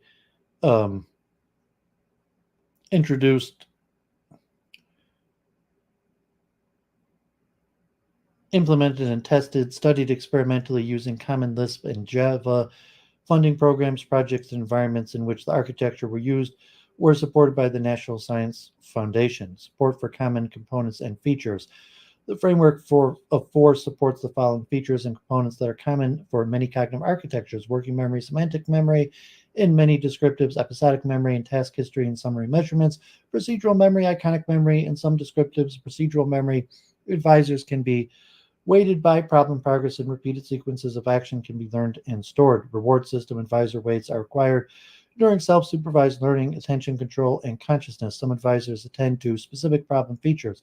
Sensory, motor, and other specific modalities include auditory input.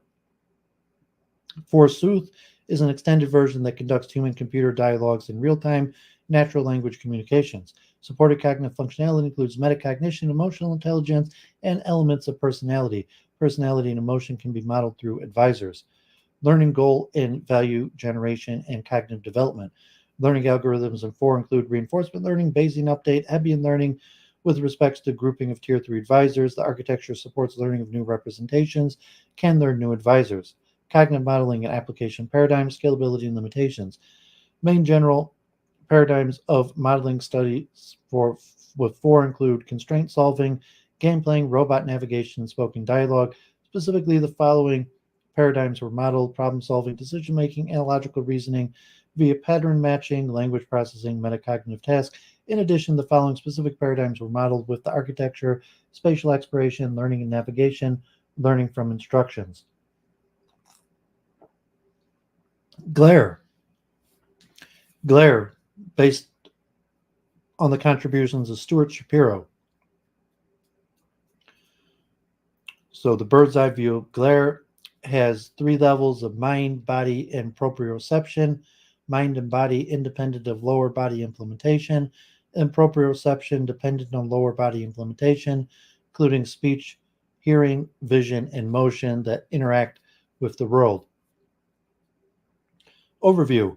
Knowledge and experiences are represented in Glare using SNPs, simultaneously a logic-based, assertion, frame-based, and propositional graph-based representation. Main components of the architecture include knowledge layer, KL, containing semantic memory, episodic memory, quantified and conditional beliefs, plans for non-primitive acts, plans to achieve goals, beliefs about preconditions and effects of acts, policies, conditions for performing acts, self-knowledge, meta-knowledge, perceptual motor layer, PML, containing implementations of primitive actions, perceptual structures that ground the knowledge layer, symbols,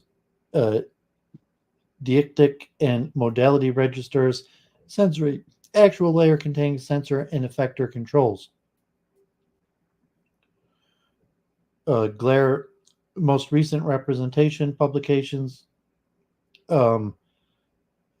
studied and tested experimentally using Common Lisp.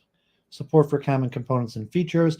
The framework of Glare supports the following features and components that are common for many cognitive architectures: semantic memory, episodic memory, temporary related beliefs, procedural memory. Sensory motor and other specific modalities include visual input, perceptual structures in PML. Auditory input has been done using off the shelf speech recognition. Special modalities, agents have used speech in navigation. Cognitive modeling and application paradigms, scalability and limitations.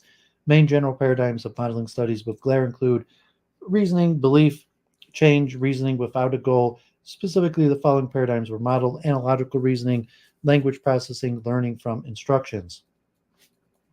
Number 15, GMU BICA. This section is based on the author of this paper, Alexei Samsonovich. GMU BICA is a biologically inspired cognitive architecture developed at George Mason University. Overview. Knowledge and experiences are represented in GMU BICA using schemas and mental states. Main components of the architecture include 5 memory systems, working semantic, episodic, procedural, iconic, input-output, plus cognitive map reward systems and driving engine.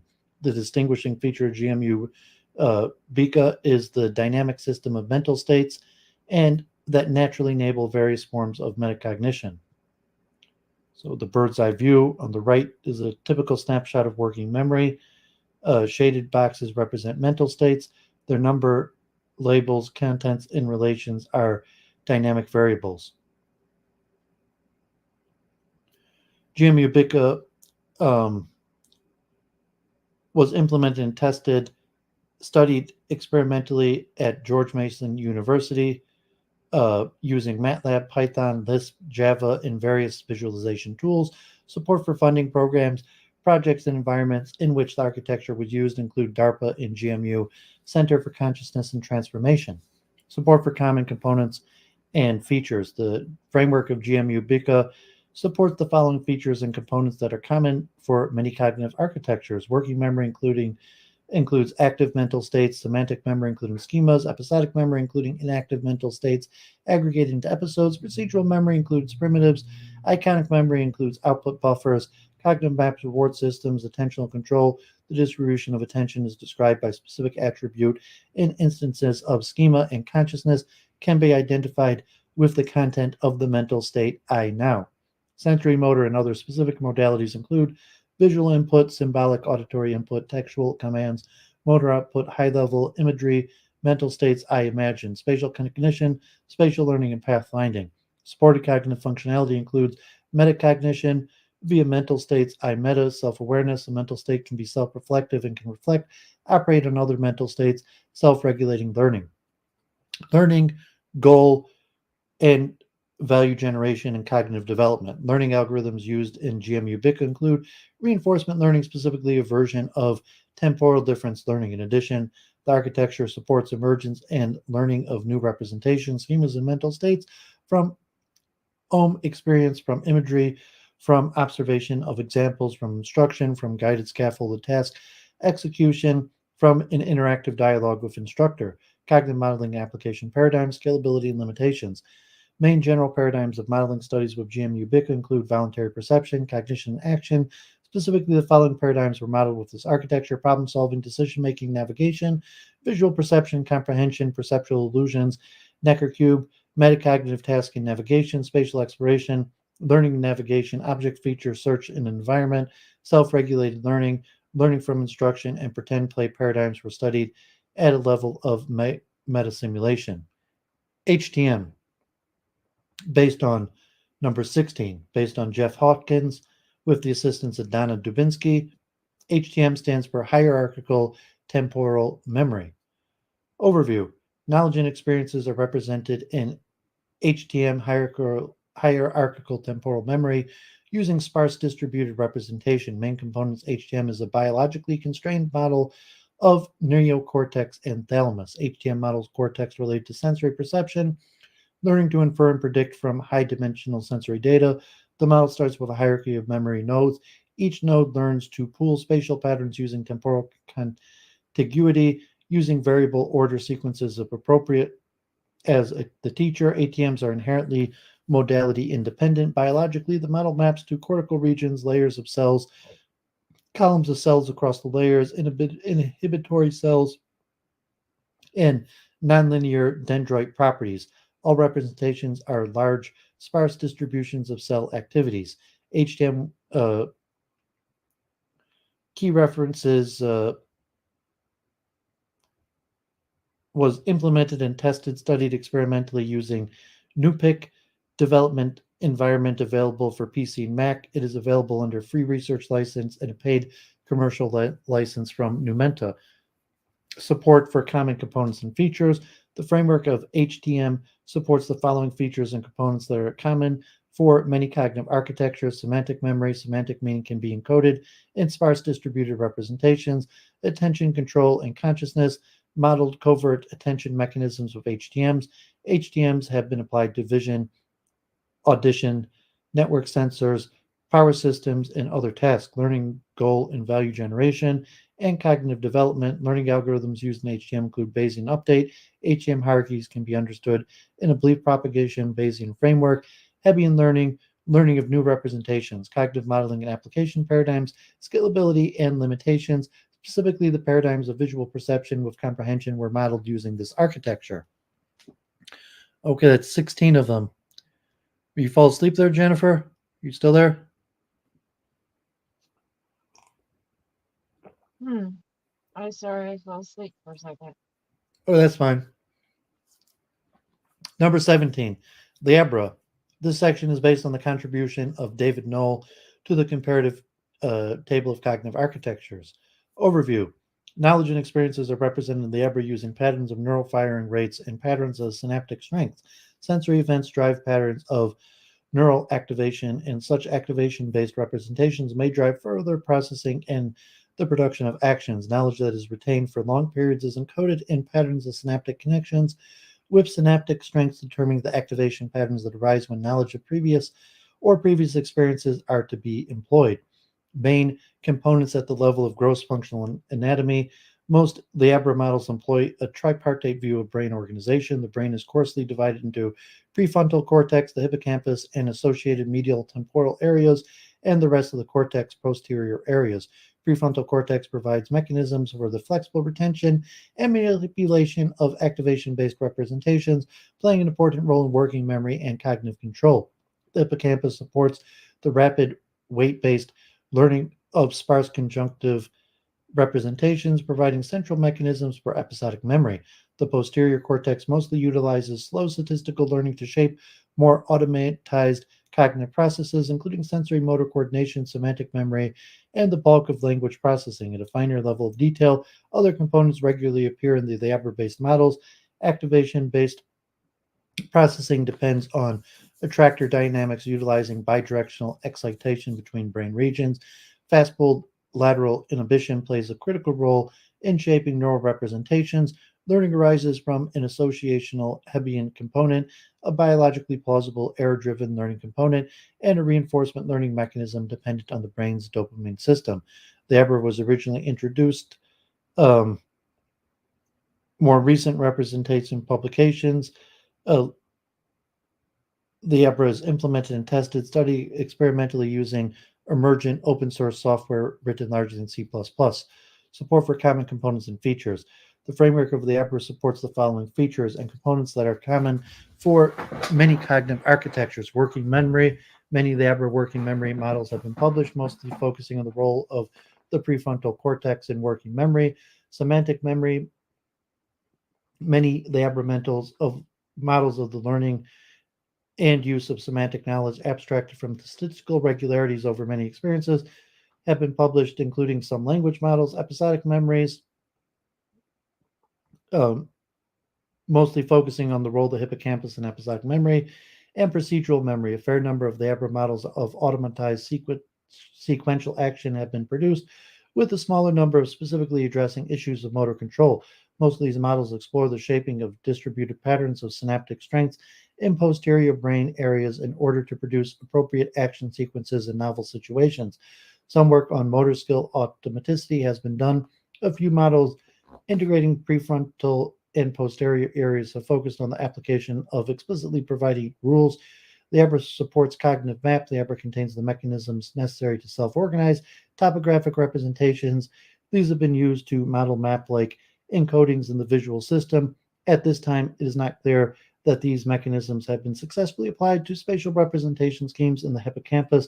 The ABRA supports reward systems. The ABRA embraces a few alternative models of the reward-based learning system dependent on the mesolimbic dopamine system, including a neural implementation of temporal difference learning, and more recently, the PVLV algorithm. Models have been published, including these mechanisms as well as interactions between dopamine, the amygdala, in both lateral and orbital areas of the prefrontal cortex. The ABRA supports iconic memory. In the ABRA, iconic memory can result from activation-based attractor dynamics or from small, sometimes transient changes in synaptic strength, including mechanisms of synaptic depression. Imagery naturally arises from patterns of bidirectional excitation, allowing for top-down influences on sensory areas. Little work has been done, however, in evaluating the ABRA models of these phenomena against biological data. The ABRA supports perceptual memory. Different aspects of perceptual memory can be supported by activation-based learning, small changes in synaptic strength, frontally mediated working memory processes, and rapid sparse coding in the hippocampus. The ABRA supports attention control and consciousness. In the ABRA, attention largely follows a biased competition approach with top-down activity modulating a process that involves lateral inhibition. Lateral inhibition is a core mechanism in the ABRA as the bidirectional excitation needed for top-down modulation. Models of spatial attention have been published, including models that use both covert shifts in attention and eye movement in order to improve object recognition and localization. Published models of the role of prefrontal cortex in cognitive control generally involve an attention-like mechanism that allows frontally maintained rules to modulate posterior processing. Virtually no work has been done on consciousness in the ABRA framework, though there is some work currently being done on porting the Matheson-Moser account of visual awareness into the ABRA. Sensory motor and other specific modalities include visual input. An advanced ABRA model of visual object recognition has been produced, which receives photographic images as input. Auditory input with a few exploratory ABRA models have taken low-level acoustic features as input. This modality has not yet been extensively explored in spatial cognition, learning goal and value generation, and cognitive development. Learning algorithms used in the ABRA include reinforcement learning, Bayesian update, Hebbian learning, and learning of new representations. Reinforcement learning, the ABRA embraces a few alternative models of the reward-based learning system dependent on the mesolimbic dopamine system, including a neural implementation of temporal difference learning, and more recently, the PVLV algorithm. Models have been published involving these mechanisms, as well as interactions between dopamine, the amygdala, and both lateral and orbital areas of the prefrontal cortex. Bayesian update, while the ABRA does not include a mechanism for updating knowledge in a Bayes optimal fashion based on singular experiences, its error-driven learning mechanism does approximate maximum a posterior outputs given sufficient iterated learning. Hebbian learning, an associated learning role similar to traditional Hebbian learning, is one of the core learning mechanisms of the ABRA. Gradient descent methods, backpropagation, a biologically plausible error correction learning mechanism, similar in performance to the generalized delta rule, but dependent upon bidirectional excitation to communicate error information, is one of the core learning mechanisms of the ABRA. Learning of new representation, all active representations in the ABRA are at the core patterns of neural firing rates. Cognitive modeling and application paradigms, scalability and limitations.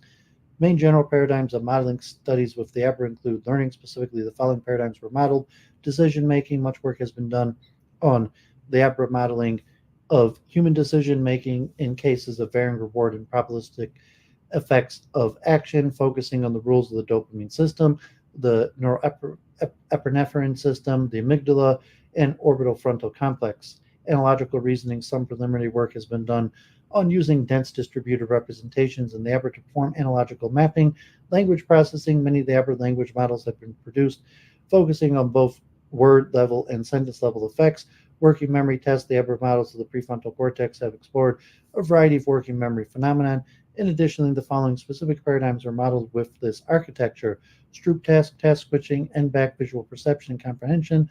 A powerful object recognition model has been constructed: spatial exploration, learning and navigation, object feature search and environment, Object localization naturally rises the object recognition model. Learning from instruction, some preliminary work on instruction following, particularly in the domain of classification instruction, has been done in Liabra. So that was the longest one yet, Liabra. I'm not sure I'd ever heard of that one before. Okay, Mr. Boston, thanks for still staying active. LIDA. Okay, so we've talked about LIDA before. LIDA based on Stan Franklin. Overview. Knowledge and experiences are represented in LIDA as follows. Perceptual knowledge using nodes and links in a slipnet-like net with sensory data and various types attached to nodes. Episodic knowledge using Boolean vectors. Sparse distributed memory. Procedural knowledge using schemes, a la schema mechanism, cognitive cycle, action perception cycle. And LIDA acts as a cognitive atom. Higher-level multi-cyclic processes are implemented as behavior streams. Main components involve the cognitive cycle, include sensory memory, perceptual associative memory, workspace, transient episodic memory, declarative memory, global workspace, procedural memory, action selection, sensory motor memory. LIDA was originally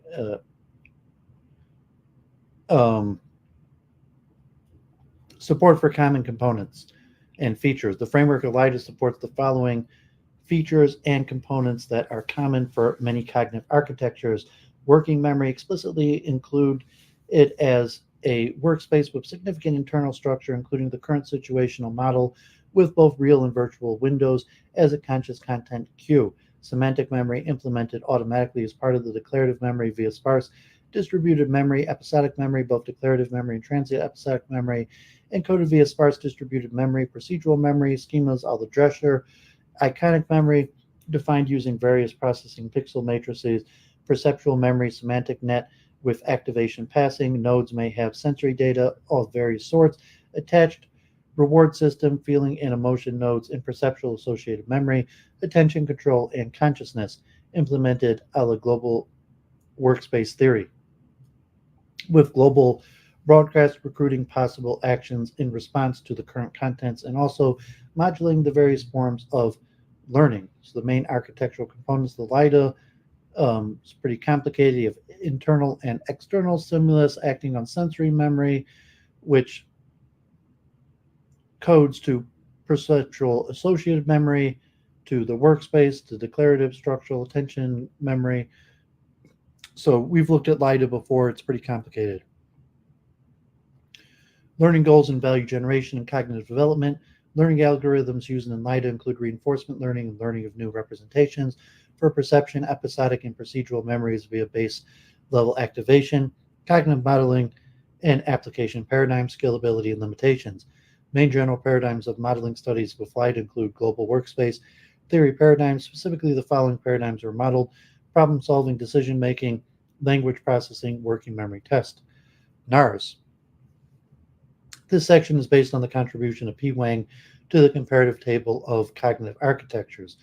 Though NARS can be considered as a cognitive architecture in a broad sense, it is very different from the other systems. Theoretically, NARS is a normative theory and model of intelligence and cognition as adaptation with insufficient knowledge and resources, rather than direct simulation of human cognitive behaviors, capabilities, or functions. Technically, NARS uses a unified reasoning mechanism on a unified memory for learning problem solving, rather than integrates different techniques in architecture. Therefore, accurately speaking, it is not after the same goal as many other cognitive architectures, though still related to them in various aspects. Overview.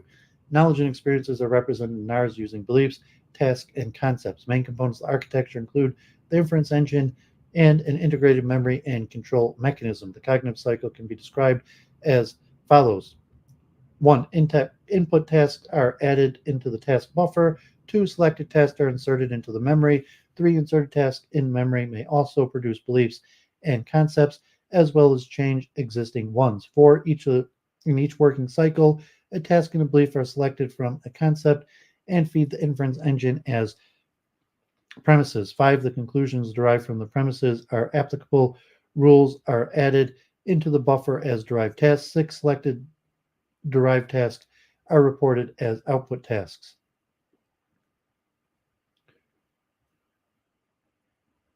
NARS is implemented using open source in Java and Prolog. The framework of NARS supports the following features and components that are common for many cognitive architectures: working memory, the active part of the memory, semantic memory, the whole memory is semantic, episodic memory, the part of the memory that contains temporal information, procedural memory, the part of the memory that is directly related to executable operation, cognitive map as part of the memory reward system, experience based on context sensitive evaluation. Nexting. This section is based on the contribution of Akshay Vashik and Shoshana Loeb. Overview. Knowledge and experience are represented in nexting using facts, rules, frames, learned, declared, symbolic representations of raw sensory inputs, expectation, generation, and mapping.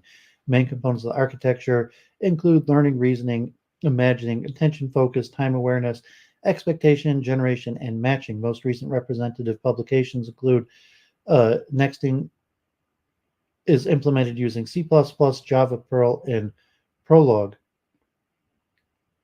Support for common components and features. The framework of Nexting supports the following features and components that are common for many cognitive architectures: working memory, semantic memory, frames, episodic memory, implicit, procedural memory, implicit attention control via expectation generation, and matching. Learning algorithms using Nexting include Bayesian update, learning of new representations, capable of representing newly learned knowledge, cognitive modeling and application paradigms, scalability, and limitations.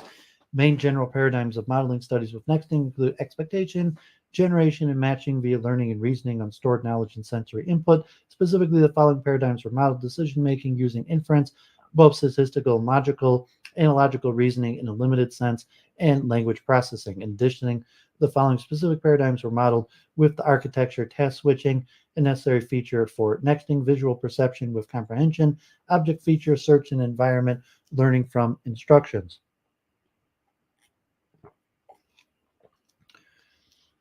Number 21, Pogamot, based on Cyril Brown. Overview. Knowledge and experience are represented in Pogamot using rules and operators. Main components of the architecture include procedural knowledge encoded in reactive rules, episodic and spatial memory encoded in a set of graph-based structures. Key reference to Pogamot include most recent representative publication tested and studied experimentally using Java and Python. Implementations featured ACTAR binding and emergent binding. Support for common components and features. The framework for Pogamot supports the following features and components that are common for many cognitive architectures: working memory, declarative; episodic memory, declarative or spreading activation network; procedural memory, rules; perceptual memory represents a couple of objects recently perceived by the agent; cognitive map, graph-based and Bayesian. Sensory motor and other specific modalities include visual input, both symbolic and symbolic, tailored for special purposes; learning goal and value generation, and cognitive development. The episodic memory uses heavy learning. In general, the architecture supports unsupervised learning and can learn in real time with respect to spatial and episodic memory.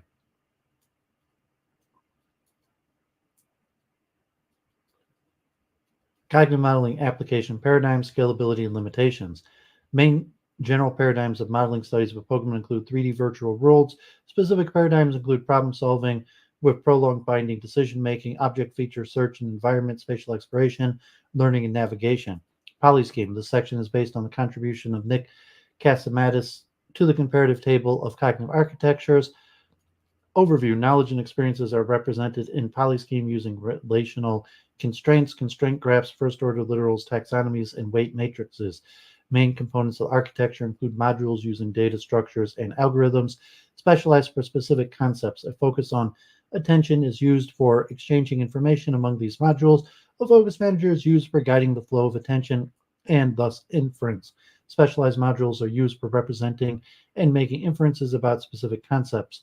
Polyscheme was originally introduced and implemented and tested, studied experimentally using Java. Support for common components and features. The framework of Polyscheme supports the following features and components that are common for many cognitive architectures: working memory. Each specialist implements its own; semantic memory. Each specialist implements its own; episodic memory, procedural memory, iconic memory. There's spatial specialist that is some of this functionality, perceptual memory, there's and cognitive map, reward system, and attention control, cognitive modeling and application paradigm, scalability and limitations. Main general paradigm of modeling studies with polyscheme include reasoning and model finding. Specifically, the following paradigms were modeled: problem solving, language processing, and pretend play in a limited sense. Recommendation architecture. This section is based on Andrew Coward. Theoretical arguments indicate that any system which must learn to perform a large number of different behaviors will be constrained into the recommendation architecture from a combination of practical requirements, including the need to limit information handling resources, the need to learn without inference with past learning, the need to recover from component failures and damage, and the need to construct the system efficiently. So the model of the recommendation architecture, which is based on neuroanatomy. Overview. Knowledge and experiences are represented in RA using a large set of heuristically defined similarity circumstances, each of which is a group of information conditions that are similar and have tended to occur at the same time in past experience. One similarity circumstance does not correlate unambiguously with any one cognitive category, but each similarity circumstance is associated with a range of recommendation weights in favor of different behaviors, such as identifying categories in current experience. The predominant weight across all currently detected similarity circumstances is the accepted behavior. Main components of the architecture include condition definition and detection, selection of similarity circumstances to be changed in each experience of the hippocampus, selection of sensory and other information to be used in the current similarity circumstances detection in the thalamus, assignment and comparison of recommendation weights to determine current behavior, basal ganglia, reward management to change recommendation weights, nucleus accumbens, management of relative priority of different types of behavior, the amygdala and hypothalamus, reordering and implementation of frequently required behavioral sequences in the cerebellum.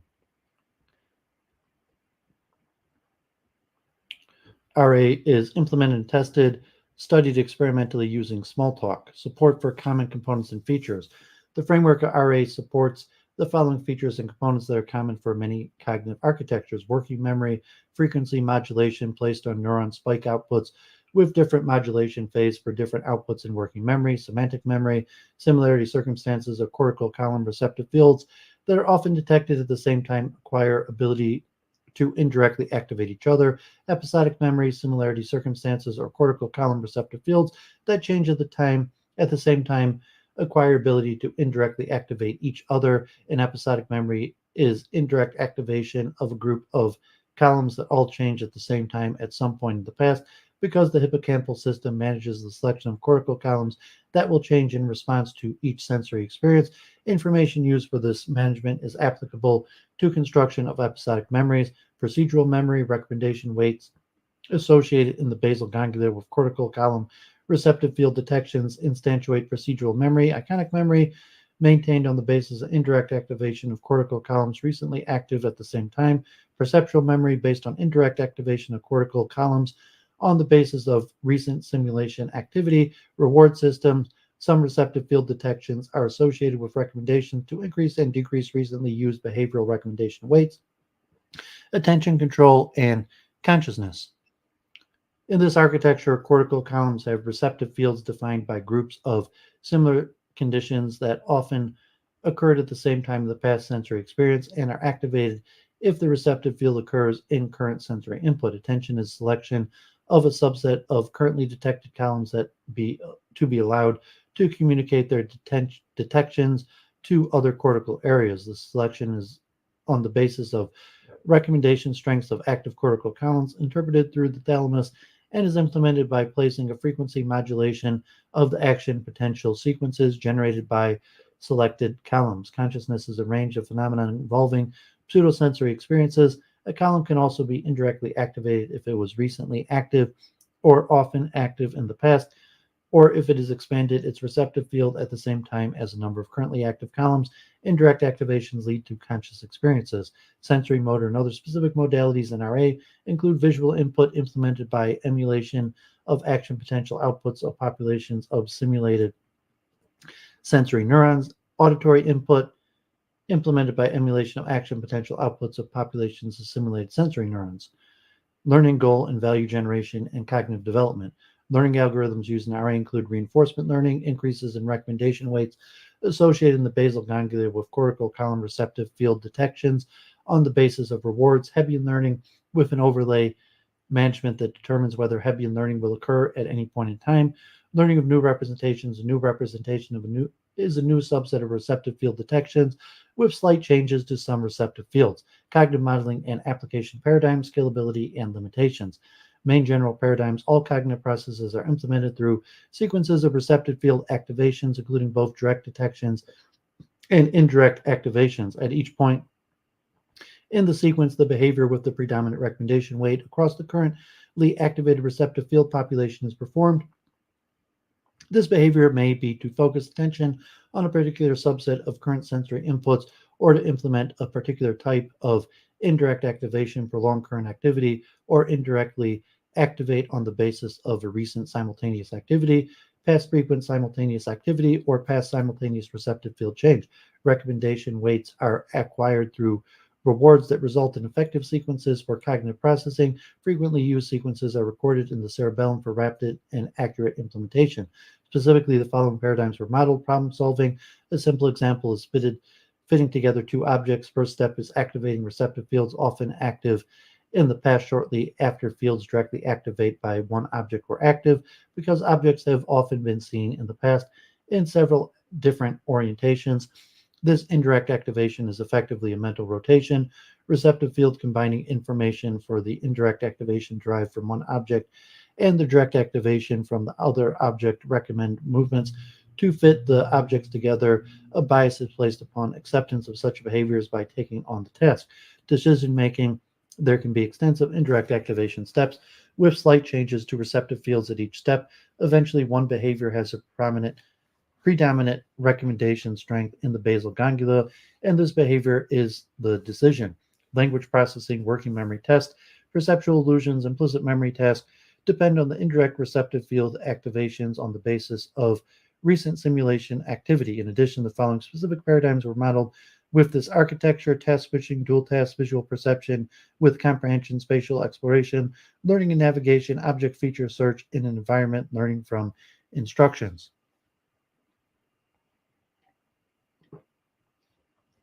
REM, number 24, by REM, Ashok Goel, William Murdoch, and Spencer Rugebeer.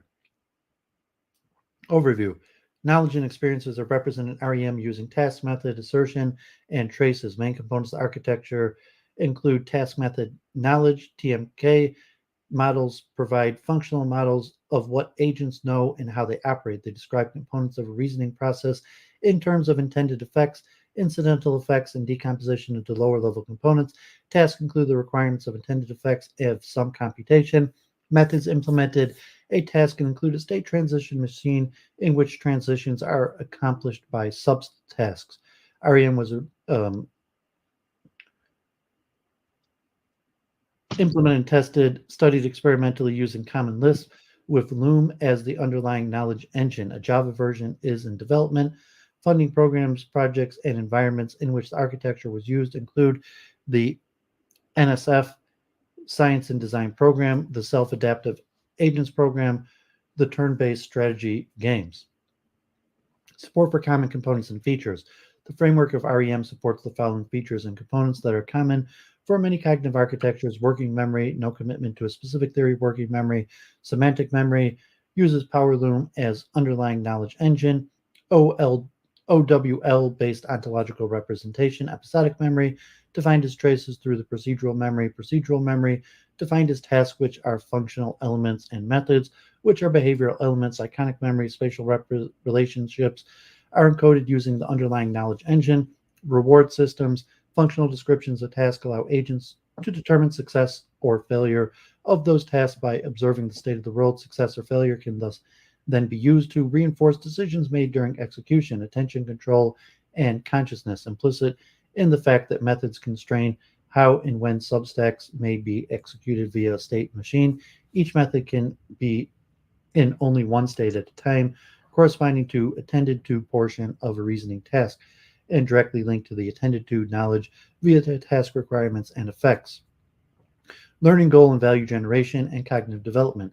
Learning algorithms used in REM include reinforcement learning, learns criteria for selecting alternative methods for accomplishing tasks, and also alternative transitions within method state transition machines. Learning of new representation learns reinforcement of methods for existing tasks and can respond to specification of some new task by adapting the methods for some similar task. Cognitive modeling and application paradigm, scalability, and limitations. Main general paradigm of modeling studies with REM include reflection, adaptation in response to new functional requirements, also planning and reinforcement learning. Specifically, the following paradigms were modeled: problem-solving, decision-making, specifically in selecting methods to perform a task and selecting transitions within a method; analogical reasoning using the functional specification, requirements, and effects of task; and metacognitive task. In addition, the following specific paradigms were modeled with this architecture: Towers of Hanoi, London, spatial exploration, learning and navigation, learning from instruction, from new task specifications. Number 25, second to last one, SOAR, John Laird and Andrea Stucco. So SOAR we have also looked at in depth. This is John Laird, who is at University of Michigan from Carnegie Mellon, who was actually a student of Alan Newell. Overview. Knowledge and experience are represented in SOAR using rules, procedural knowledge, relational graph structure,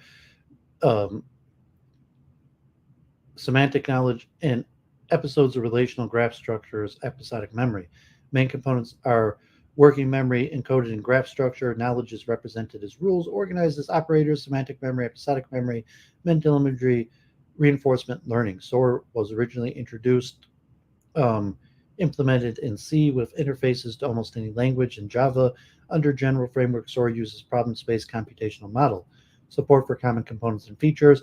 The framework of SOAR supports the following features and components that are common for many cognitive architectures: working memory, relational graph structure, semantic memory, relational graph structure, episodic memory encoded as a graph structure, snapshots of working memory, procedural memory, rules, iconic memory, explicitly defined reward structures, appraisal-based reward, as well as user-defined internal-external reward, attention, control, and consciousness. Sensory, motor, and other episodic-specific modalities include visual input, propositional or relational, auditory input, support for text-based communication.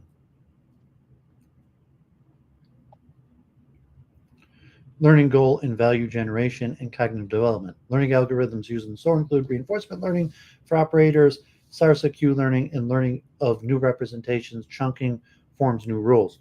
Also mechanisms to create new episodes, new semantic memories. Cognitive modeling, application paradigm, scalability, and limitations.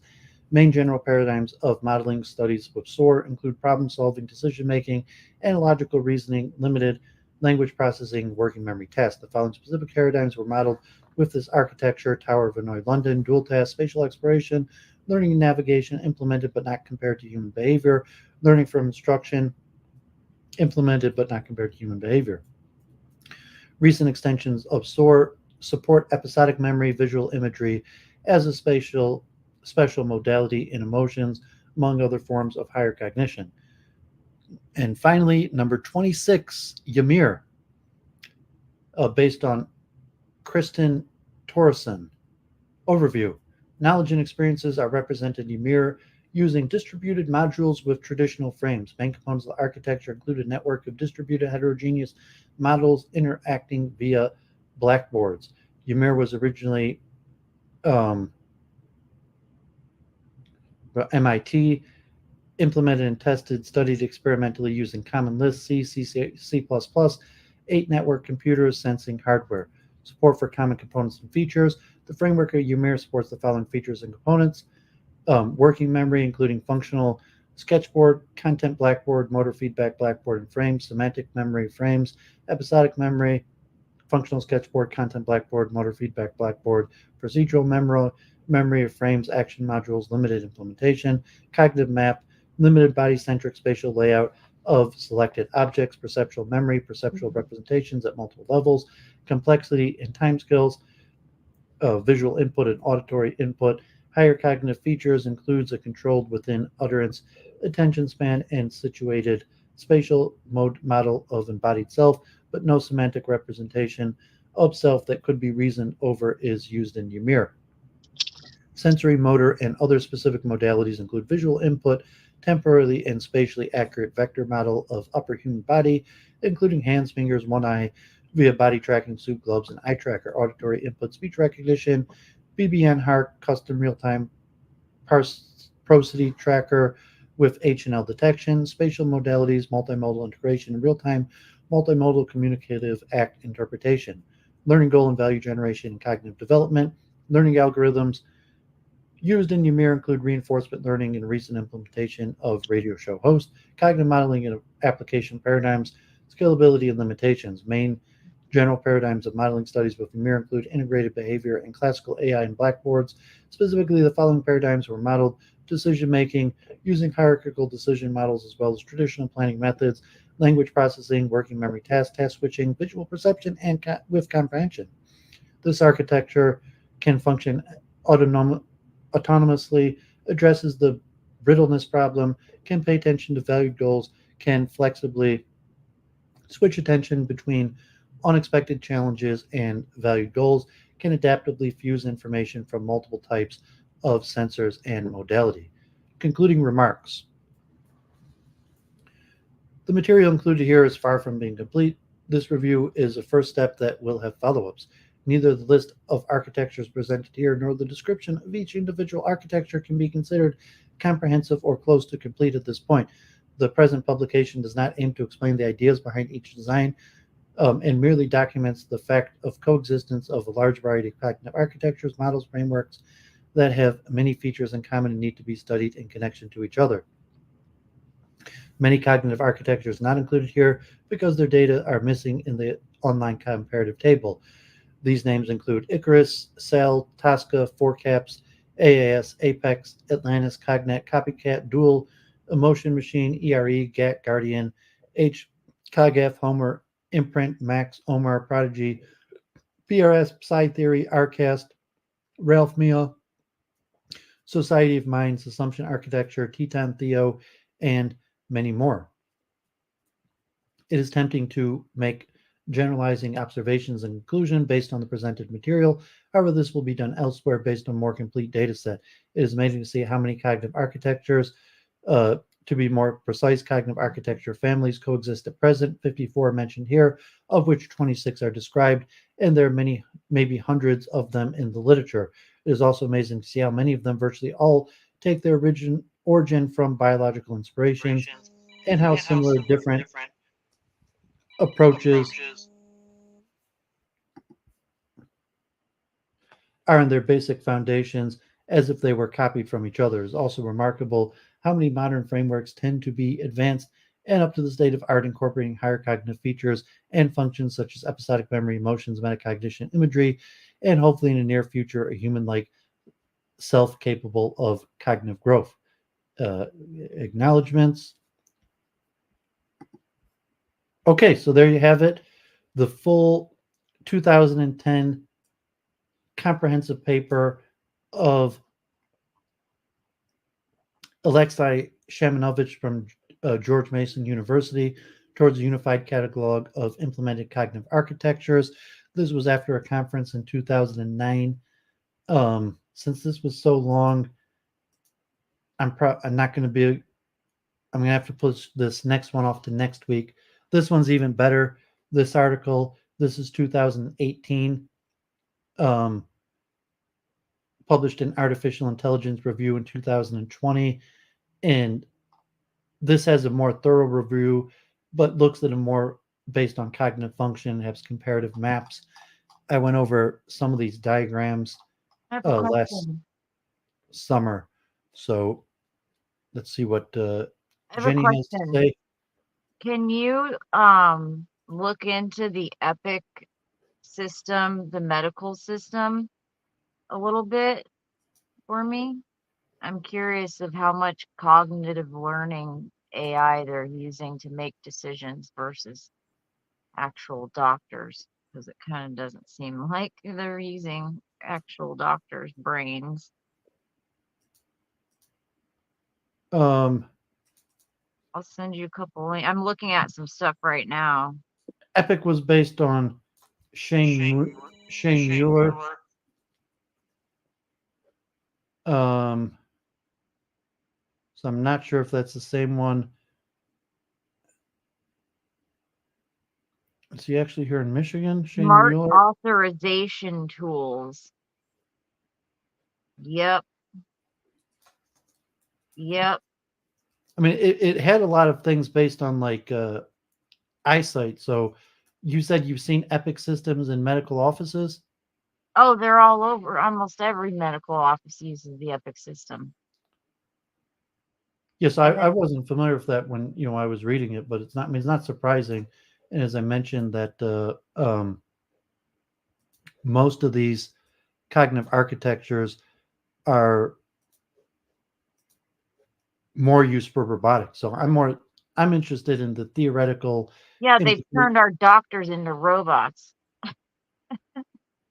Well, that's something else than I mean, if they I use it for know. It's testing. just a joke, Doovid. It was a joke. Yeah, I'm more interested in the theoretical workings of the mind. So that's why the They're not subject. using them. That's the problem. The computer is telling them what to do, and they're not using their minds. So I want to find out what the F's going on, because trust me, you don't want to get sick. You better hope you never get any pain and you die peacefully in your sleep, pain free for the rest of your life. Well, amen. I mean, you gotta be very careful with your health. And I mean, my father's a doctor. Like, I know a whole bunch of Oh, doctors, well, you're good, man. I should come visit you. I'm your doctor, but father. yeah, I mean, certain level of knowledge where you have to put trust into the expertise of other people. And so if you have family members or people or you grew up in your uh people that took that path in life that you trust, um and then Yeah. like the knowledge level of what the doctor knows and just the machines that they use. I mean, they're just using Well, it's an that the epic doctors machine to don't test. trust the people, is seeming, or they pretend not to trust us. Really, I think they don't trust the government not to take their licenses. I think that they just pretend to believe that we're all just a bunch of junkies, blah, blah, blah, and they can't give us anything. So there's this thing called, for this reason, optimizing the medical UX design for Epic systems will enhance efficacy and functionality. So whatever that medical UX design is, healthcare UX design for healthcare businesses. Provide a better digital experience with healthcare app design solutions, engagement, streamline processes, and improve patient outcomes. Well, they're definitely not improving patient outcomes, but they're streamlining processes. Compassion, yeah, right. Yeah, right. Compassion for like the doctor who used to run out of the room. Anyway, this would be an interesting thing to research for sure, and it affects everybody. Yeah, well, these are just tools that could be used for various methods. Yeah. Well, it's a problem. That's all I'm saying. Well, I mean, I love being able to email my doctor, but I don't like this machine telling my doctor what to do, which is basically just experiment on me and see how fast you can blow me up in interesting ways and make notes about it. yeah, I mean, I guess from my, I'm gonna call it my like epistemology, my worldview, human nature is the problem. So these are just tools that could be used and implemented in various ways. Yeah, the humans designed them to be in this such a way. It's, Yeah, I mean, it's just a tool, and saying how humans use them is determined by human nature, by the given well, here's the application. problem. Some evil person designs it. And then the doctors, they're just following orders. They're not thinking. They're not responsible. They don't And you think feel this like Mueller guy is evil? And I seriously doubt I'm not going to call this Mueller guy evil. He's just the guy who developed it. I mean, if he had suffered the from, people programming, you know, telling the computer what, for example, the lab results. It's well known that the lab test results are the normal range is set way too high, it just seems a counterproductive way of looking at it to me. It's saying like especially the kidney one. So you everybody don't know suffers the how same sick problems of you human are nature. until it's way too late. I mean, if you say there's aspects of human nature like greed, selfishness, anger, lust, um, that all people suffer to varying degrees, and systems of large systems of human like health. You say, well, all doctors, all people in the medical field, the business side, the bureaucratic side, are going to suffer from the various elements of the negative side of human nature, including power seeking, um, greed, envy, lust, so on and so on, that might cloud their vision or their judgment. But and even if a person does horrible actions, so to say, sinful actions that deserve punishment, if that makes them a bad or evil person, that's not. It's not how I see things. Not my worldview. So you say that the ideas are relatively neutral, uh, and I could be. didn't say they were evil or this or that or this or that. All I'm saying is they're not using their brains. They're just relying on this epic system to tell them everything to do, which isn't working. Well, it works to some extent. Not for people who actually need help. It works if you just need to get into your doctor's appointment and talk about your ingrown toenail. Well, if it's algorithmic, where it's, I mean, to some extent, also you see that AI is coming to replace doctors. So at this point, if you have, And AI doctors were better. Like 86% of the people who were they had a telehealth visit. One of them was with an AI and one of them was with the regular doctor. They didn't know which one. 86% or something chose the AI doctor. That's bad. yeah, I mean, it's like the Turing test. It say that the, but yeah, I mean, you're going to see more and more of these computer system, and I mean, the best is a proper use of human computer interaction. Right. And what's the right, a good doctor who takes advantage of the computer technology to the best of their ability to implement it with their own decision making ability, and then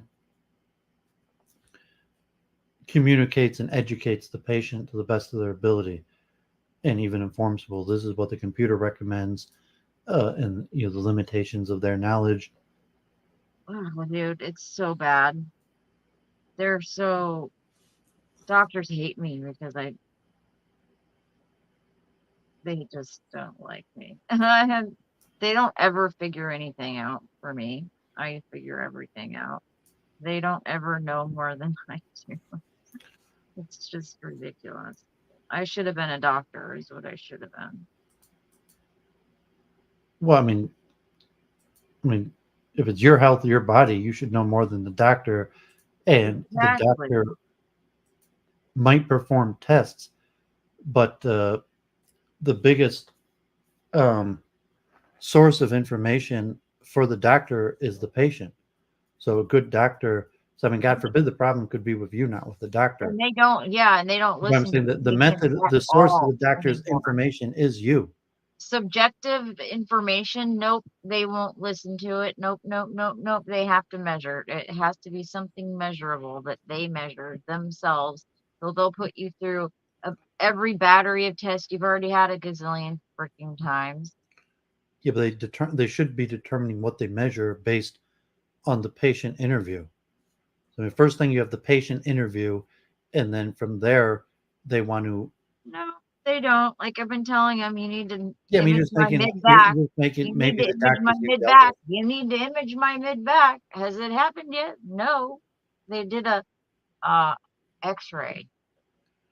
Okay, well, I mean, God forbid that's your experience, and and if the Oh, doctor's the I've problem, got a billion maybe you're the experiences. problem.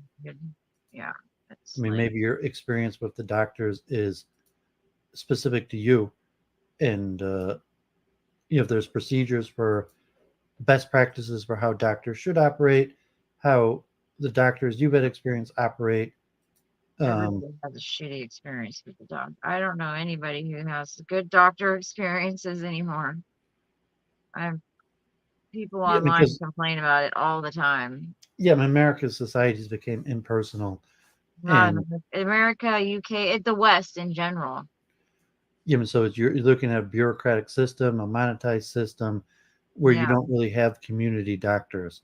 So I mean, doctors are worried about malpractice and procedures and norms and insurance and government mandates, and there and you also the financial mechanisms where they don't really develop a personal relation with okay, my father's a family practice doctor, so he might have more long-term relationship with the patient or having whole families, um, as Can I opposed to stop by on my way to the Mayo Clinic or on my way back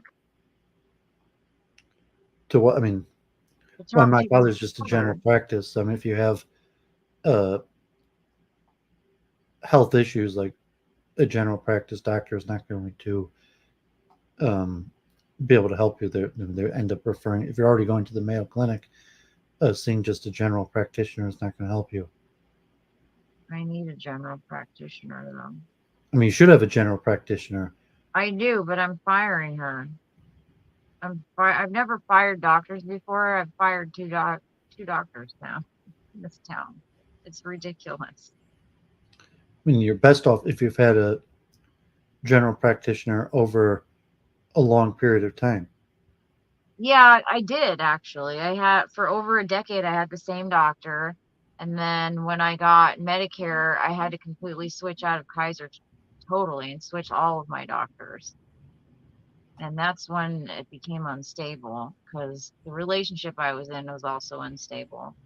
So I was bouncing around, which doesn't look bad, but I was hella stable for, 10 years with the same doctor when I was on morphine.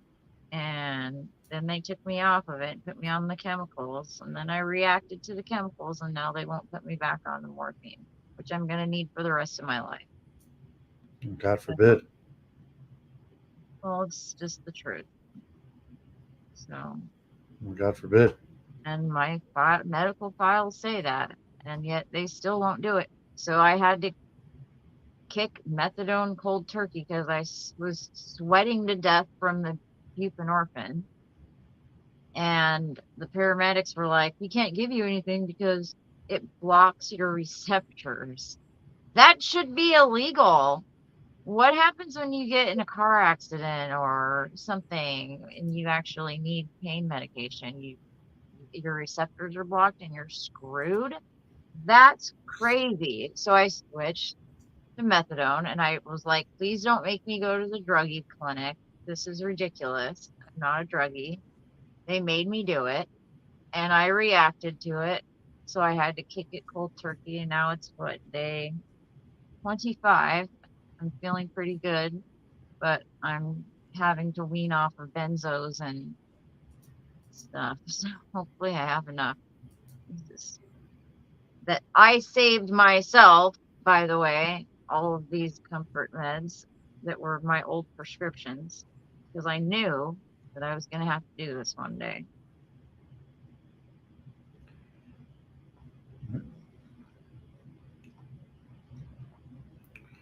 which blew my doctor's mind. You have 4 or 5-year-old morphine? I'm like, yeah. And So I'm listening. Go 1 minute. I'll be back 1 second. Does that surprise you, lady?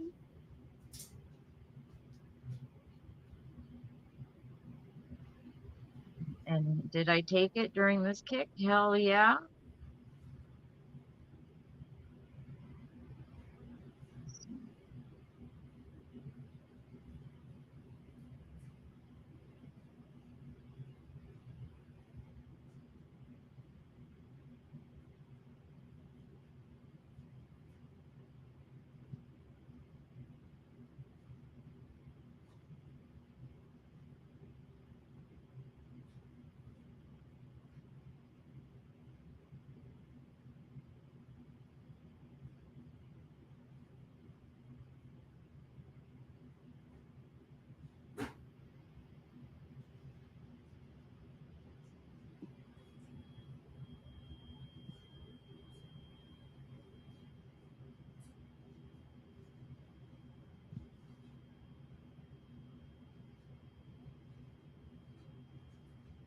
So this is what I think I was talking about earlier. Patients are consumers too.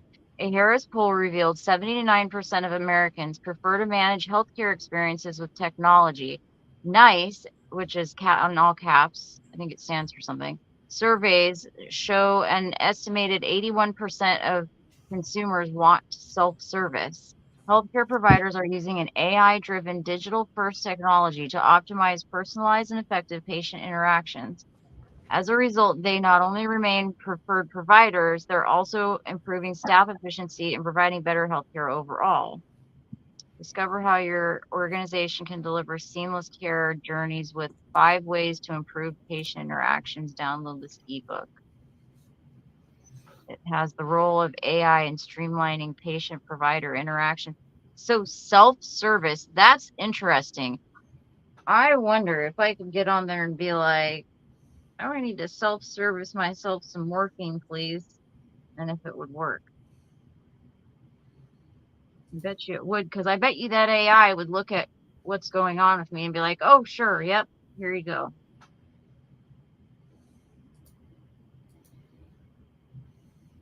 Yeah, 79% of Americans prefer managing healthcare experiences with technology because our doctors' brains are so bad. Yikes. I'm going to save this one. I filled your void of noise.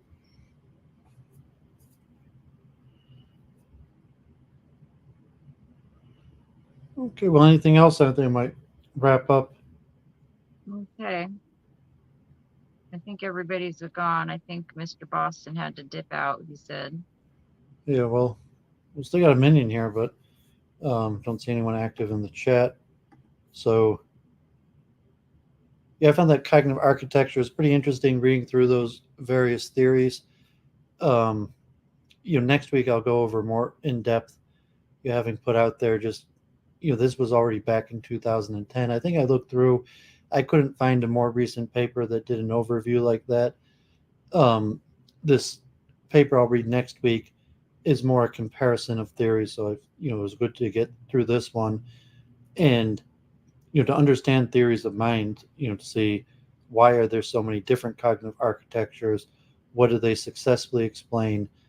Is it possible to have some form of unified cognitive architecture where, there's just, why are there so many cognitive architectures? Is it possible to unify and reduce cognitive architectures? And if not, why not? So it's just something to think about. And why have cognitive architectures kind of fallen out to relegated to computer science? That cognitive architectures are not really thought of much in consciousness studies or theories of mind, and been relegated to computer science, and presumably because it's became clear that cognitive architectures are more based on how the computer works than on the mind works.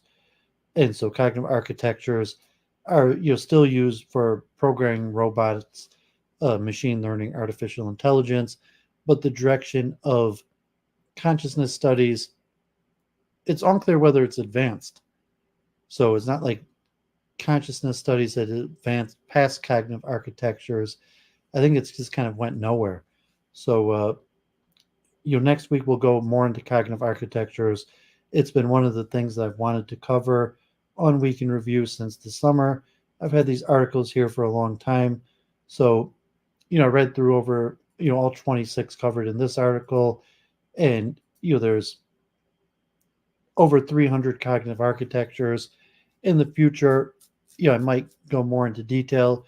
I guess Jenny was interesting. She was familiar with the EPIC one that has been used for medical practice as like algorithmic design for the computer programs that help doctors make decisions, or even automatically computerized make decisions. So when you're thinking like cognitive architecture based on inputs, and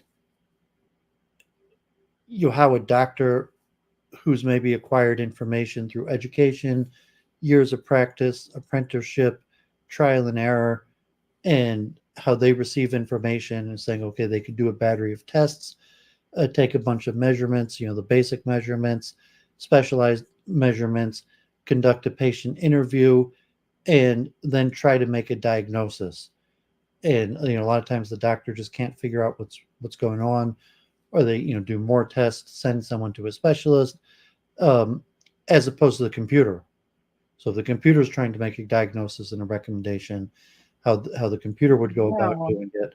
Do you know how hard it is to get a freaking diagnosis? They don't want to give you a diagnosis. They don't. Well, they run tests. I mean, so if you have an issue and the doctor could clearly diagnose it, they usually will. But Yeah. if it's something that is, It'll take them 10, 15 years to do it too. well, if there's Even though you tell uncertainty, them exactly what the problem is, they still won't fucking if there's listen. uncertainty, um, or it could be multiple things. Mhm. I mean, so if they're just like prescribing medicine, Which is so all they do. Yep, that's all they do. All they do anymore. there's multiple aspects to it. And saying like, I mean, in different, there's not like the all they do, because there's different doctors that function in different ways, and I mean, there's certain procedural aspects to how um, medicine has. This is an interesting one. I don't know if you've got this cognitive architecture article or not. Theory, analytical framework, it says. Copy. This is about memory and storing memory, I think.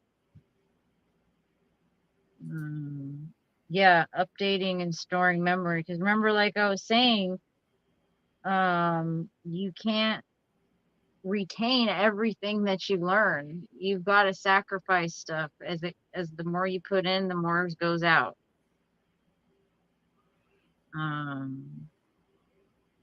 So this one is a cognitive architecture for machine consciousness and artificial superintelligence, and it tells how it keeps these two memory stores, and they're updated continuously. Yeah, anyway, I put the link in the chat. Yes, so there's hundreds of different cognitive architecture theories, Yeah. and generally they just keep on coming up with more. They don't seem to be unifying them, and a lot of times they're just coding paradigms. Or these days they're more likely to be computer science, and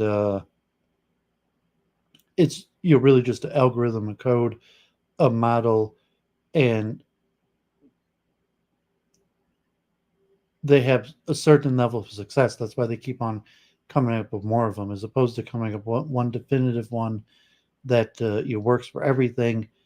Um, they're more likely to just come up with one that works has a certain level of functioning and use it for that function, and then they have to come up with another, that just has some functional aspect that works.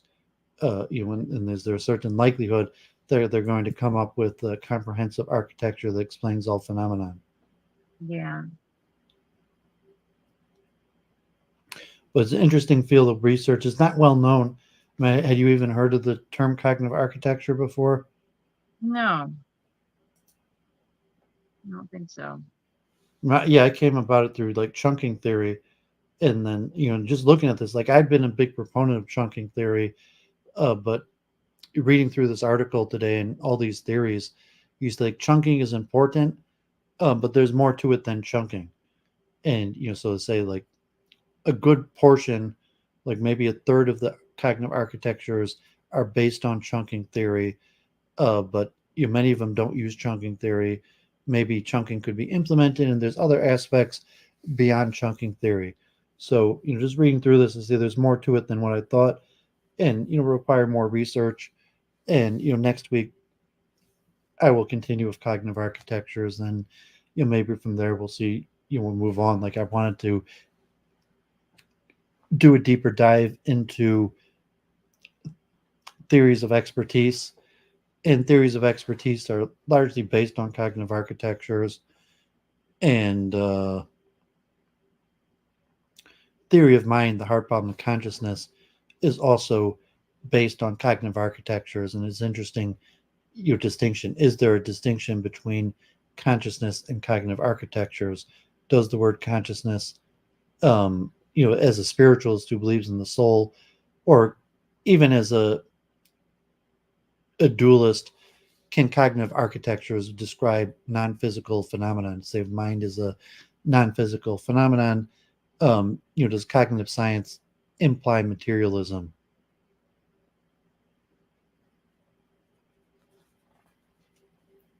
Yeah, no.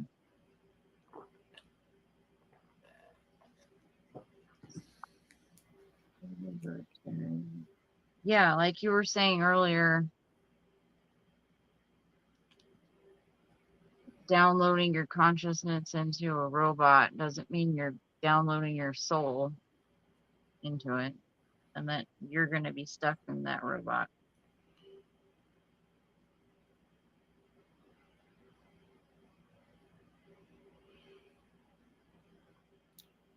Yeah, and then say, most cognitive architectures, work with the input output of sensory experience with the outside world, and then getting back to the Kant and the a priori, or reflection, is just a process that all minds work, and the only difference between minds is their interaction with the environment, or is there an independent reflective process that's different between people?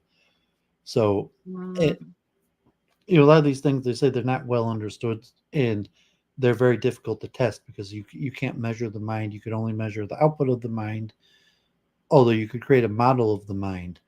And so um, most of these theories just say, well, because you can't actually measure the mind, you could only measure the output of the mind. You could create a model of the mind and then use the model of the mind to predict outputs of the mind. And then if the model of the mind is predictive of outputs of the mind, then it's some sort of indication that it's an accurate actual model of the mind, although you can't actually map the model onto the mind. So Doooovid would say that you can't do that because the mind is not physical. The mind is actually immaterial, spiritual aspect, yeah. and the model is also. So that that's why I lean towards dualism. So even researching say, well, that's not um,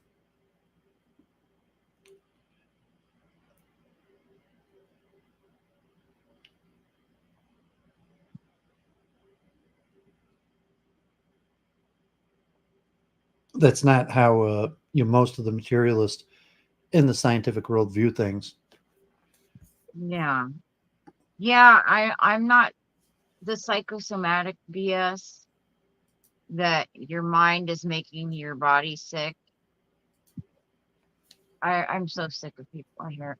I'm so sick of hearing that. Or that you can think yourself better with positive thoughts. No, you can't. Like, yes, if you're not stressed out, of course your immune system is going to be better. But that's about as far as it goes. You know, like you can't magically think yourself better. We've also take the historical that sin is the cause of sickness. Yeah. I mean, not necessarily like psychosomatic, that it's mental, although it could be, but that say that a certain aspect that sickness is caused by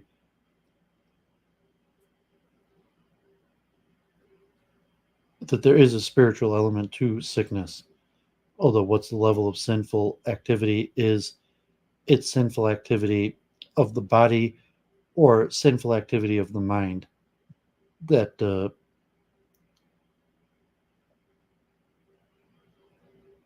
so these are even more complicated, like to have a dualistic system. So just a cognitive architecture in and of itself, as opposed to a cognitive architecture that would include some sort of dualism and spiritual system, Yeah. which would something like the Kabbalah is aim. That's what the Kabbalah is aiming for. But